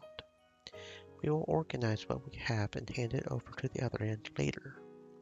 Anyway, since you have not had a day off for a long time, you do not have to wait until 5 to leave today. Please go home and get some rest. We will talk about what is left to do tomorrow. Also, do not forget to use up your vacation time too. Make sure you take a vacation and get a treat to your spouses. Chief, please come with me. That will be all. Yes, sir. Though his long secret investigation left a bad taste in his mouth with its resolution, he managed to earn a holiday until the next incident arrived. Well, I guess we will do as he says. Everyone go home and get some rest. If you go home that early, you might find out your wife is having an affair, you know. Dumbass, you do not know anything. Akasaka-san and his wife are madly in love. He calls her every night from a public phone in a different building. I envy you, Akasaka. My wife is pretty cold. Akasaka smiled bitterly as he gathered the documents in his hands. One of the pages fell to the floor. It was a page from a huge pile of papers documenting illegal expenditures. They exposed the illegal expenditures of the Alphabet Project, the research team for the next generation of hardware, and the Defense Agency.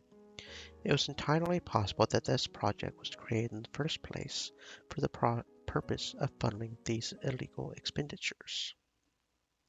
When he saw the paper, one thing caught Akasaka's eye. He picked it up, looked at it, and tried to remember. It was a list of people who illegally received public funds. It was also a list of retirees who were still very much in love with money. There should have been no connection between those people and Akasaka. However, there was one thing that caught his attention. The Irie Clinic. As soon as he said, all sorts of memories resurfaced. Yes, the Irie Clinic. When he was working on the case of Minister Inukai's grandson's abduction, he got into a scuffle with the suspects and became injured. He was taken to the local clinic. As he recalled, the name of that clinic was the Irie Clinic. He started to remember one thing after another. His very first experience with wading into the muck. It was burnt into his mind like a fresh memory, and he could vividly recall everything that happened. His daughter was about to be born, and he really did not want to go to Hinamizawa. He met Oishi, who taught him a lot of important things. He also met a girl in that village. Her name was...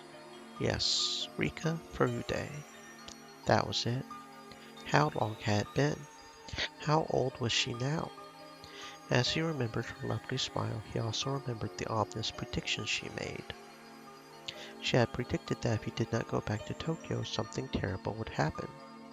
At the time he took it as nonsense, but he felt something odd about it, as if it was a divine omen.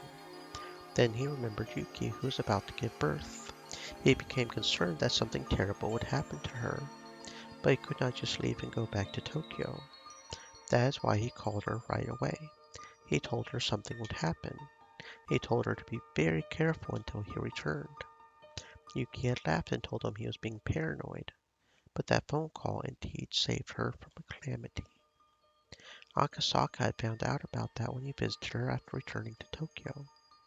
A few days after his phone call, a janitor was seriously injured when he stepped on a loose tile on the stairs on his way to the rooftop. He also heard afterwards that Yuki had a habit of going up to the roof for a walk every day, but because of his phone call, she had stopped doing it. If he had not called her, she would have been the one to step on the loose tile. In other words, Rika Furude's prediction had been correct. There was no proof, but Akasaka still believed that he was able to save Yuki only because of Rika Furude's prediction. He had intended to call and thank her for saving Yuki, but the busy days that followed put it out of his mind. Rika-chan. He wondered if she was still doing well, if she was still smiling.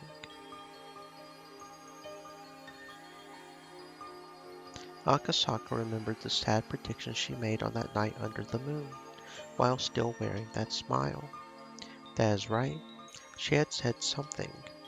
She predicted someone would get killed on the night of the festival every year, and that on the 5th year in, she would be the one to be killed. That is right, he thought. She did say that. The 5th year. That's this year. The festival that's right, is in June. If you remembered correctly, it happens on the last Sunday of the month. Akasaka looked at the calendar. It was June 1983. Although there was still some time, the death she predicted for herself was coming up. The girl who had predicted Yuki's accident also prophesied a mysterious incident would occur annually for the next 5 years.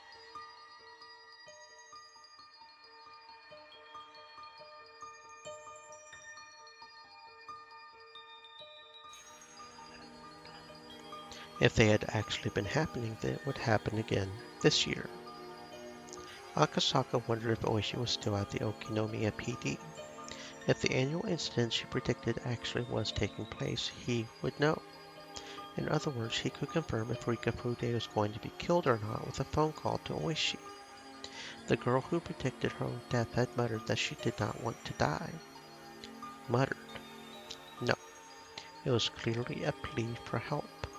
A young girl who was trapped in the fathomless bizarre traditions of a village she could not escape had sought help from him, an outsider. She paid his reward in advance, in the form of foreseeing Yuki's accident. He had to get to her. He had to go save her. A flood of emotions filled him up. He felt as though he had finally remembered something he was never supposed to forget. That is right. He had to go to Hina Mizawa. He had to save the girl who asked him for help. Hello, Okinomiya PD. Hello, is Kura Udo Oishi still working in your investigation department? If he is, may I talk with him, please? Excuse me, may I ask who is calling? Could you tell him it is Akasaka from the police headquarters? Oishi was a very lively person, but he had been old even back then. Maybe he had already transferred somewhere else, or maybe he had since retired. But if he was still there, he would be happy to hear from Akasaka. He sure had a unique laugh. Oishi-san, there is a phone call for you. Someone from the police headquarters in Tokyo. Tokyo? Who could that be? Hello, this is Oishi. What? My oh my, and how have you been?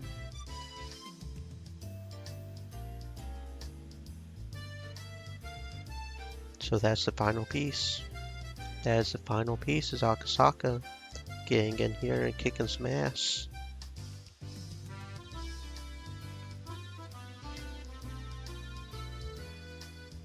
And still no tips, interestingly enough.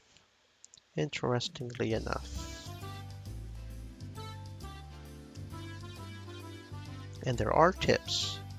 I just confirmed, I just double checked, there is a read all tips in Matsuribayashi.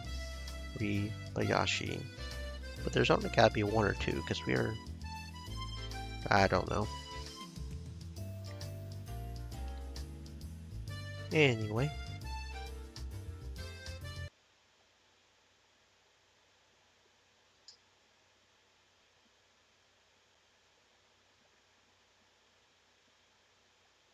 Hanyu has already grown used to being around us. Since Rika-chan and Satoko are her age, she has become especially close with them. Of course, Rena and Miyana are looking after her too. Rena told me something the day Hanyu joined the class. She said that Hanyu has been close to us for a long time, and that she has been watching us play, that she always wanted to join us. I still cannot remember seeing her before, but somehow I can believe it. Hanyu has accepted all the things that surprised me at first as if she knew about them all along. She knows everything about us, and it seems she is truly excited about finally being able to join in. Hanyu is definitely part of our group now. She sure is. It almost feels like she has been one of us this whole time. That cannot be true, though. No, it is. She has been by our side all this time. Are you saying that now, too? Rena told me that a couple days ago. Is it just that I did not notice? It is because you are dense, Keiji. Fine, so what if I am dense? Why are you two sitting down? Are you tired? You never feel tired, Hanyu. Meanwhile, we are exhausted. It is because I have waited so long to be able to play with you all. This is not nearly enough. I want to play more and more. You are full of energy. By the way, those things on your head, do they not fall when you play?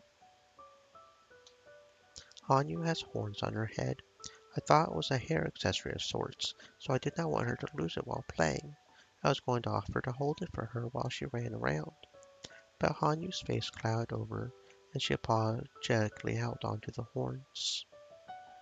Keiichi, Hanyu cannot take them off. I see. Sorry about that. Is it strange to have horns? No, not at all. I think it is cute. Yeah, Kei-chan even has a horn Oh, Ara. Ara.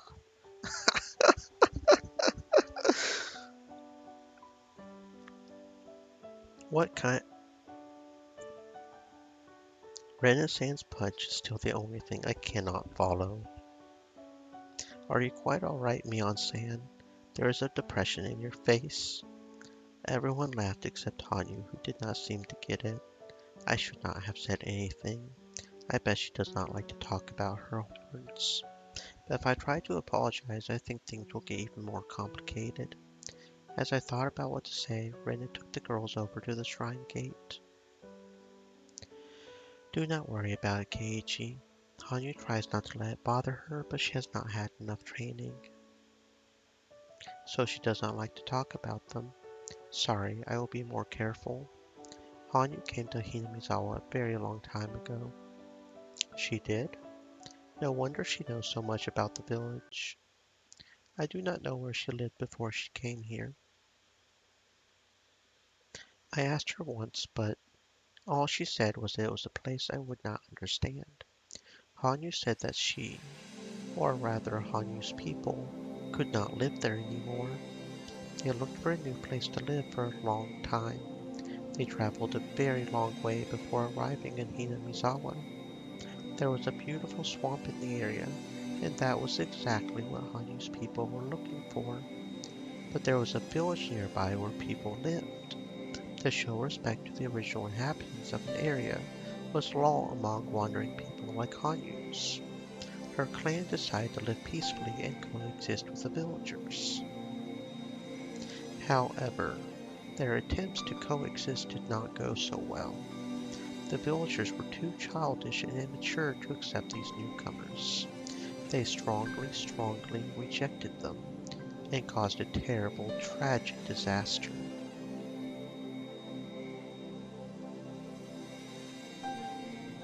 Hanyu said she took their form and descended upon this land in order to subdue the disaster. However, she just could not hide her horns.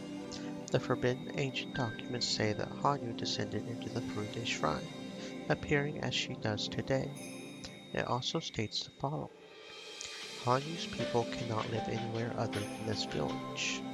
They can also only live by coexisting with the villagers. The Furude Shrine's priest once rejected them, claiming that coexistence was impossible if mixing with the wandering people's blood caused the villagers to become demons. But the young heir of the Furude Shrine fell in love with Hanyu, and when their child was born, the priest had to reconsider. Hello Kitaro, welcome to the stream. Hope you are having a fantastic day. Oh, wandering people who cannot hide your horns. If you wish to settle in this land, if you wish to settle with our blood, then I shall consider granting your wish.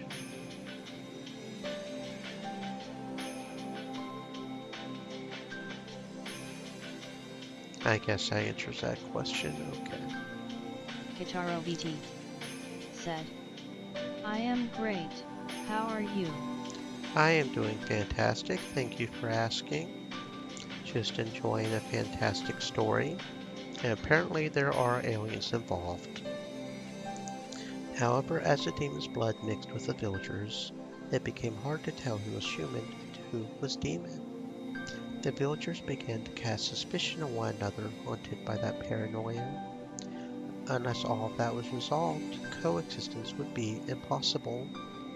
For you and us to coexist, we must lay down several laws for us to follow. They will be very strict. I am very, very sorry for imposing these upon you, who have lived in peace until now. However, as long as those rules are followed, the villager will be free from demonic disaster. Very well, the rules will be followed, but much blood has already been shed in the village. The anger, sins, and corruption people bear cannot be cleansed. The one law of the human world is that sins are atoned for with life. I see. If you say it's your way to let someone take on all responsibility and bury the sins with him, then we will do that. However, would not people end up pushing responsibility on each other because nobody wants to die? Exactly. That is the ugly demon in the world of man. No one will accept their own sins, but only foist them onto each other. Since they can only clear the bounds of their lives, everyone refuses to pay, and the sins just keep adding up.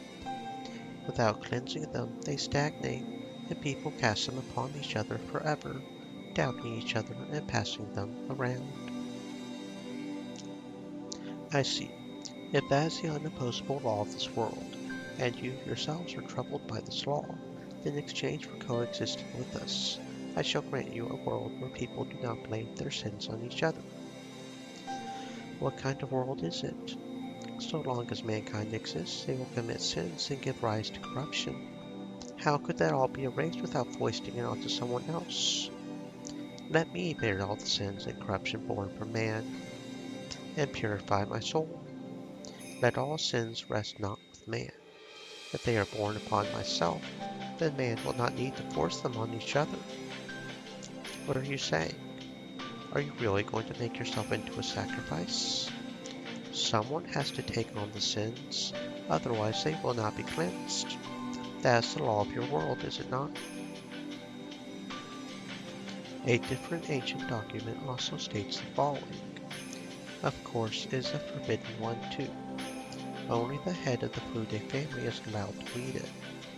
Nobody else. Not even the other heads of the three families. It tells the unrest grew in people's minds, that the villagers' evil hearts collected in the swamp and gave rise to demons. The Fude Shrine's pet priest explained that the root of all evil is the demon god of the swamp, and led the young villagers there. By the swamp they found a demon mocking the unrest in people's hearts. The young villagers fought bravely, captured the demon, and dragged it to the Fude Shrine. The priest cleansed the demon god, opened her abdomen, and dragged out her organs. He chopped them up and washed them down the stream, then threw the body in the swamp. Then people regained their sanity. Those who had been suspicious of each other became friendly, and they all shared in the joy of peace again. If these forbidden ancient documents are real, then the object of the villagers' worship, Oyashiro-sama, was captured by the villagers, forced to bear all their sins, and torn to death. Plus, it is clearly written that the demons appeared after unrest grew in people's hearts. In other words, the demons were forced to bear the sin of discord that rested with man long before they arrived. Oyashiro-sama was a god who took on people's sins to mend conflicts between them. People eventually came to honor her, and instead that became the foundation of faith in Oyashiro-sama. I do not understand exactly what that means, but I know one thing. When none of us humans would draw the losing straw, she offered to draw it in our stead. To prove it, we cleansed our filth by letting cotton absorb it and drift it down the stream during the Watanagashi festival. There is no shame or shifting of responsibility involved. Until that system was created, we were simply demons who pushed our filth and our responsibility on each other. We could only cleanse our own sins by blaming someone else, and sacrificing him by cutting open his abdomen. And Hanyu took on that job, a purification ceremony without a human life, a system that forgives people for their sins. That is the origin of the cult of Oyashiro-sama, which blames not people for their sins, but the curse. Those documents were sealed away. If they were not, people would find out that the object of their own faith was falsely blamed and killed by their own ancestors. Hanyu apologizes. She takes in people's sins and keeps apologizing. When people cannot deal with their own sins anymore, she accepts them. When Hanyu takes over, people are cleansed, and they are allowed to keep living. Demons take on sins by becoming cotton to absorb them. They are exterminated and washed down the stream, and then the village is forgiven. They are forgiven for their sins. If that is all true, then Hanyu, or rather Oyashiro-sama, is such a tragic existence. I have asked Hanyu about this before. Then she told me the following story. 4 people are stuck in a snowy mountain cabin. They play a game while each sitting in one of the 4 corners. It is a fairly well-known story. It is in the middle of winter. They are all getting sleepy. If they fall asleep, they will die. So one of them comes up with an idea. They are sitting in the 4 corners of the room, so someone just has to walk clockwise to the next corner and wake up the person sitting in that corner.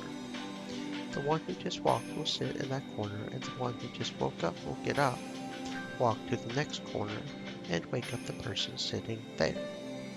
If they keep doing that, nobody will fall asleep. People who know the story will not need an explanation, but this does not work with 4 people. When the first person gets up, their corner becomes empty. So after everyone takes turns, the 4th person goes to the next corner, which is an empty one. They sit down and fall asleep, so the game is over right there, and everyone freezes to death. In other words, to play this game, you need more than 4 people. You need one more person in order to be saved. People usually tell this as a ghost story. They usually say that this was actually a group of 5 people, but one was already dead, and thanks to that ghost, they are able to continue living until the next morning. Hanyu once told me that she is like that 5th person. If she can make everything run smoothly by joining a circle of people, then it is very similar to how the telephone game in the mountain cabin manages to function without breaking. Hanyu can complete a circle that cannot be utilized by people alone. Then those people can live peacefully. She is an existence that completes a circle. Is she bothered by her horns because it reminds her of the time when she was called a demon and punished for the sins she took in? Is her subconscious still tormenting her with thoughts that those who have horns ought to be persecuted? She was born with those horns. She was hated and abused because of them. Really? I definitely should not have said anything. And just because she has those horns, she had to take in everyone's sins and cleanse them. She did that, and then she was worshipped as a god. A god? I was talking to myself. Forget about it. Nobody knows who Hanyu really is. Is she really a divine existence that descended from a higher place? Or is she simply an unlucky girl who became a sacrifice just because she had a pair of horns? Nobody knows. But this girl's blood was blended with the Furude family's blood, and that blood has descended into me. Our legends state that if the Furude family has a girl for their firstborn child for 8 generations in a row, that 8th child will be a reincarnation of Oyashiro-sama. I do not know exactly what that means, but I am that 8th generation. Is that why I was the only person who could see Hanyu? 8 generations is a very long time. Maybe that is how long it took for all the sins Hanyu assumed to be cleared. 8 represents infinity. It is a very lucky number. Often curses uttered will contain, "I will curse you for 7 generations," but the eighth lies beyond that. In other words, 8 possesses such good fortune that it can forgive great curses and sins that span 7 generations. It is a number with power. It is the time Hanyu needed to cleanse all the sins she took in from the humans. Hanyu and her people simply wanted to coexist with us. But Hanyu had to become a sacrifice. Her stomach was cut open and its contents washed down the stream. Then she was thrown into the swamp. And so the Furude family has been waiting.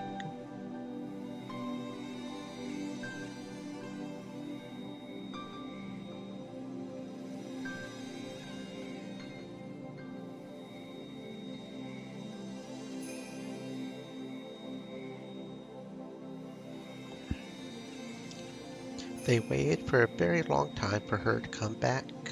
They kept their traditions alive, waiting forever and ever for her return. According to legend, the name Furude was made by adding a horn to the character of her fortune teller.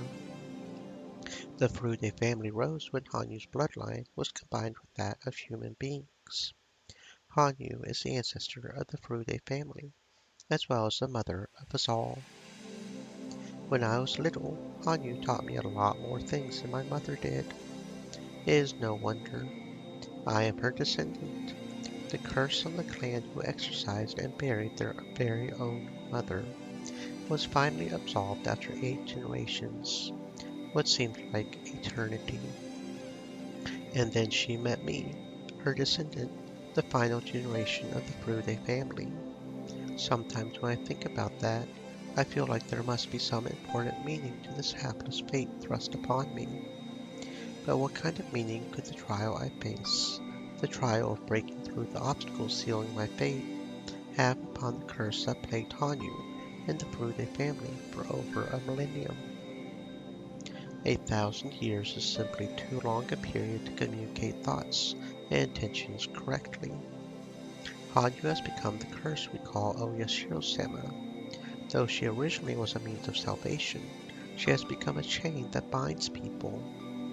The rules about coexisting were misinterpreted as the law that binds villagers to this place, and that continued until the Meiji era.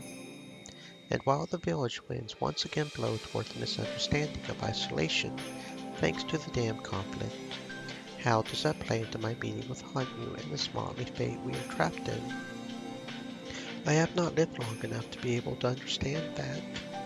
The only thing I can say for sure is that the Furude family originated when Hanyu's bloodline mixed with that of humans, and the line's final descendant, me, finally met with his ancestor. The Furude bloodline bears a cursed history of placing all of man's sins onto its mother and killing her. Now the beginning and end of that line have met. Hanyu always wanted to join everyone, yet she could not hide her horns. Even so, she still wished to be in existence that completes a circle.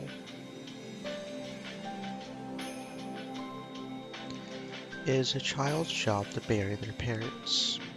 But mother, I have never heard that it is a child's job to kill and bury their parents.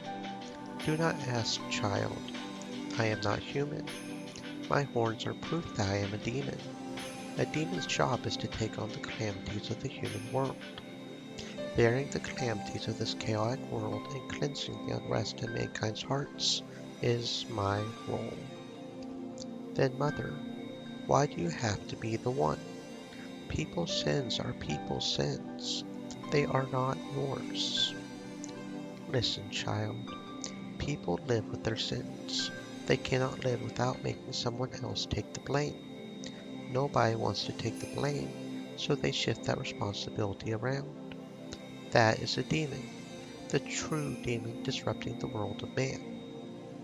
By bearing it myself, man may be cleansed, and mankind can be freed from their destiny of doubt and conflict. Let all the sins, the filth, the karma, and the curse come to me. Then attack me, purify me, wash me down the stream, and throw me in the swamp. A human will not do. So it is the fate of one not human to accept that role. If a human were made to bear it, then mankind would not be freed from the demon of doubt. I do not understand. I do not understand, Mother. Mother, you have horns. Are you saying that you are not human just because you have horns? That even if you are human, the horns make you non-human? Even if you have horns, you are human to me. My child, you are the one who is you are the only one who has ever said that. Even if everyone calls me redacted or redacted, you will still call me human. What is passed down in the Fude's many forbidden scrolls, the ones unknown to even the heads of the three families, sealed in the altar in the shrine storage. Understanding that would probably require about as much time as I have spent repeating time. Yet once you understand that, perhaps you will better understand the smile Hanyu wears as she innocently plays with everyone. Are you okay? I heard Mion yell with surprise. Something must have happened. What is it? What is going on? Hanyu-san tripped and trembled down the hill over there. Hanyu-chan, are you okay? She rolled beautifully, but I hope she did not sprain her ankle or anything. Let's go look. Hanyu had been playing on the slope and tumbled down it. There is a road just below the slope. Mion and the others went down the stairs to get to her. Let's go. I hope she is not injured.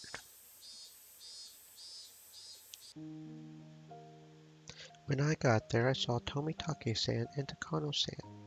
They were taking care of her. What happened? We just saw her roll down the hill. She did tumble beautifully, though, but I think she hit her head, so I'm sure she'll get a bump later. Make sure you put some ice on it, okay? Hanyu, Hanyu, can you hear us? Look, how many fingers do you see? She sounded disoriented, but did not appear to be injured. What a relief for everyone. I bet she is just feeling dizzy from rolling. I am glad. I am glad you are not hurt. Just think, though, how lucky of you to have a nurse waiting for you down here. What perfect timing. Well, when I am not working, I am a wild bird photographer. Right, Jiro-san? Well, yeah, I guess. A Hinamizawa kid would never get hurt from something like that. In other words, you are already one of us, Hanyu. Hanyu-chan, is that your name? I have never seen you before. Are you new around here? Yes, she is. She transferred in just last Monday.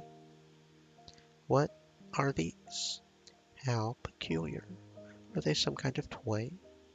Takano-san tried to poke at one of Hanyu's horns.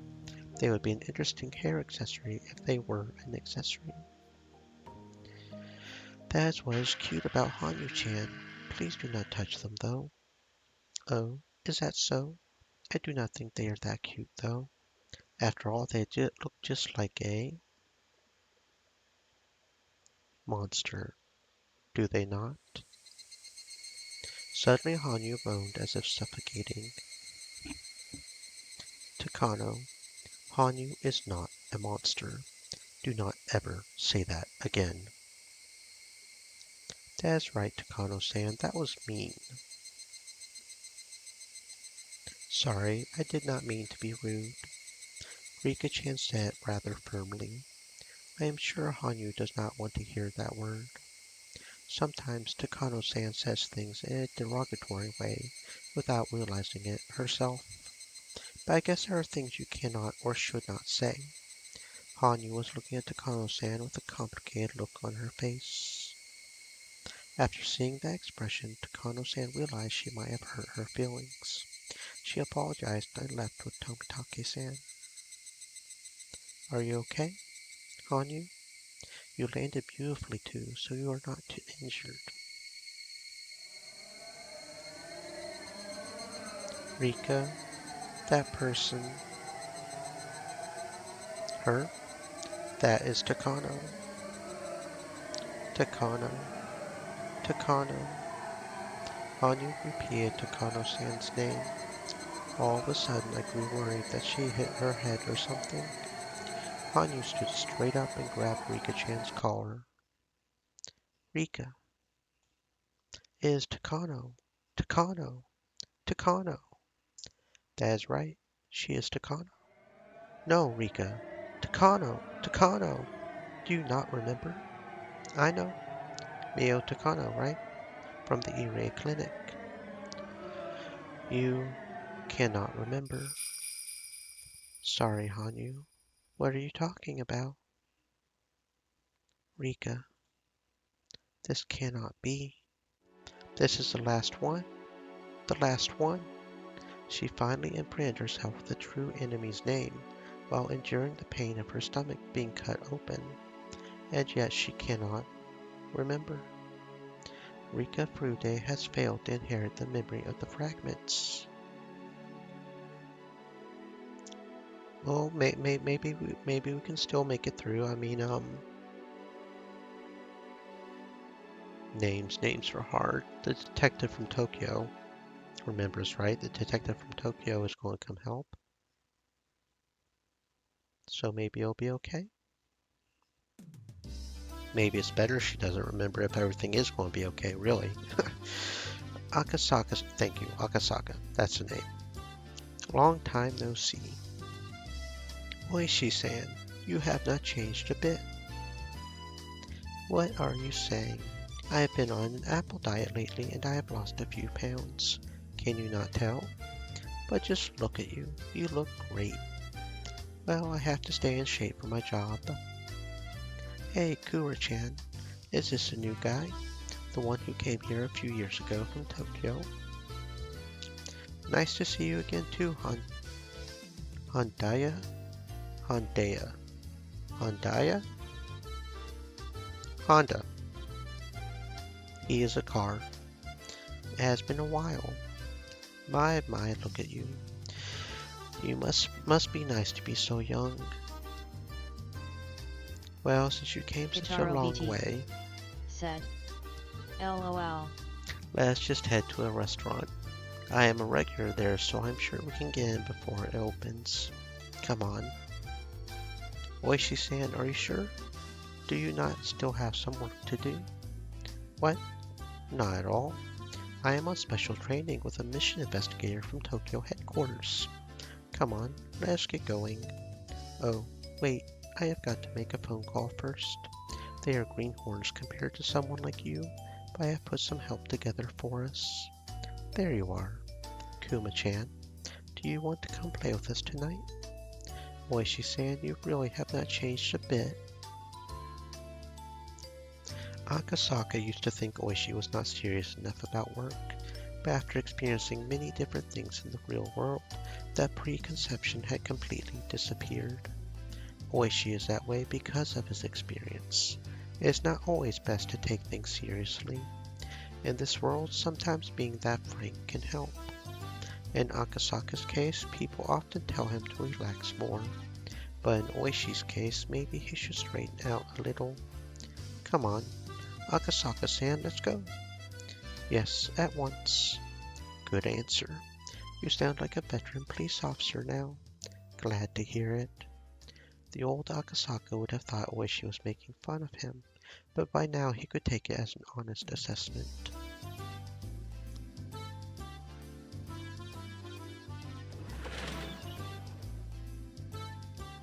Boy, you sure can drink now, Akasaka-san. I do not think I can keep up with you. Must be true that when one gets old, he cannot drink as much as before. You are too modest. I am just better because an intelligence officer has to be able to hold his liquor. I have a budget set aside at all times for training with my young colleagues. Japanese sake, Western liquor, Chinese liquor, whatever. Sometimes I drink at little bars and sometimes at expensive clubs. That sounds pretty good. I will have to join you to coach them sometime. Yes, please come teach us your tricks. Young guys nowadays often talk about how they cannot drink. I could not drink at all at first, you know. The more you drink, the better your body adjusts to alcohol, and the more you enjoy drinking. That's right. Are you listening, Kuma-chan? Yeah, I heard. I can down quite a few now. No, really, you are right. When you first teamed up with Oishi, you were already drinking oolong tea with a toast. That is no good. A toast has a very important meaning. If you do not drink any alcohol, you are saying you are not satisfied with the party. So when I see young people like that, I tell them, I am not saying that you have to drink up in one gulp, but your first round has to at least be a medium mug. When Akasaka first came to Okinomiya, he was very nervous, but there was no trace of that tension left in him. Seeing that, Oishi realized just how much Akasaka had learned in the past few years. There you go, Akasaka-san. Man, you have really grown a lot more dependable. During the years I have been waiting to retire, you have grown so much. It might be time for the younger generation to take over. That is not true. If there is one thing I have learned, it is that the only thing that matters is experience. Leave the hard labor in the crime scenes to us young officers, while you veterans take pride at your desk and work us to the bone. Did you hear that, Kuma-chan? Did you? Did you? Okay, okay. I heard him. I will give it everything I have got. Oishi, Kumagai-kun is already giving it everything he has got. He is diligent about his patrols to make up for your distaste for them. You know how Oishi-san is, right? I have only worked with him for a few days, but I understand what you are going through. Even so, he will make you into a good cop. Just believe in him. Yes, sir. I will do my best. But even if I learn how to drink, I cannot learn how to be good at mahjong. Oishi-san takes all of my pay before I can give it to my wife. Mahjong is intellectual baggage you need. The more you play, the more confident you get. Let us play together later. I will teach you how not to lose. Oishi, he is a good guy. He kind of reminds me of how you were when you were young. That cannot be. I was not nearly as handsome. It was unusual for Oishi to enjoy anyone's company this much. Akasaka and Oishi only worked together for a few days. They had exchanged some holiday cards since, but that was about it. Oishi had no idea how happy it would make him to see such a greenhorn grow into a dependable cop. Oishi always thought he wanted to be active until the day he retired, but after seeing such a dependable colleague, he began to think that maybe it was time for him to step down. Oishi and Akasaka enjoyed the reunion more than they thought they would.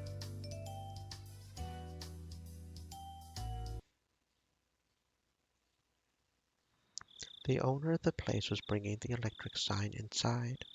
All the chairs were up on the tables and the owner's wife was cleaning the floor. There was nobody else around. Judging by the clock, it was almost 3. This is a reunion, right, Kura-chan? Take your time, okay? Just wake me up when you leave so I can lock the door. Sorry about this. Thank you. There would not be anything else open at such a late hour.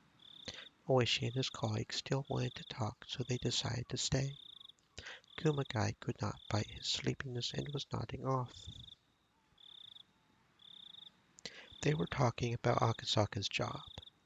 Akasaka works at a department specializing in public safety. Oishi and the others were interested in all his stories of danger and bravery.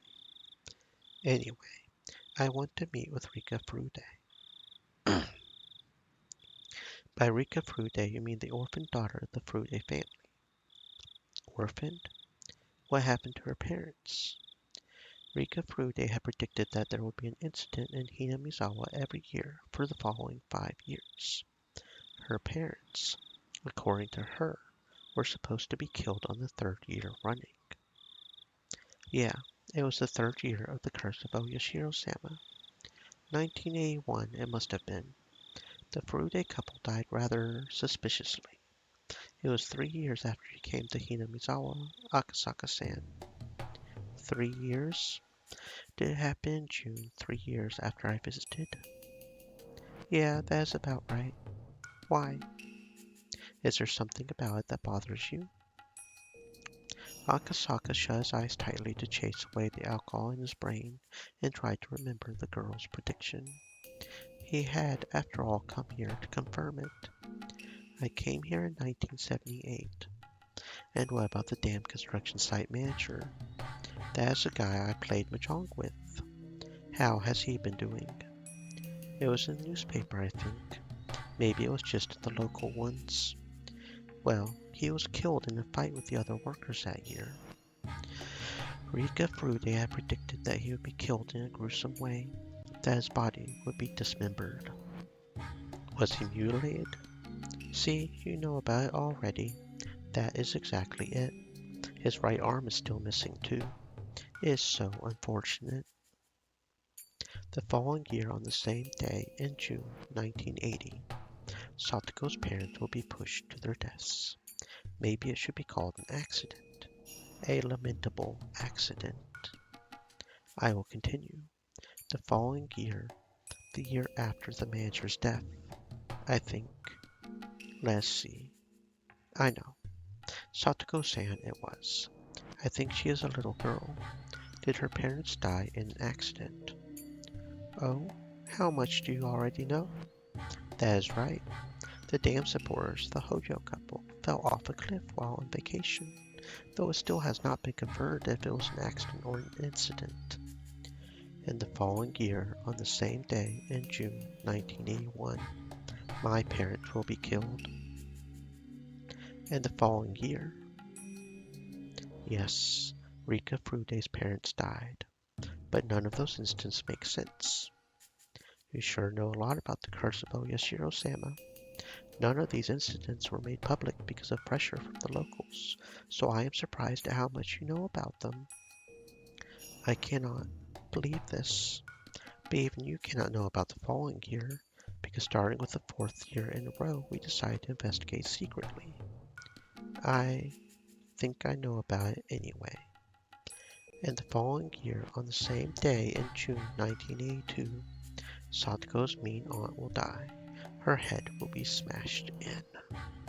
The following year, so that was last year, Satoko-san from earlier, was not her aunt beaten to death? Shit, you are right. Akasaka-san, how do you know so much? I think I know who will be killed the year after that. What are you saying? Besides, year after last year means it is this year. I will be killed. It will be in June of 1983. In other words, this month, Rika Furude will be killed. Oishi and the others were at a loss for words. Akasaka had talked about the 4 mysterious incidents. Although he had been far away, he belonged to a very special unit of public safety. It could have been possible for him to find out about their secret investigations.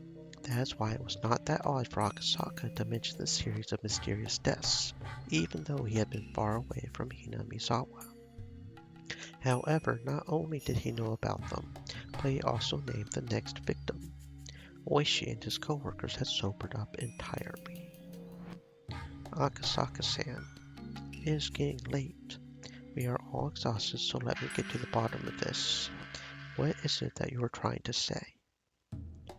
Okay. All of this is what she told me when I was in Hinamizawa in June of 1978. What?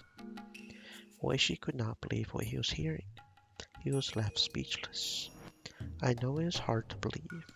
When she told me back then, I thought she was just being a mischievous little girl. But she told me she was going to be killed in the 5th year running. In other words, she asked me to help her. I think. The main purpose of my visit to Hinamizawa this time is to find her and ask her if she still needs my help.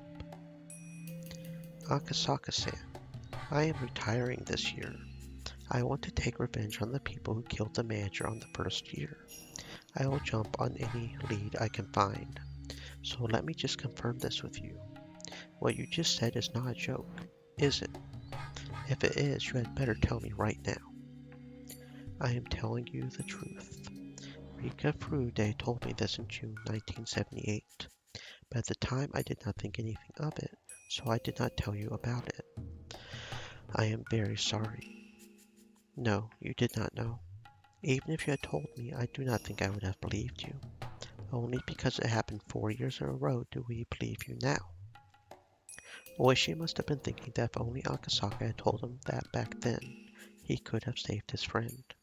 But what the old man from forensics just said was right too. Oishi would not have believed him back then, and his friend would have died anyway, and Oishi would have been left with regret and not being able to do anything. That is true. I should be the one apologizing. Still, Rika Furude. Why Rika Furude? I do not know exactly what is going on in Hinamizawa right now. I read it in papers that the dam construction plan was halted indefinitely. That is why I assumed Hinamizawa was peaceful now. The dam conflict is over, yeah, but starting the following year, these mysterious deaths, known locally as the Curse of Oyashiro-sama, started to occur annually, and it played out just like you said. I think she has entrusted me with something extremely important. Oishi-san, let me ask you, do you think it is possible for Rika Furude to be killed this year? They say that the Furude couple was held in low regard for being so passive during the dam conflict. That might be the reason why the curse fell upon them in the third year. So I do think that Rika Furude's death is possible, is it not?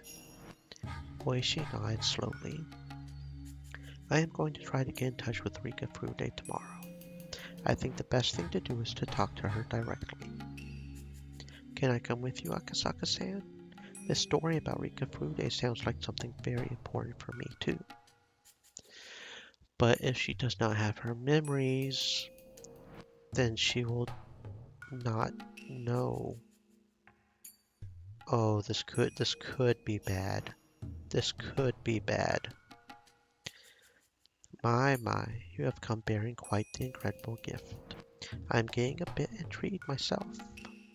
I never thought I would see the day when all the mysteries were solved. Well, I have some questions too. For instance, why did she tell me something that important? If she wanted help, why did she not ask the local police? Why me, a guy on a business trip from Tokyo? I bet she does not have faith in the local police. I am a little unrefined. Rika-san probably does not trust me. Besides, there are people with connections to the Sonzaki family at the Okinomiya PD. In other words, she trusted me, the guy who came from Tokyo, more than anybody. Yeah, I guess. If that is the case, Oishi-san, please do not tell anybody else about this. Of course I will not. Anyway, let us head directly to Hinamizawa tomorrow and have a talk with Rika-san. We can start from there.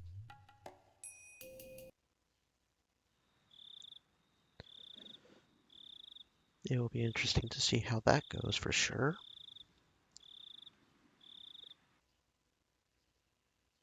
It is hard to believe, but it is the truth, is it not? It was in the middle of the night. Only the sounds of insects and Satoko's snoring could be heard. Rika was sitting by her favorite window. Yes, Takano is the one who killed you, Rika. You and I both saw it. You tried so hard to remember Takano's face. Even as she cut your stomach open, you burnt her face into your memory while enduring all that pain. That is a horrible way to die. I am glad I do not remember, but I can see it. That is the kind of death Takano would prefer. Still, I do not get it. Why would Takano kill me? I am the Queen Carrier, and if I die, a disaster will occur, right? Is that not why the Yuri Institute and the Mound Dogs are protecting me? Then why would Takano, their leader, have me killed? Sorry, that was a useless question. Takano killed me.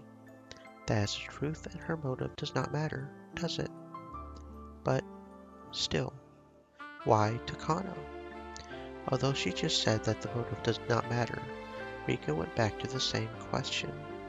The reason why Takano was protecting the Queen Carrier was not because she wanted to prevent the rest of Hinamizawa from developing the syndrome. It was because the Queen Carrier was an extremely valuable subject of her research. Then, considering that value, why did she kill the Queen Carrier with her own two hands?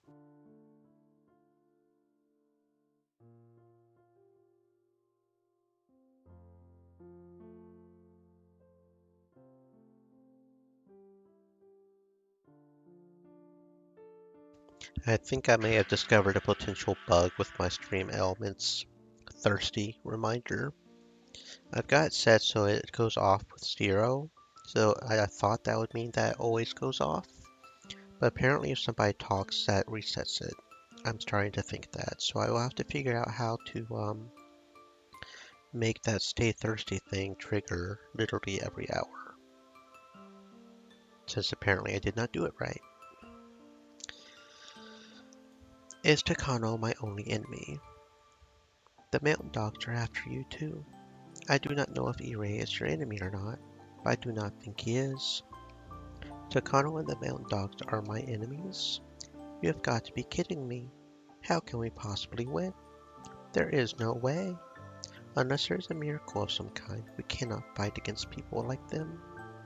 Besides, Watanagashi is this Sunday. I will be killed on the 22nd. It is in about a week or so, right? How can we beat them in such a short amount of time? So does she remember or does she not?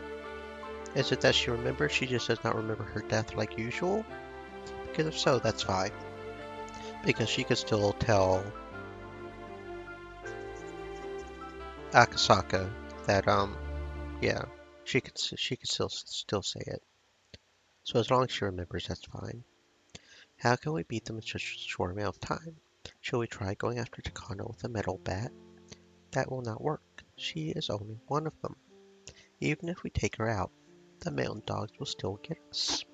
What do we do? What should we do?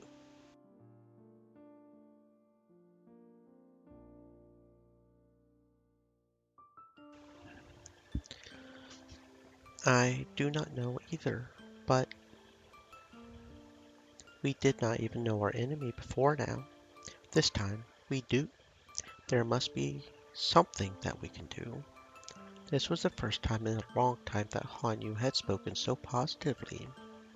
Rika was startled for a moment and realized that she was losing her cool.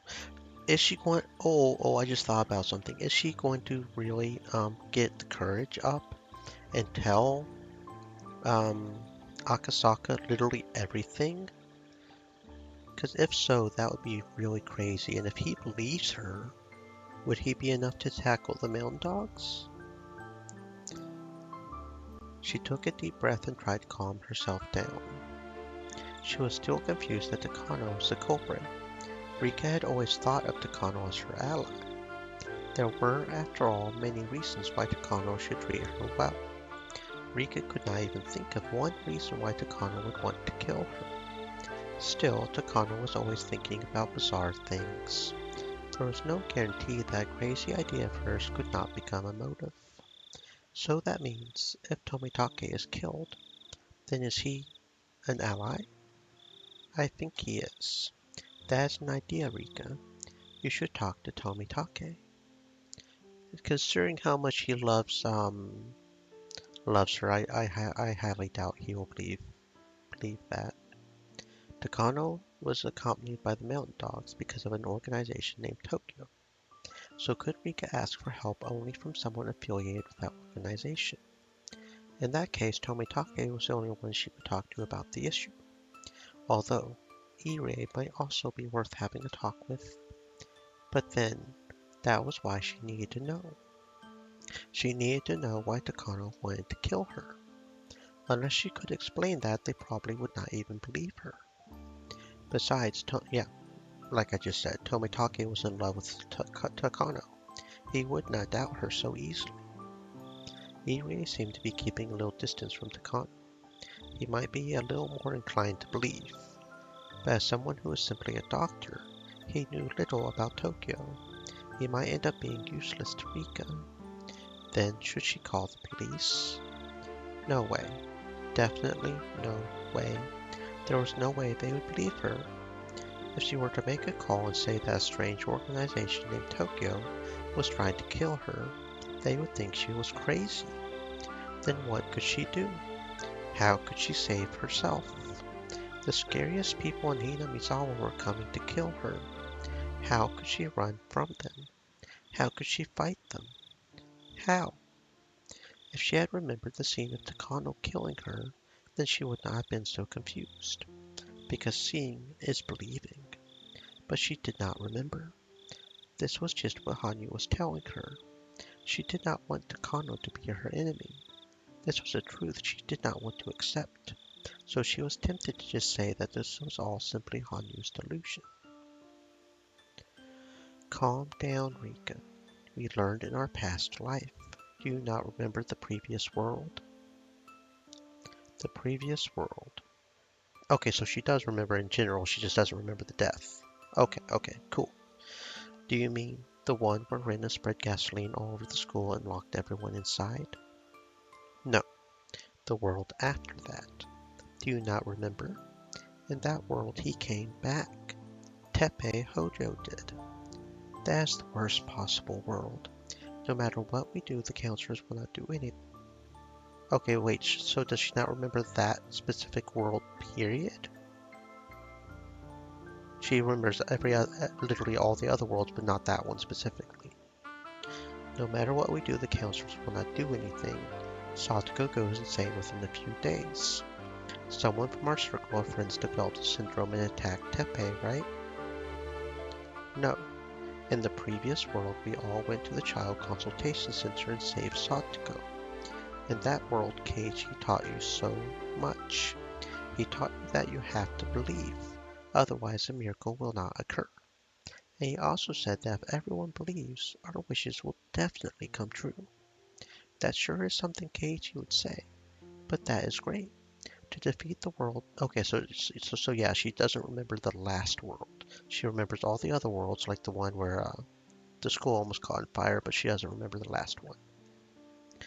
To defeat the world where Teppei returns. We could not do anything about that world even once before. Do you know how Keiichi and the others in that world made a miracle happen? They talked to everyone. They did not convince themselves it was useless or agonize over it by themselves. They asked everyone for help. That is how they brought about a miracle. Everyone? So you want me to talk to Keiichi and the others about Takano?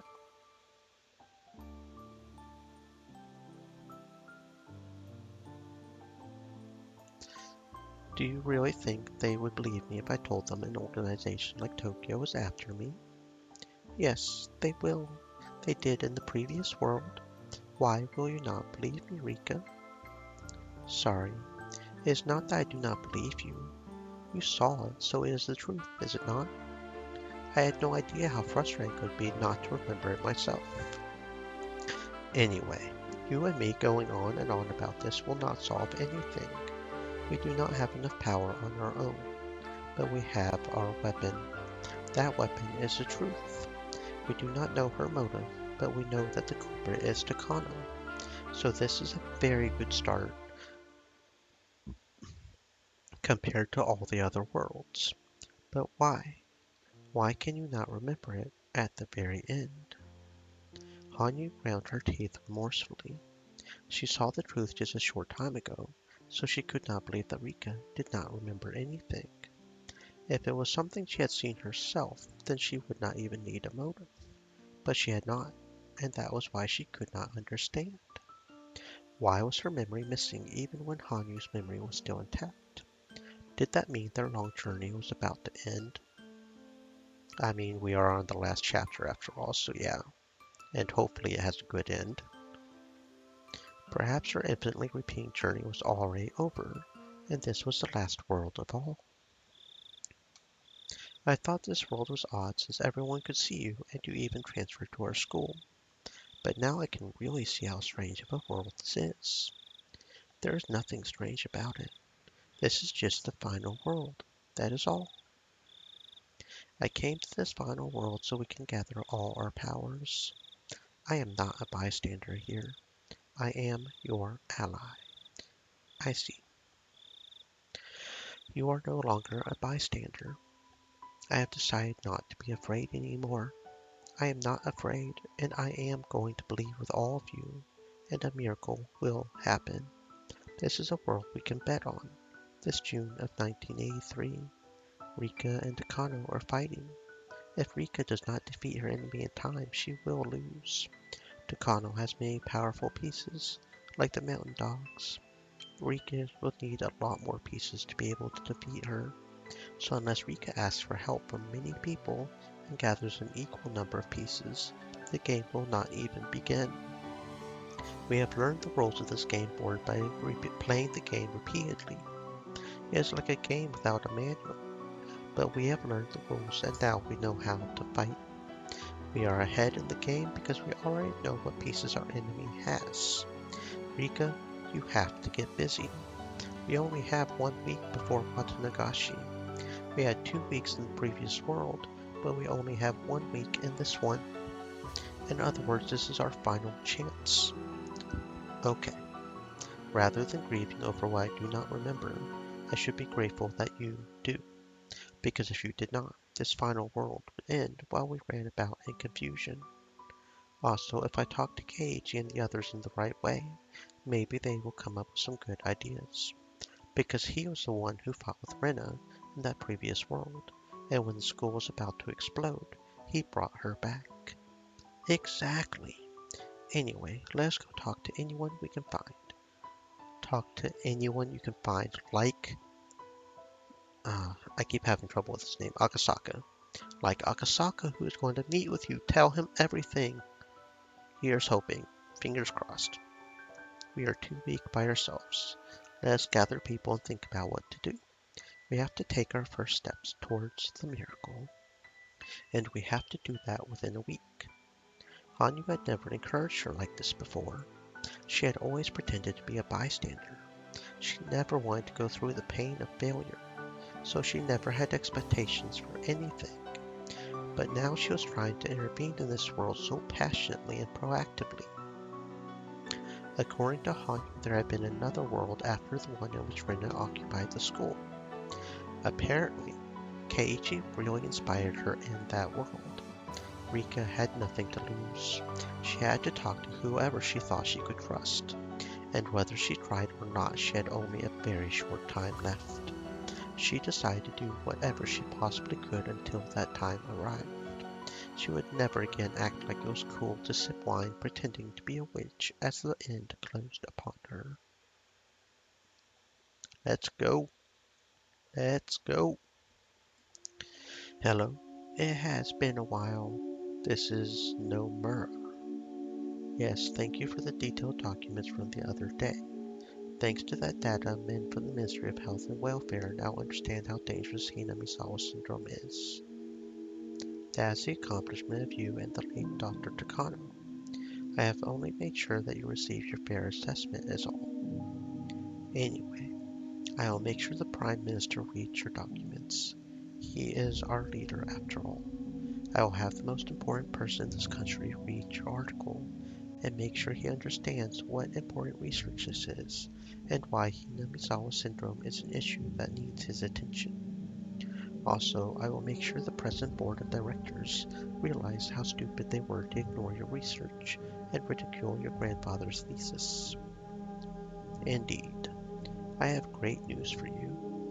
We have decided that after the operation is completed, the actual location will be isolated and shut down, and another department of the SDF will take over the research.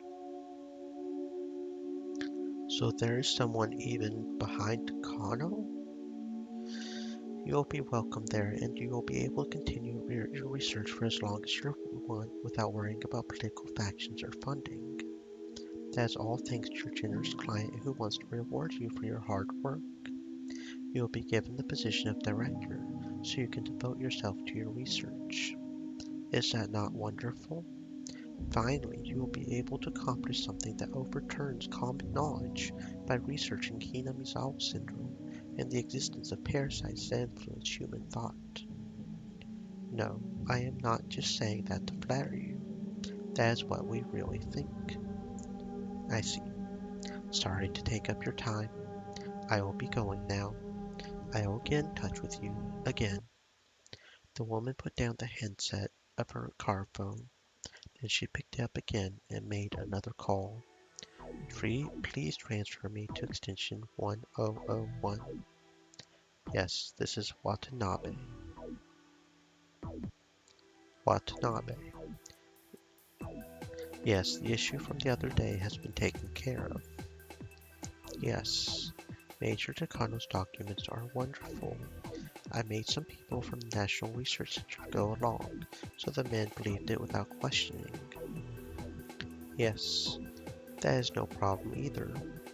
Most of the cabinet ministers from enemy factions will be either leaving the country or going on vacation, so they will be out of Tokyo after the 20th.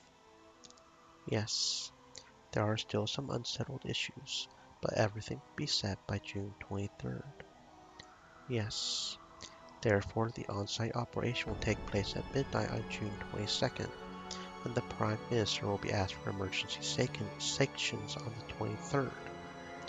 Yes, everyone aiding the Prime Minister on that day will be our people.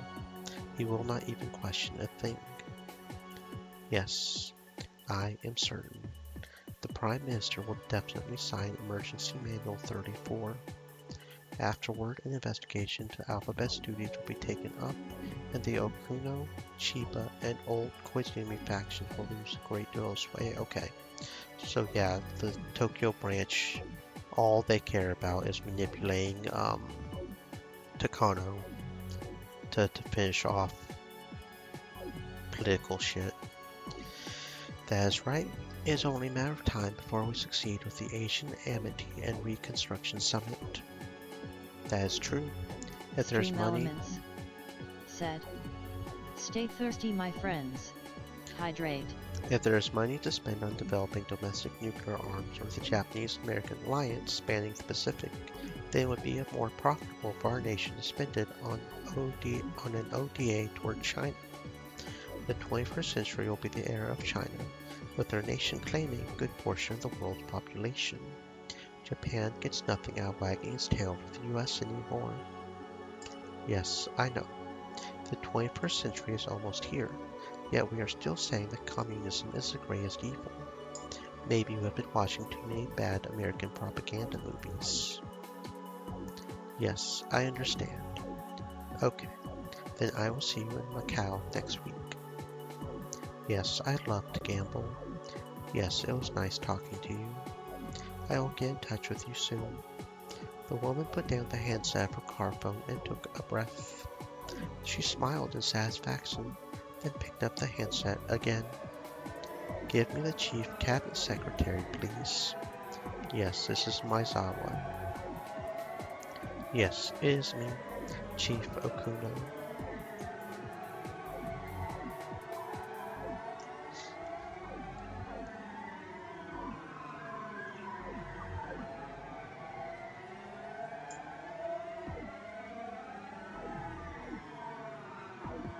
And still no tips, so there's only gotta be like one or two tips.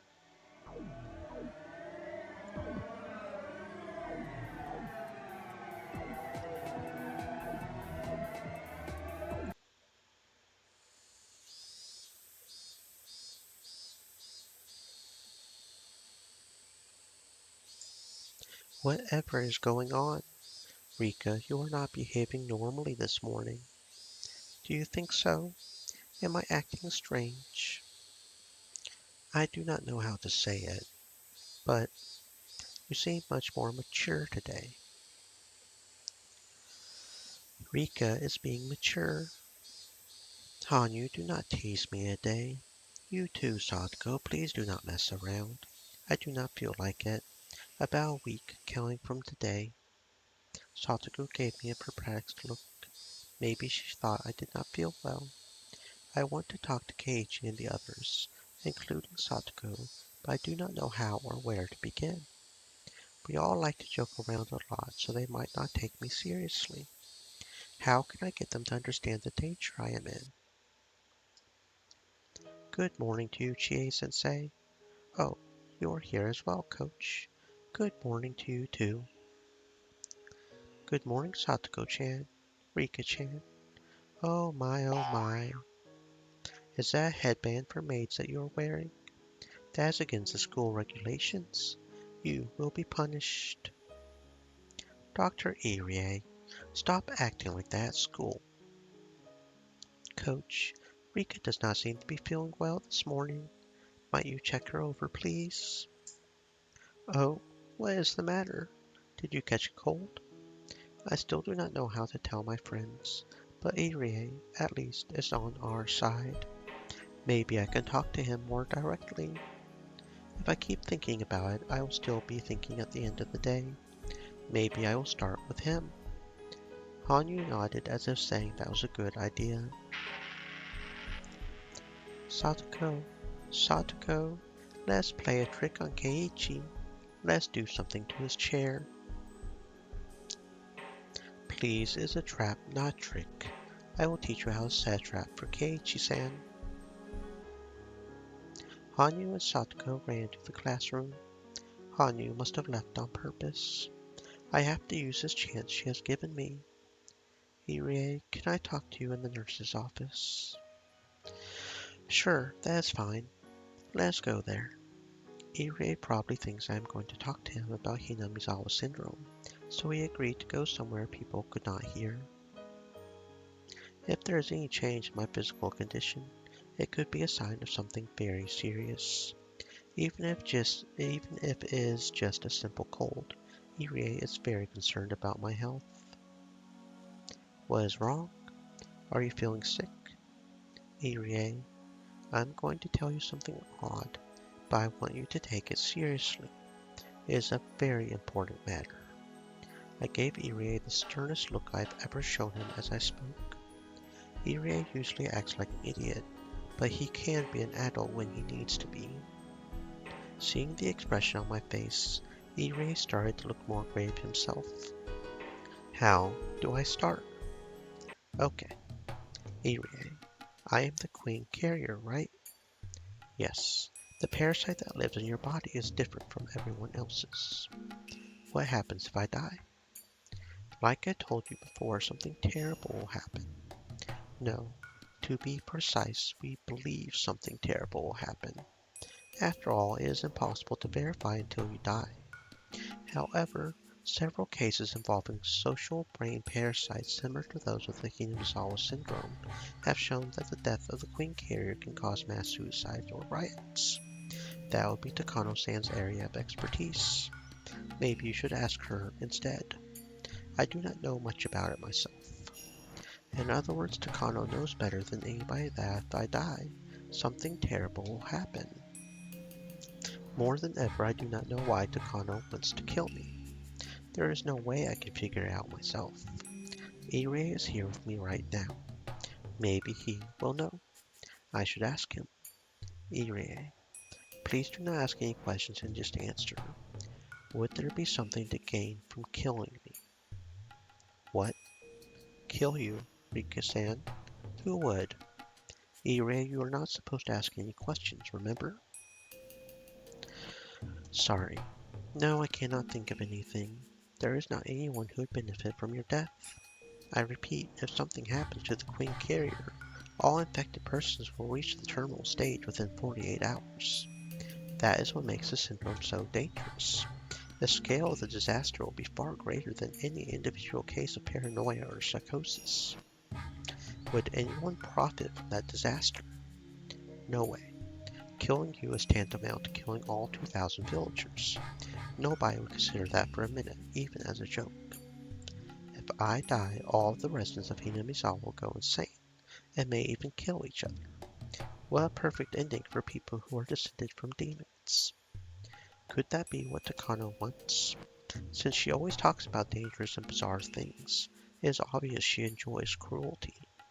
She always talks about how she wants to witness, with her own eyes, the raw brutality of a man-eating demon she read about in the dark history of Onikafuji Village.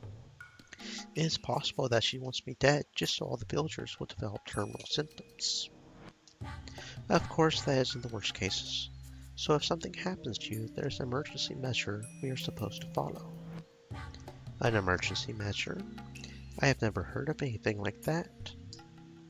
I have never told you this before.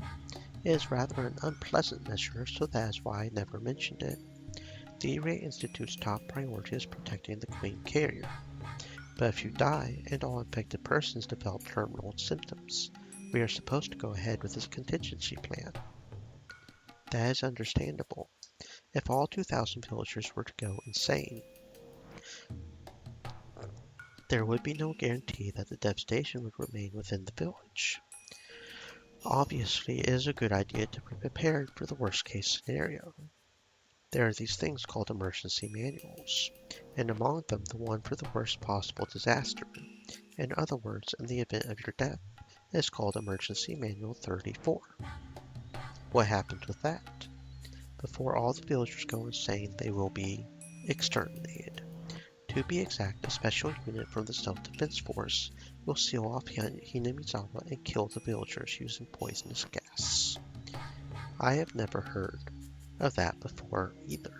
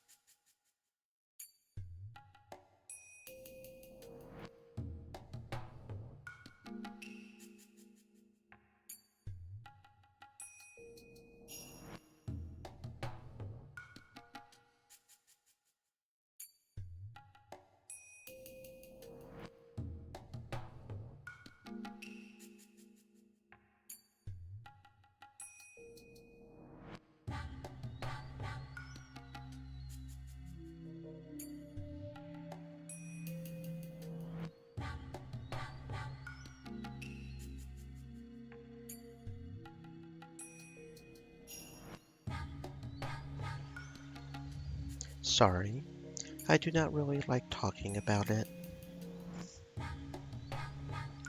I have been interested in things that happen before I die, but not in things that happen after I am dead. This disaster only takes place after I die. I had no idea that something like this occurs every single time. Or rather, I am the cause. If the enemy is capable of erasing an entire village, then killing a little girl like me will not be a problem at all. Hanyu is telling me to just talk to everyone, but can I really stand against an opponent like that? Anyway, the existence of this emergency manual changes everything. Takano's motive no longer makes sense. I thought her goal was for all the villagers to go mad and slaughter each other like demons. But according to what Irie said, that would not even happen. The villagers will all be killed before it does. I am not Takano, so I cannot be sure, but I do not think that would be fun for her. It does not make sense to kill me for that purpose, especially since we have known each other for such a long time. Do you think it is possible for Takano and the mountain dogs to kill me? Do not be stupid. That is just impossible. Takano-san's number one priority is to protect you, and one of the mountain dog's main duty is to watch over you. That is simply unthinkable. Irie. Even so, supposing Takano wanted to kill me, can you think of a motive for her doing so? No, I cannot. She knows better than anybody about the dangers of the Queen Carrier. Besides, as you are well aware, she is very passionate about research into the syndrome. Killing you would put an end to that source of her passion. But, Irie, Hinamizawa syndrome is supposed to be eradicated within 3 years, is it not? In other words, you are going to destroy the disease. What does Takano think about that? Well, Hinamizawa syndrome is a target of treatment for me, but for Takano-san, it is research material. Actually, she is strongly against the plan to eradicate it within 3 years, and she has even made a trip to Tokyo to request an indefinite extension of the project from the board of directors. She was not successful, though. So what you are saying is that Takano wants to continue her research, but Hinamizawa syndrome is going to be eradicated within 3 years. So Takano is going to lose the subject of her research, is she not? I guess you can say that. I think I see something here. The Irie Institute is not a small organization. It is being managed by a lot of people and it receives a great deal of funding. That's the only way they can even research the syndrome. So if the Erie Institute is planning to put an end to the research within 3 years, there really is not much Takano can do about it. If it is all going to end anyway, then maybe she wants to shake things up. No way. Something like that cannot possibly happen. But you know how she is, right? She would do it. She would kill me if she wanted to. Do you not think? No way. No way. Something as horrible as that just is not possible. I feel like I am starting to see Takano's motive, but it seems like there must be more. After all, the project will continue for at least 3 additional years. It is possible that during those 3 years, Takano's request will be approved, and the research will get an extension. In other words, the research is guaranteed to continue for a minimum of 3 more years. Given those 3 years, why is she so desperate now? Besides, I am always killed in June 1983. The date may change a bit, but the month will not. That must be the result of her strong willpower. It would be one thing if the research was being terminated immediately. She still has 3 years, yet she is already getting desperate. Her motive is too weak. She must be possessed of the strong conviction that it has to be June 1983. After that, no matter how I questioned Irie, he kept repeating that there was no way Takano would kill me, so I did not see how he could be of any more help. However, if I am able to explain Takano's motive, then I think he will be my ally. But for now, I think this is all I can do with him. I am going to talk to Tomitake too. Tomitake is a lot closer to Tokyo than Irie is. Maybe he can tell me something Irie cannot. I hope I can learn some important things from him too, enough to convince him that Takano has a strong enough motive to kill me. Tomitake should be visiting Hinamizawa around this time. He spends a lot of time with Takano, but he often takes walks by himself to enjoy photographing birds too. I will try finding him when he is not with Takano and talking to him then. Although Tomitake does have strong feelings toward Takano, I am worried he will not listen to me as seriously as Irie did. Thank you very much. I'm going back to the classroom. If you find out something about Takano, please let me know. Rika-san, why do you think Takano was trying to kill you? You have not developed symptoms, have you? If you are doubting me, then would you like to run a test right now?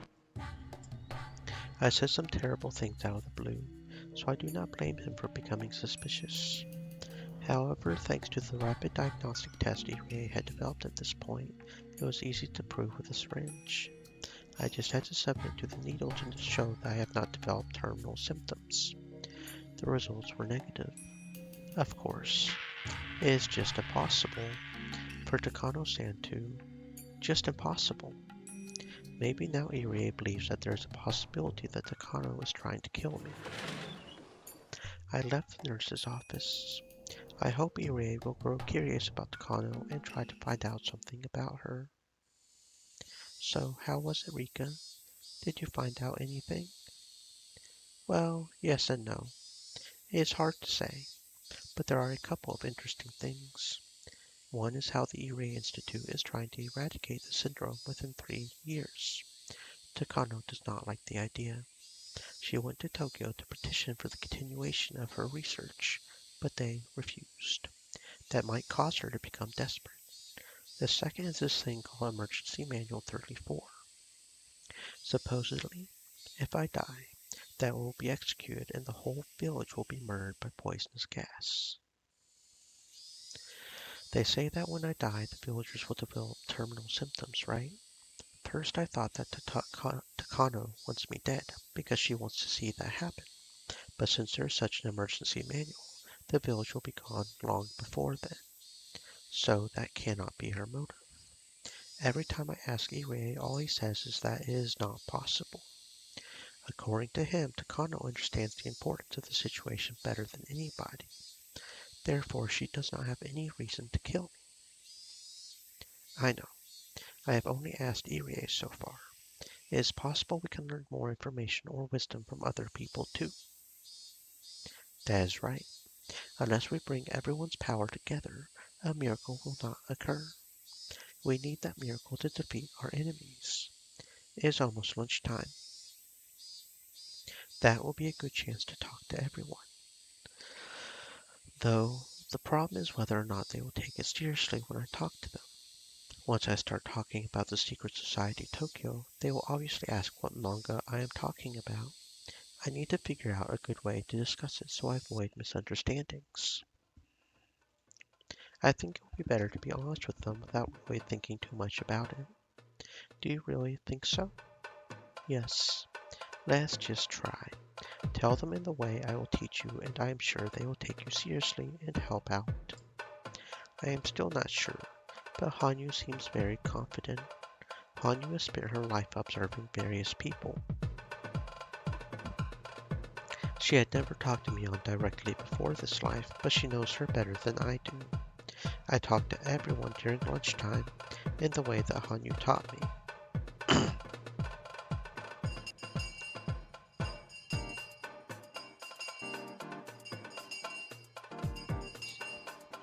That sure is interesting. And then? That is amazing, Rika-chan. How do you come up with things like that? I know. You are so talented. If you work on it a little more, you could end up with a really great manga.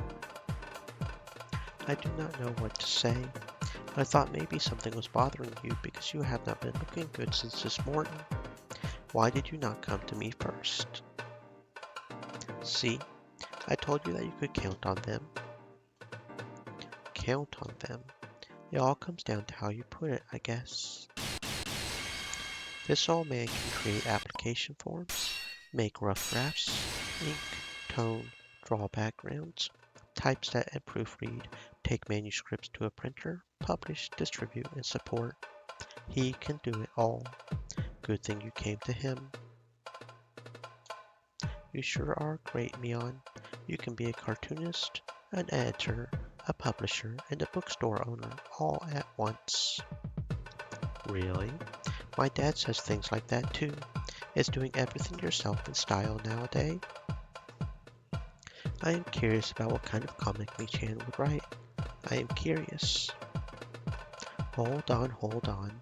You are all getting sidetracked. Let us help Rika out, alright? I told them about all the secrets surrounding Hinamizawa. I told them that I wanted to write a comic book and that I needed their help to decide on a few things.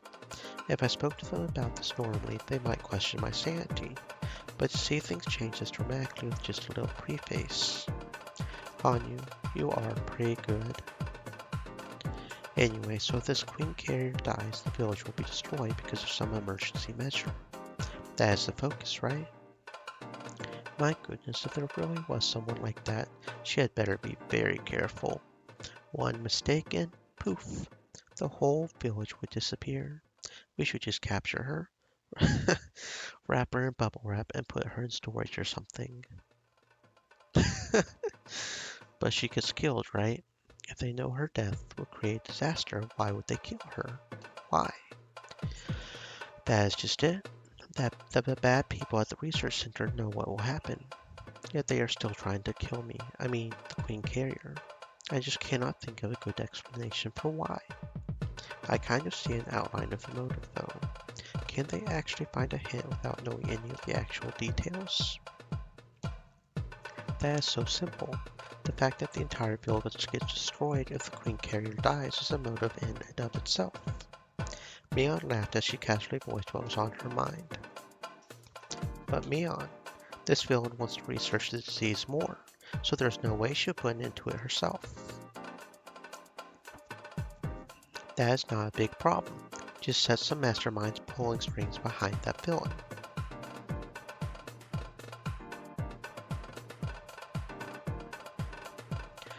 That or some villain who is just using that villain. A villain who wants to use Takano. Listen, if the queen dies, the village is plunged into chaos. To cover up, a mass execution operation is carried out. Fundamentally, this is a countermeasure against the worst possible outcome, a trump card that must not ever be played, because playing it causes disaster of its own, even if it settles the previous situation. You are right. In politics, they always talk about who takes responsibility for this and who resigns for that. If, in fact, a mass execution like that was to take place, someone would have to explain that and take responsibility. Well, it is a secret operation, so I'm sure it will not be made public, but there will be many people questioned within that Tokyo organization. That is for sure. Is that not a motive for killing the Queen Carrier? Why? Who benefits from such chaos? There are plenty of people. Think about it. The wind always blows in one direction. For some people it is a headwind, and for others it is a tailwind. There are always people who gain and people who lose. I see. My brain finds this quite stimulating. In other words, if something like that happens, there will be some people who have to take responsibility for it, and their enemies will gain from it, whoever they are. That is right. There are always different powers and factions within an organization.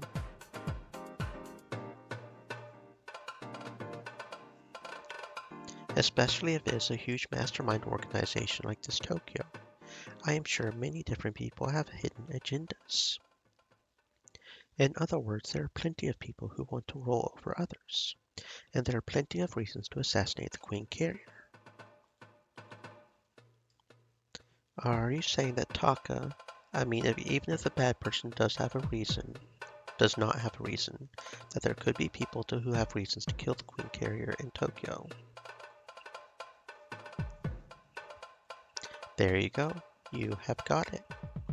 Also, what about this backstory for the bad person at the secret research center? She wants to keep her research going, but it has already been decided it will end within 3 years, right? So this researcher is about to see all her research turn to naught. That means all the fruits of her life's work are about to be ruined, and she is under extreme duress. Not only that, I think her pride must be hurt too. That is true. The value of the research this bad person has spent half her life on is not being acknowledged by the people at the top, and they even told her that it will be shut down within 3 years. That must be tough. It is hard when other people deny that which you have worked so hard to accomplish. Rika. Yeah, I know. Amazing. My friends really are the best. This is starting to sound like a real motive for Takano. So what would this bad person do then? Of course, the first thing she would do would be to appeal to her bosses. She would probably try to explain to Tokyo how important and valuable her research is, and ask them not to shut it down. But, well, if Tokyo just said yes, got it, continue your research, we will increase your budget too, then it would not be much of a comic. So the bosses at Tokyo are sure to turn her request down hard and thoroughly. They tell her that her work is a waste of time, and that should be scrapped immediately or something like that. A-Ray told me that Takano had gone to Tokyo to request an extension on their research. He also said that her request was denied. Can you imagine her anger at having her life's work mocked by her superiors? There are then only 2 options open to her. Satoko, what are they? That is easy. She can cry herself to sleep over it, or she can take revenge. Keiichi and Satoko gave each other a high five. Well, lying down and taking it would not be very interesting either. In that case, a villainous researcher, who loved her research more than anyone, starts growing desperate and believing she should at least end it herself, rather than letting someone else end it for her. All because of her pride. And that is where the hidden agenda from Tokyo comes in. No way. You mean that idea that someone will gain when the village is thrown into disaster and another is forced to take responsibility? Exactly. The villainous researcher is depressed after having her life's work rejected, but by riling her up the right way, they can cause a tragedy in the village without soiling their own hands. Then they can take their time investigating and demanding responsibility. Well done. See? That is right. There is more. This villain is depressed after having her life's work rejected, right? So then one of the young leaders applying to kick another member of Tokyo down and climb the ladder dispatches his own agent to entice this villain. She is depressed because her reason for existing was trampled on, right? If someone tells her that he believes in her and such, she will fall for it easily. The stronger a person's pride is, the easier they fall for that kind of encouragement. That means the bad person is simply being used by her evil masterminds. Well, this happens a lot in action shows. You know how, like, after someone devotes his life to an evil organization, but after one mistake, he gets eliminated? But in this story, the evil researcher has to be eliminated for sure, right? For the masterminds, there's no point in letting her stick around. That is right. So this poor bad person, she thinks she has gotten an evil little part to play, but at the end, her life's work is insulted, she gets used by the masterminds, and after all that, she gets killed. Although she is a bad person, people may sympathize with her for what she has to go through. But I guess that is what makes the story interesting. Do you not think? Maybe we can use that in the next issue. Hanyu and I could only listen to them talk. They are truly amazing. They really are. It is very possible, especially if I think about Takano's character. Come to think of it, Irie kept repeating that is not possible a whole lot, which means that those words could be a reflection of how possible it might really be. I am sure my friends can answer that question. I am going to ask them, so let us ask them. Then why is she so desperate when she still has 3 years left? That does not matter. It really does not make a difference if you're getting executed tomorrow or 3 days later, right? It's just a matter of the length of her probation. This bad person does not feel she has 3 years left. She feels that she has been sentenced to die in 3 years. That's just what the masterminds want. They are the ones controlling this bad person. I think it is masterminds who want to destroy the village at this particular time, not the bad person. This is a huge operation, you know. It has to succeed. The death of the Queen Carrier is not their only key to success. Whoever is at the top has to decide to go ahead with the emergency measure. The responsibility issue after the operation aside, they have to take care of things like preparation, or rather, they have to figure out the perfect time to do the most damage. After calculating all that, I think they are going to get on with the operation now that the project has only 3 years left. So in the end, after this bad person gets used, she is eliminated. She is a villain, but I feel sorry for her. I see. Okay, let me move on to the most important thing. To defeat them, how can the Queen Carrier girl fight back? She is the main character in my story. That sounds interesting. So the girl they are trying to kill has to run from the evil people, right? It depends on how you serialize it. If you want a long series coming up with new pursuers and assassins one after another, it will let you go on for a long time. If possible, we want a short-term and concentrated series. I burst out laughing at Hanyu's metaphor. Okay, then we just have to take care of the bad person quickly and shoot for a happy ending. It is more exciting to fight than run. But the main character is just an ordinary little girl, right? How can she fight? Girls nowadays are not powerless. She might appear to be a cute, weak girl, but she has secret hidden powers. She is an S-rank hunter with the blood of royalty, and her nickname is the Ebony Fallen Angel. That sounds like the lame original character of some middle schooler. Hey, Mion. What is wrong? Do you have a stomachache or something? Fine. This old man is just not talented enough. Mion, you can do it. Though when you read that manga 10 years from now, it may be so bitter you writhe in agony.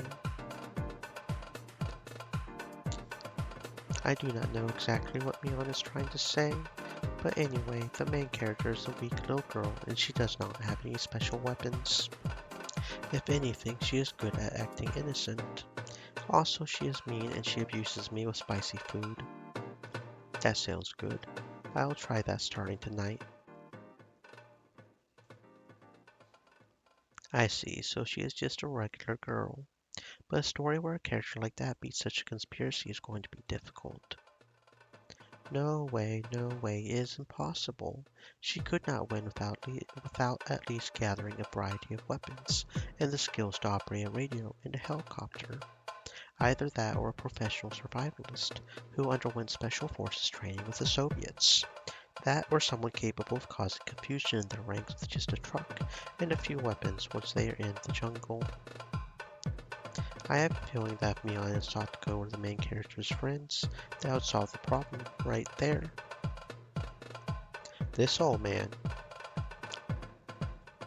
Sure, if he was a character, it would change the whole story. My fighting techniques and leadership skills are unparalleled. Plus, if the story took place here in this village, my familiarity with the area is top-notch too. Besides, anyone who makes an enemy of Satoko is as good as dead. Am I not right? I do not know what kind of a secret unit this bad person has, but they are nothing compared to my traps. If the main character and I barricade ourselves in the hills, no enemy could lay his fingers on her. Yeah, if she holds with Satoko in the hills behind us, then her assailants will need either a bombardment capable of crossing the whole thing, or a Hanoi-class heavy bomber at least. Even if they led with that before entering the mountain, they would still take on several casualties. Furthermore, I would be commanding the operations. Well, her assailants better be prepared for casualties on par with the Iwo Jima landing. Right, Satoko? They better bring a nuclear warhead if they want to fight me in the hills. These hills have eyes. True, Satoko would be amazing in the hills, but are you sure you can defeat the mountain? The bad person's helpers? They are professionals, you know. Surprise attacks and traps are effective against anyone. The Vietnam War is a good example. The US Army, the most powerful military in the world, could not stand up against the jungle. A multitude of traps set by someone who knows the area well will go a very long way. Are you saying Satoko's traps would work on them too? Of course. Not only that, they would be very effective. The purpose of traps is not just to ensnare their victims. They also make people extremely afraid. They are professionals, so they will be extra careful. Therefore, their commander will become indecisive. He will have to decide whether to go into the hills or not. That means we gain more time. So they would need at least a bombardment to capture us. But this is not a war, so they probably will not go that far. I definitely do not think that is possible. Anyway, Mion is a professional when it comes to deciding on tactics, and she is saying that Satoko's traps will be more than effective, even against the mountain dogs. That is very reassuring. The flip side of traps is that they can only be used to defend, and it takes a long time to set them up. Also, traps do not discriminate. Satoko's hills meet all the requirements, though. That is true. Nobody goes into the hills, and Satoko's chance traps are already everywhere. The main character can barricade herself in by just going there. If I'm going to be there, it will not be just a simple barricade. I am going to use it as a diversion to draw away the enemy's main force, and then launch a surprise attack.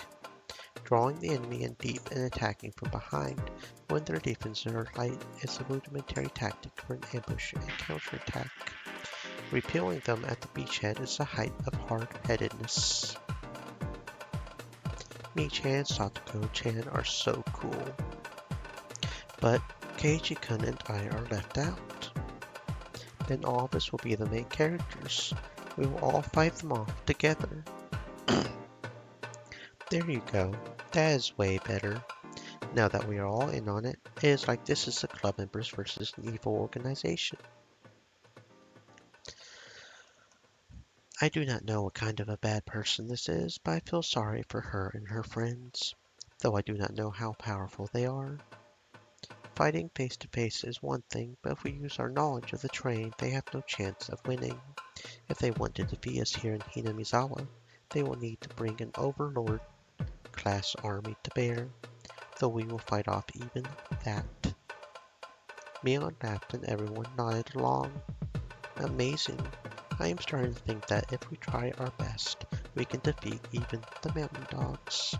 In fact, if we fight directly, we will be taken down immediately even if we use a surprise attack.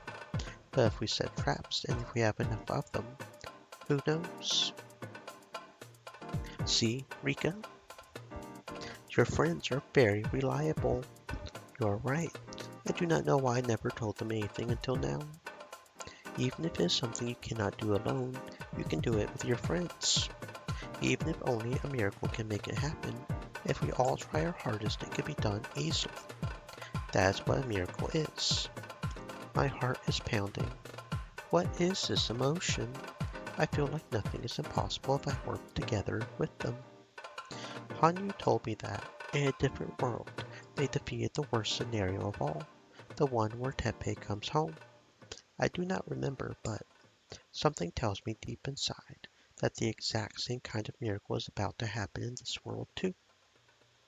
Me, and everyone else too. We want a lot more ideas. How can we defeat this conspiracy? Please tell me a lot more.